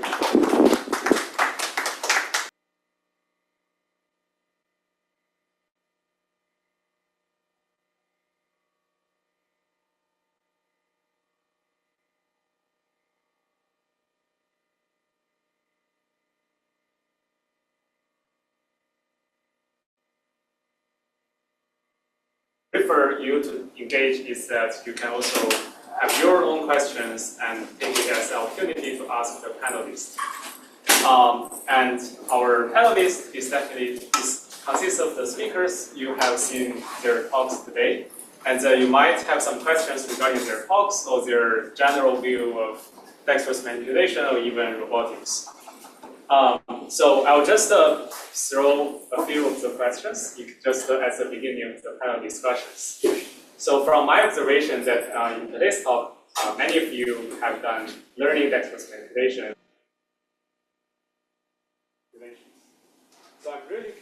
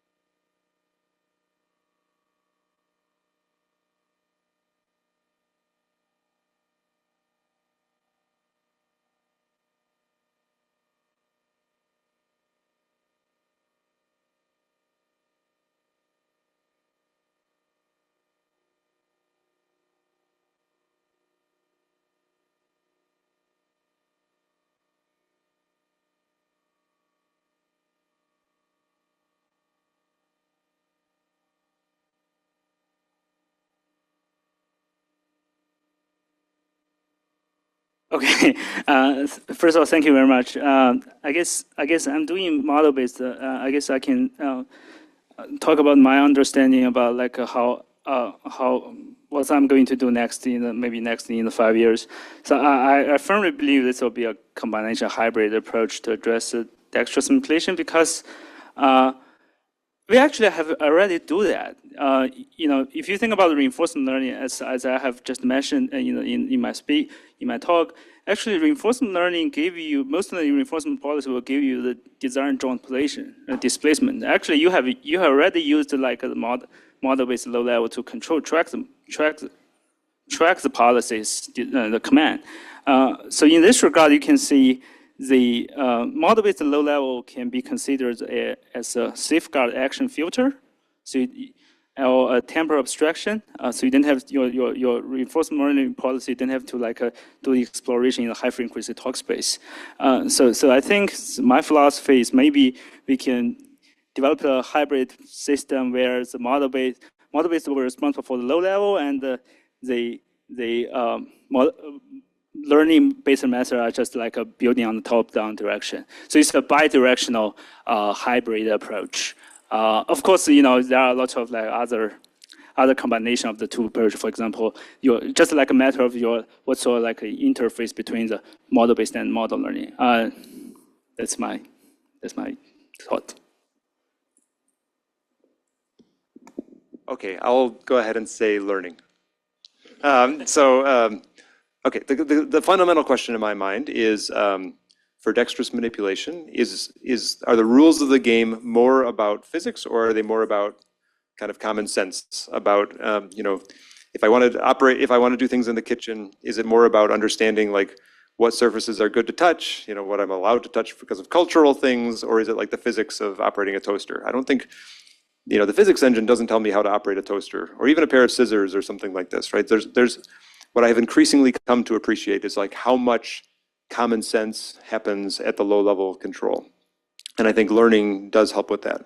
Now, having said that, I think we're entering, we're doing a lot of pre-training with large models, and I think we're entering the stage of post-training. And then the question is, how do you do that post-training? I think if you have a sim that covers, the big challenge for models is also covering the diversity of things we want to manipulate. But if you have a sim, we should definitely try to do post-training in sim with model-based tools. Could be great. That could be a strong advantage. But for the things that you don't know how to sim, then we have to have an answer for that too, in order for it to really scale.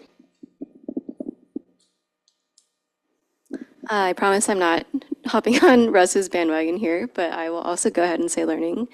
I think from the tactile perspective, I think we just have to recognize that our tactile sensor hardware is really hard to cope with these very messy, uncalibrated signals that I think is the path forward for tactile sensing. And I think tactile sensing has not really been well motivated before we found these learning techniques to actually make them useful.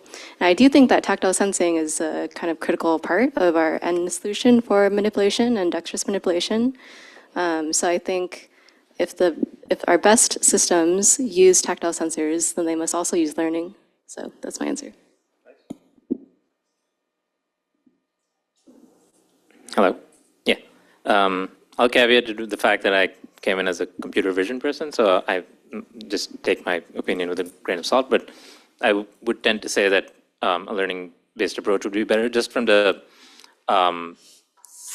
lens of at least at Boston Dynamics and for humanoids, like the biggest pull is sort of the retaskability of things and not having to define sort of the contracts and like contact configurations and things like those. So if you can get the humanoid to do a bunch of different things, the shortest path to get to that is probably learning. And as probably Russ and Ankur can attest, there's been a lot of other stuff at BD that we've been doing to get towards those things. So that's where I like. I guess it's not controversial anymore to say learning.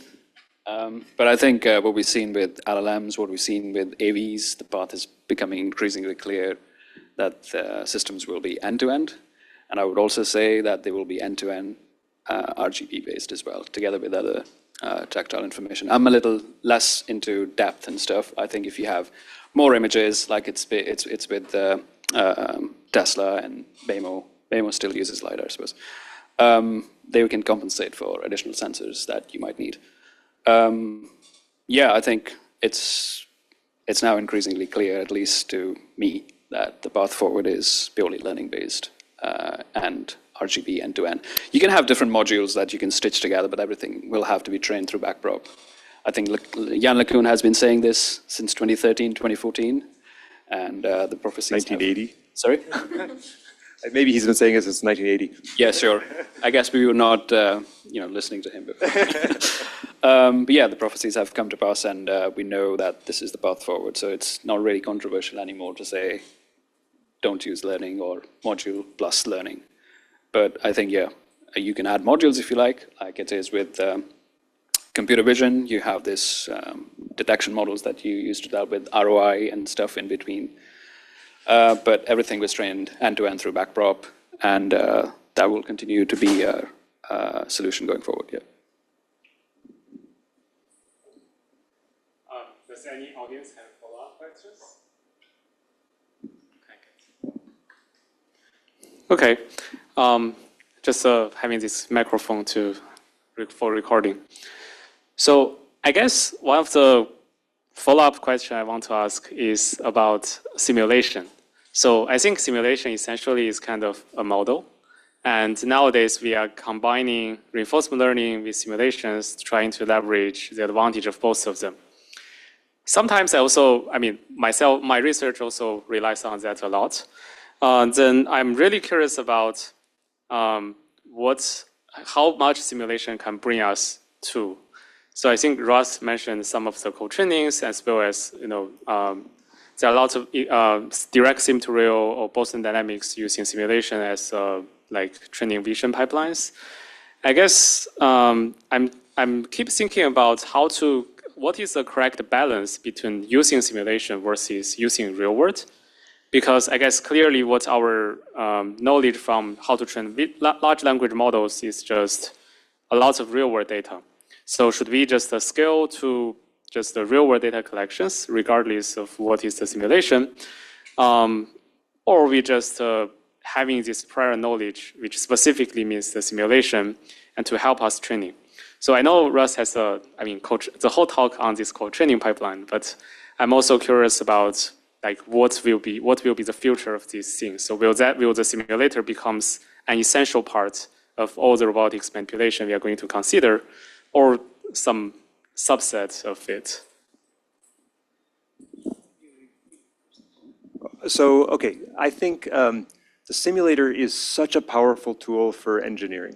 I really think that, I don't know, I've been gravitating towards pretty much anything you need to iterate on fast. You want your data that you collected last week to sort of still be valid this week.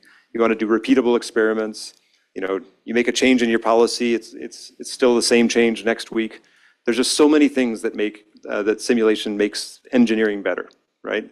So we do all of our engineering sort of against the simulator, but we pull in all of our data. Like all the value, in some sense, comes from the real world data. But all the engineering, we try to get as much of that as possible on the simulator. Just to debug all these things. It's so important. Yeah, I guess the simulator is a big model, right? So if you rely on, as long as the simulator is useful, maybe it's model-based, can play a role in address the dexterity. It's just a matter of like whether you use a simulator to directly train a policy or generate the data, or just directly use your simulator to do the MPC, directly use that for planning. Yeah, I'm not sure. So my perspective is probably it's just a matter of as long as the simulator is useful, we may, which means that at least the fixed models can give you some useful data information for you to achieve the dexterity. So it's my opinion.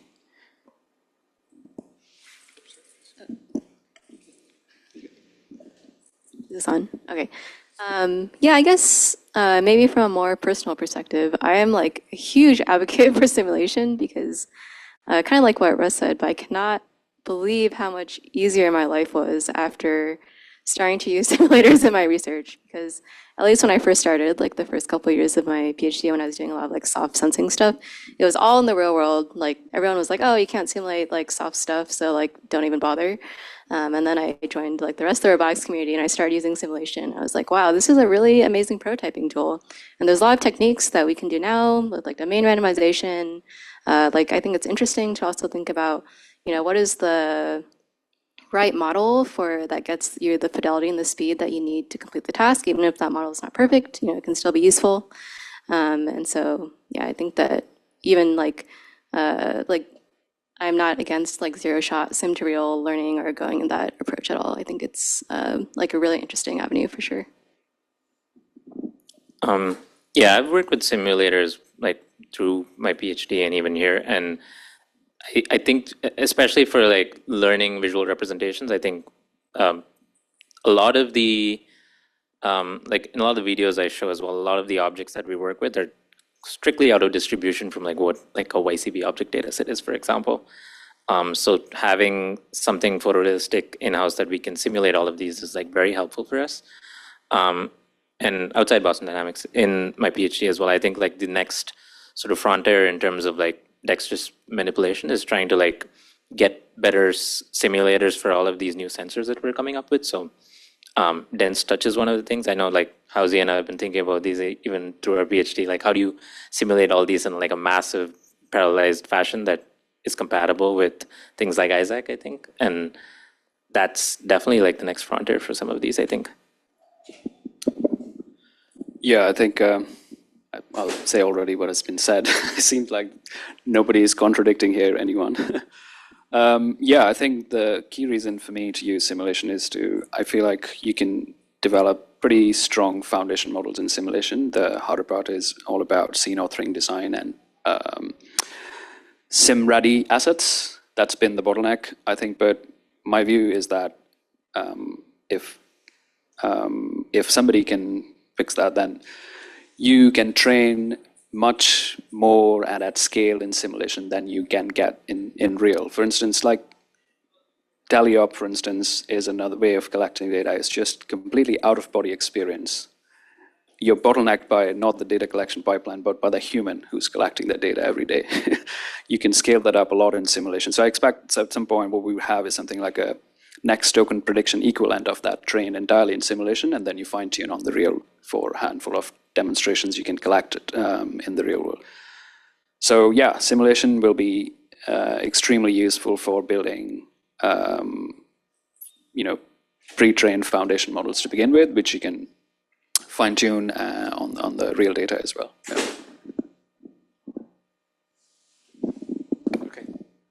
Maybe I'll ask a follow-up to this, but there's a lot of tasks that are hard to simulate, and like you want to unzip a backpack or something like that, and these things are very hard to simulate.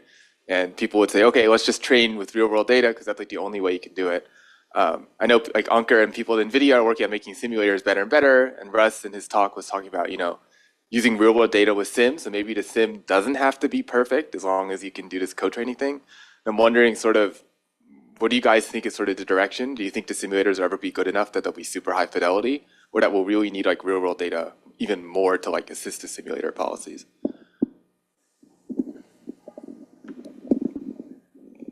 I mean, I think I don't worry about the fidelity of simulation. Like Xuchen Han, who's one of our key developers on Drake, his thesis, he was like simulating baking cookies, and it was a particle-based method, right? But it was NPM kind of thing. But it took a long time to simulate. But I mean, the way the cookies would spread and the chocolate would melt and it would crumble. Zippers, he would eat that for breakfast. But how do you get it at close enough real-time rate? How do you get it on the GPU? These are still hard questions.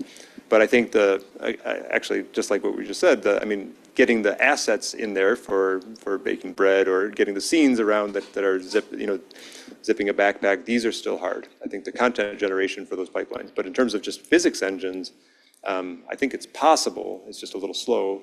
And we should do that. We should just make those faster and faster. I agree with that. I think if you plan out for another 5 years or so, hardware will get better, faster, and I think we'll be able to. I think at this point, the bottleneck is like, it's not like we cannot simulate, it's just it's super, super slow. I think we can simulate. You can use a very small DT if you want. If you want accuracy, that's what they do when they do car manufacturing, ANSYS and everything. They use a nanosecond sometimes. The time step of that is super slow, but they figure out how, what they need to change in the model to prevent the crashes from happening. It's the same with the airplanes. They wind tunnel tests. They don't do that anymore as much. They do all that in simulation. So when you have something really high stakes, you really have to develop a very, very good simulator so that you can figure out where things break before you even design them. But the harder part is obviously you need supercomputers to do that. But yeah, I don't think the problem is not that you cannot simulate. The problem is it's super, super slow. And just training on that will take you longer than maybe getting some data directly in the real. So yeah, if you think of all these big industries like car manufacturing, plane manufacturing, they all use simulators, and there's a reason for that. So yeah. I guess the question of the day is whether the video models are going to win the race, right? Even if they do, are they going to be faster than the simulator we have? I think that's another question. Then you're basically training inside your world model, how well it's going to work with that drift over time, etc. But yeah, I think somebody should literally, I want to go back to 2017, 2018, when, people at OpenAI were doing scaling with simulation with extreme domain randomization. I think if we want to reset to that state and to get with what we know today, and if you were to really scale that, assuming that you can get the assets, obviously, I'd like to see systems today doing manipulation by scaling up simulation on the amount of compute that we're using with LLMs. If you can do that with 1% of the compute, we're throwing at LLMs and train that at scale, I think we'll get pretty good foundation models to begin with. My bigger complaint with most of these systems today is that you're actually using data collection to do pick and place, which can be easily done in simulator with a well-defined reward function as well.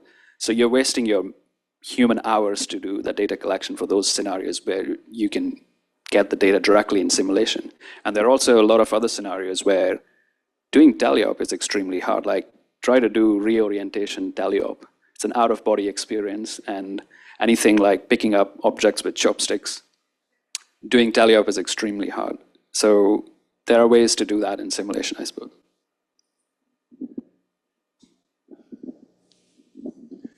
Okay.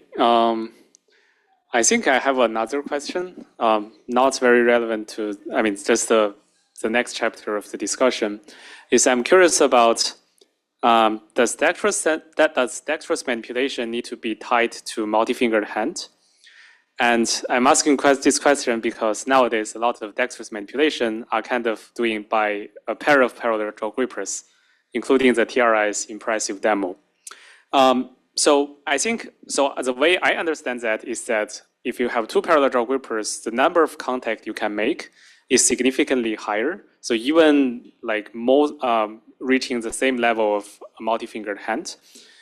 But on the other hand, I'm also thinking about what a hand can offer compared to simply parallel jaw grippers.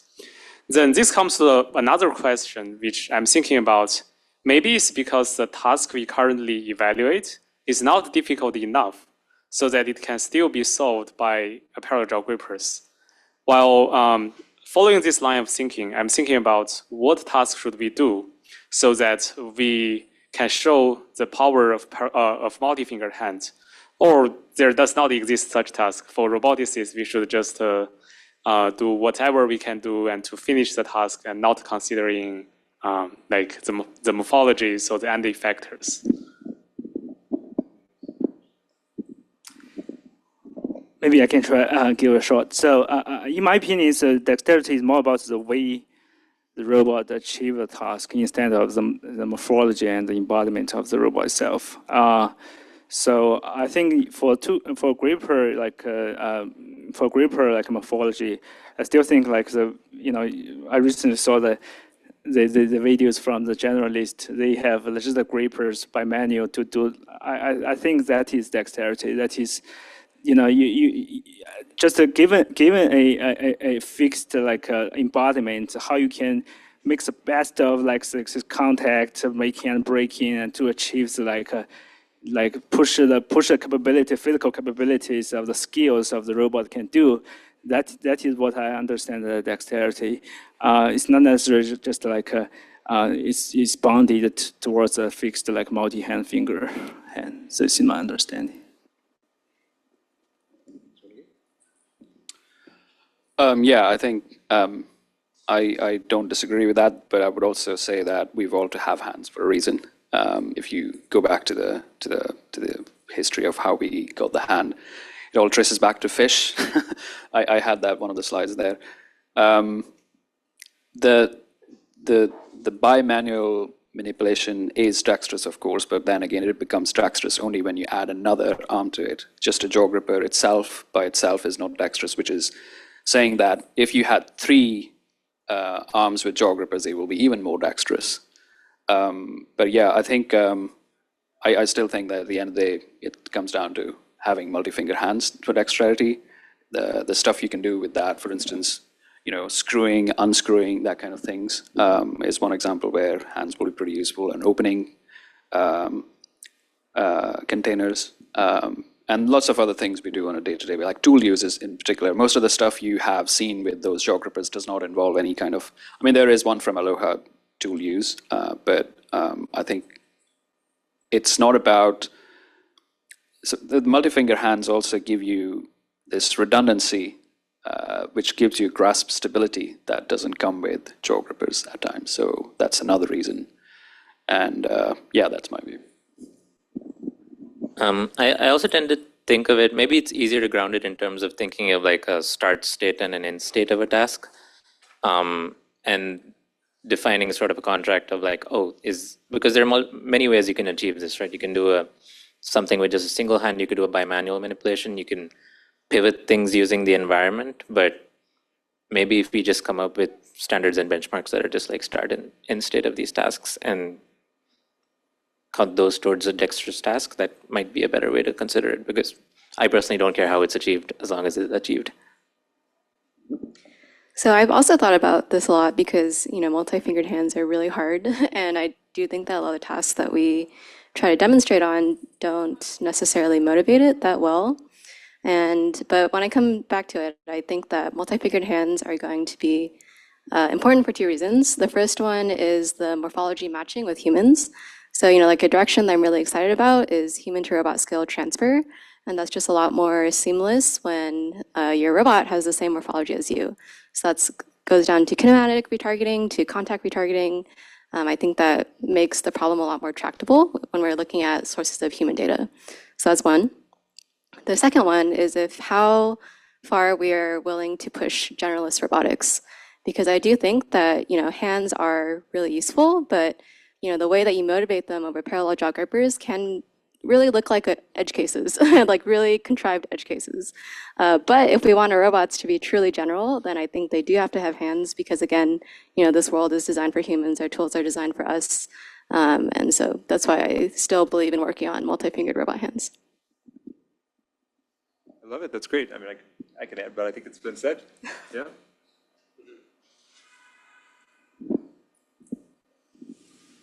Okay. This panel is, controversial. It is not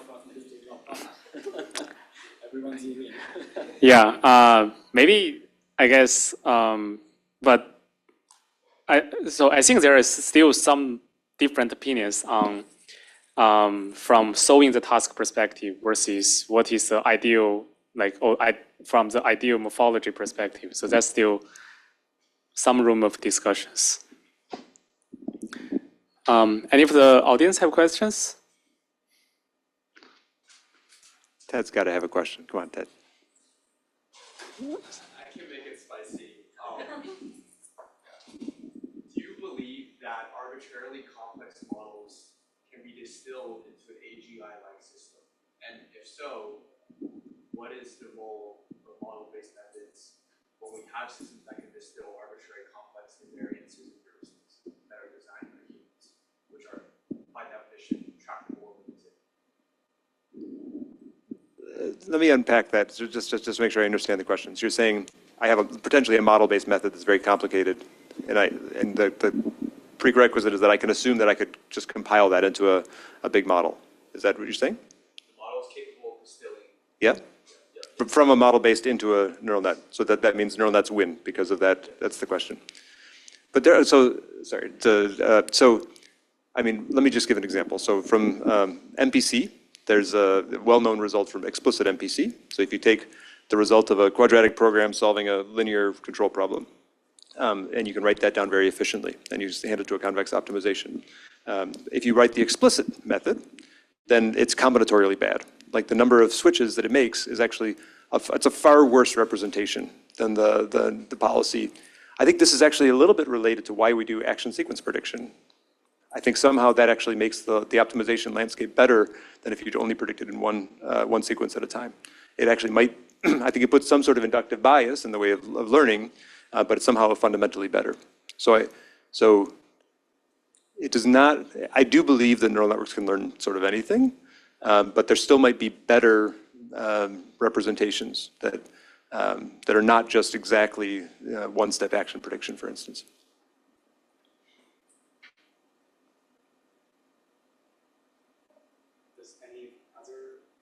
Was that the spicy part? I feel like I did dodge the spicy part or something, but. I would also love to hear other perspectives. Yeah. I have no comment. Are you saying that if you have something in simulator, model-based system, that you can distill that into a neural network? And that's basically, we don't have to collect data in real? Is that what you mean?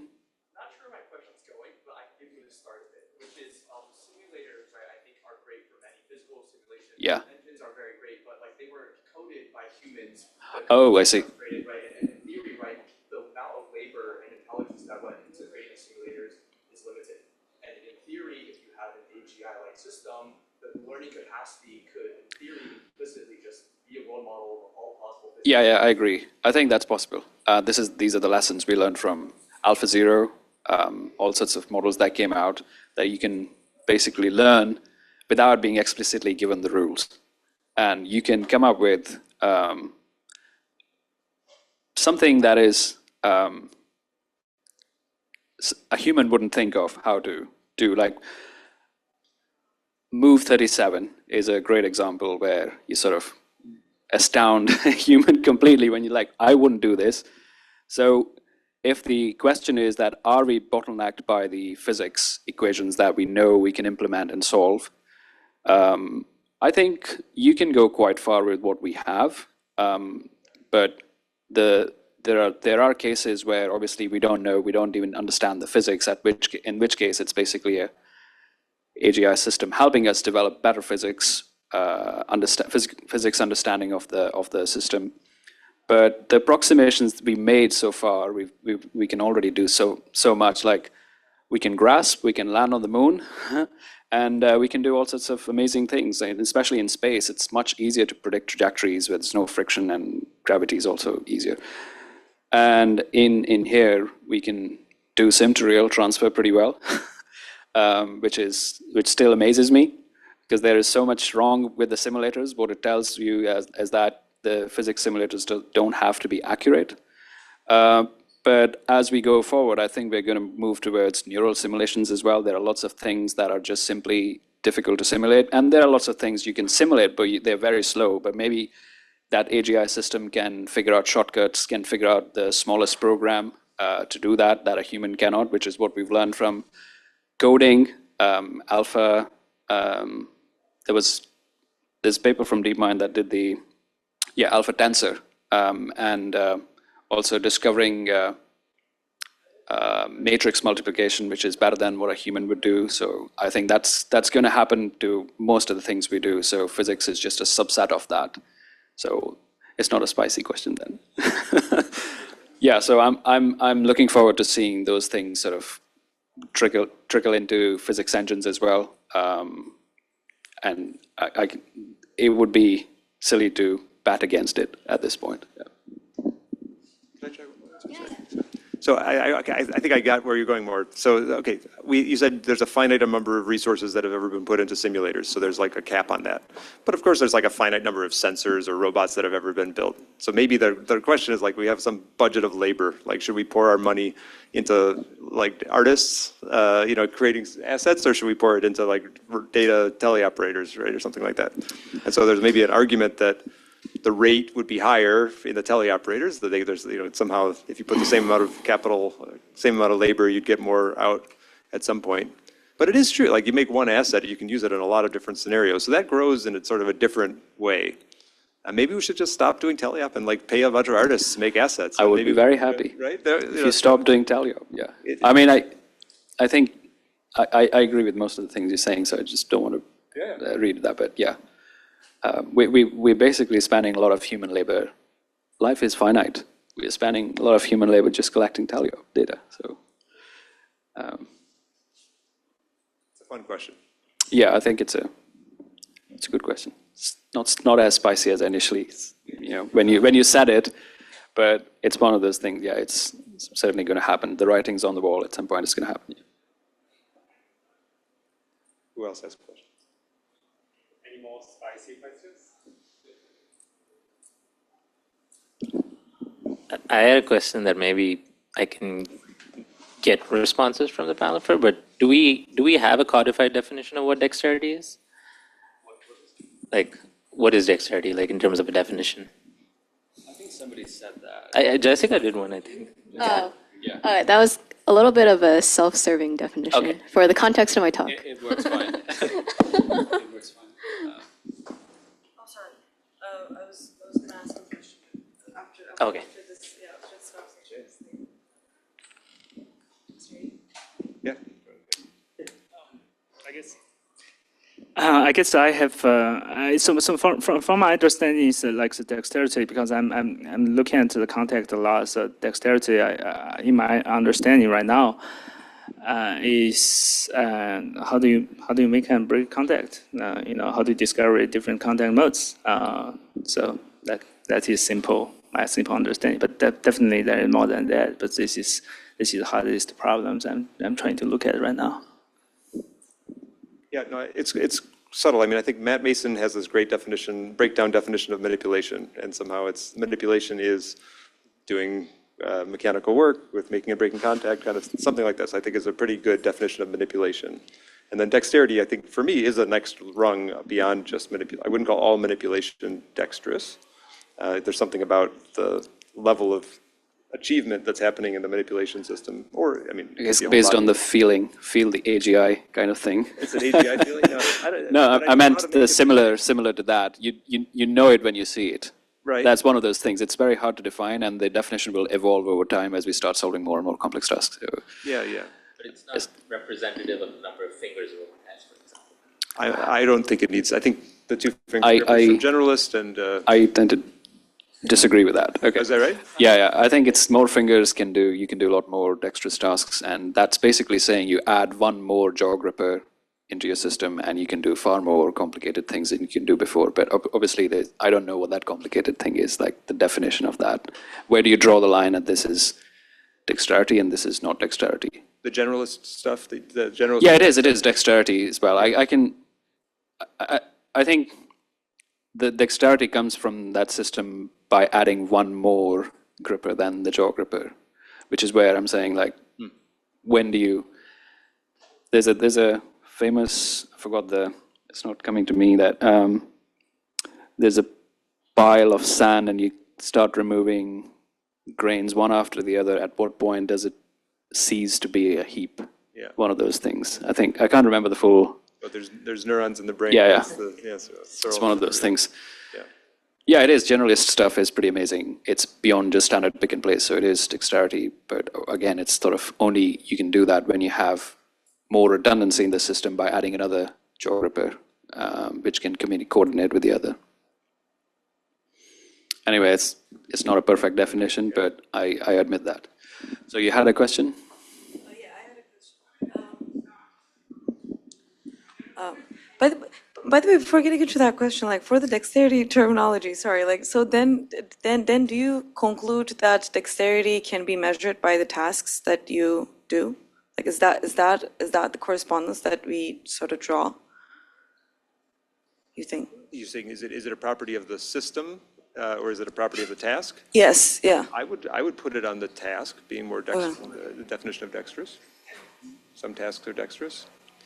I mean, and a system that is capable of doing dexterous tasks would be a dexterous system, something like that. I see. Okay. Is that fair? Yeah. I think one of the other things we are doing in robotics is sort of discretizing the things down to set of tasks, and I wonder whether this can be improved by if you had a system in an environment where these things can evolve in a continuous way, as opposed to I am doing 10 different tasks here, and these are my tasks. They're arbitrarily defined. I just did it because I thought it wasn't possible to do, and now I've shown it, and this is dexterous. But is there something continuous instead of just a discrete set of tasks that we do, where these things just evolve through, like we evolved as human because we were in that environment, and we were doing all sorts of things that required us to have tool use, then what that led to agriculture and all of that. Is there any simulation equivalent of that that allows us to sort of define this is the evolution happening and this is the exponential curve going up?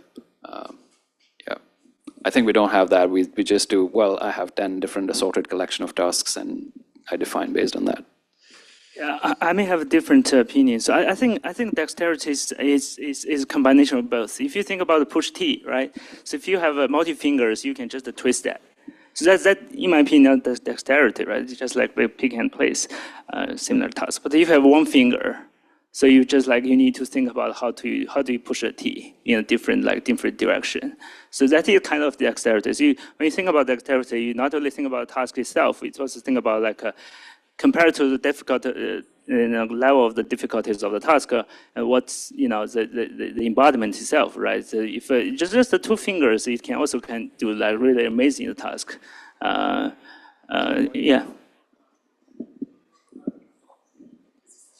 Yeah. Okay. Yeah. So originally, I wanted to ask. I kept getting the question in this conference, are the hands the proper morphology that we want to, like, are hands really necessary for robots? And I think there are, I mean, for example, with LLMs, with VLMs, their current performance generative models, they're probably better than a human. Like probably they generate better than a human can. So there's the question of like, are the robots, like is the bottleneck, is the limit that we want to reach for robots, like is it humans, or like maybe there are better morphologies that enables like better behaviors. So like I think my question is like, yeah, do you think the hands is the way to go ultimate, but also like what is the way to sort of evaluate these morphologies? Like if we wanted to have like from the two-fingered gripper to a hand, if we wanted to have like multiple morphologies that we want to iterate over, what do you think would be a good way to evaluate the capabilities of these end effectors? Sort of end effector design question, and yeah, from whichever you want to respond.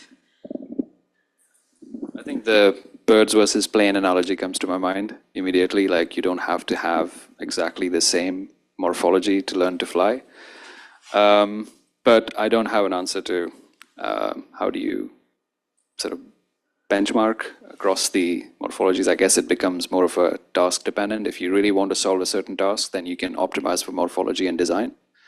But if you want it to be general, I think there's obviously a regularization constraint that you have to add too many fingers. It just means they're too hard to control as well. But then there's octopus. So it's hard to say. I don't have an answer to that, but I think one thing I will say, you can do better than human hand for many tasks. And the analogy that comes to my mind is the plane versus bird as well. Say it again.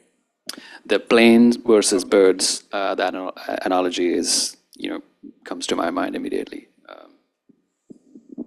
I tend to think of, like when I was starting grad school, I looked at things like the Amazon picking challenge, and I thought, okay, those are like gold standards of like what you need to do for manipulation. coming to this conference, I feel like different people have different ideas of things that they have to show for dexterity. I'm not saying there has to be like some DARPA or someone to come up with a new thing, but I feel like we need some sort of grounding on a useful task that can be sort of tested and iterated on with different morphologies, and that people participate in. Maybe I'll slightly disagree with that, Sidhu, because I think the goal for robotics is still, I mean, okay, my general feeling is the goal is still generalization.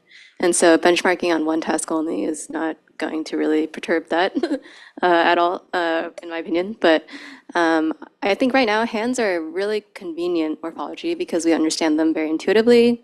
You know, if we look at the human data effort, like that's a very, I feel like that makes it a lot more tractable and it's just convenient. But I do not believe in hands as like the optimal one at all. Like I feel like a lot of stuff that we take into robotics is very intuitive and bio-inspired. But I also like really hate being like limited by those ideas in a way. So like I don't think that, oh, just because, you know, humans don't have proximity sensors, robots should not have proximity sensors. I think, you know, like I think we should give robots, you know, superhuman whatever abilities when it makes sense to do that. And so in terms of evaluating, you know, different end effectors, I think that's also really hard. I mean, I do think real world would be the gold standard for that because I think there are a lot of other like real world factors like replaceability, repairability, runtime that kind of go into like practically like what is the best end effector design that can be hard to see in simulation. So yeah, that's my answer. That was great. No, so I mean, just one example that I love of something that could be a little better than a human hand. Imagine just put little wheels on the end of your fingers, right? And Mark Krakowski and Ken Salisbury had a great little design where they could basically do in-hand reorientations, you know, to like just spin your fingers at the end, right? So you could have everything from a hand. You could maybe even learn from human videos and teleop it or something, but to have this extra capability in your fingertips that maybe nature didn't get because it's not very good at rotary joints or something, right? So I totally agree that there's going to be better than the human hand out there. I have no comments. Yes. That reminds me the view like the robot. You have a like robot. Right. Yeah. Yeah. Exactly.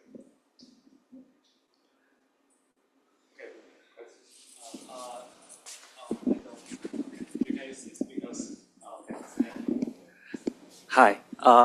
Do you think in the future the dexterous hand will be precise enough and reliable enough to do things like neurosurgery using learning specifically? We're just folding towels, man. I don't want to.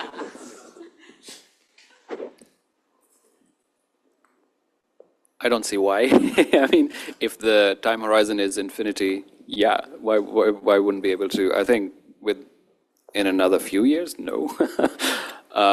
But I think hand design has been evolving as well as there's more interest that creates this incentive to come up with better designs. Shadow hand was one of the first back then, and now there's so many of companies designing hands. So, but what you're looking for, it doesn't have to be exactly human as long as it's able to sort of get enough tactile feedback and there's enough, you know, joints and whatever to move around. I expect that to happen at some point. I mean, we have made some tremendous progress in biology as well. we can basically do so many. Like CRISPR is another example. I don't want to give that, but yeah, that's an example that I never thought it would be possible, but I think at some point this will happen. I don't know if you went to ICRA. The hands at ICRA in the expo were just awesome. Like it just feels like from last year to this year, the amount of capabilities in hands is just so high. You just can't only imagine what next year's going to look like. Right? Okay. Thank you. Yeah, probably last question because of time. So I just wanted to ask whether you think foundation models are the solution to dexterity? Is it the solution? Is it a solution? If it is a solution, when can we see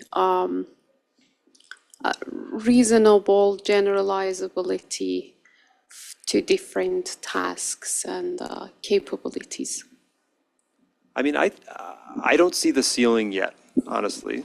I think because of that, we kind of have to scale to even be able to answer your question. And I don't think everybody in the field should do that, but I think some players should do that because we just don't know what the limits are. I'm pretty optimistic that it will be good. I wouldn't maybe put us in neuroscience, brain surgery just yet, but I like putting robots out in the world that are using foundation models to do dexterous things, broadly defined, maybe two-finger grippers first. I think we're going to get to the next round with those models. We're going to get reasonable levels of generalization. And once we deploy, then we start getting a virtuous cycle of data, which kind of overcomes the short-term data bottlenecks. So yeah, that's my vote. But I think we'll hit another wall, and we'll have to punch through with important research contributions. Yeah, I think very much the same. We've seen a lot of progress in LLMs again today. We will follow similar recipes because language is much easier to train, and there's enough large-scale data as well. And we've seen that with computer vision as well. So I think robotics is sort of lagging behind these two fields, but they will eventually use the same recipes. Whenever they stall, I think robotics will stall as well because it's the same neural network. It's the same, the data that's trained. Like if you do any diffusion models, you're training a VIT model, using a VIT backbone to train that. If that is a limiting factor for many vision tasks, it will obviously be a limiting factor to the robotics tasks as well. But as Russ said, I think we haven't hit a ceiling yet, and a lot of people will continue to push through, and I also feel like we haven't hit a ceiling with LLMs yet. That will continue. Same with self-driving and computer vision. They will continue to improve, but maybe at a slightly slower rate than before. And the same things will continue to happen with robotics. But there will be new ideas, but I think the paradigm of using a big model is basically the simplest program that summarizes your data. And if you can, as a human, find out something better, sure, we will use that. But until then, we will continue to use those foundation models, and they will keep us in good stead. Yeah, they will continue to deliver for years to come. I think the recipe of pre-training and post-training is going to stay with us. It was basically pre-training and fine-tuning before. Now it's pre-training and post-tuning. And I think the biggest factor for us has been in robotics is the data. So we haven't been able to move as fast as other fields. So I think there are a lot of people working in collecting large-scale data sets, and we will eventually see more progress in the coming years. Yeah.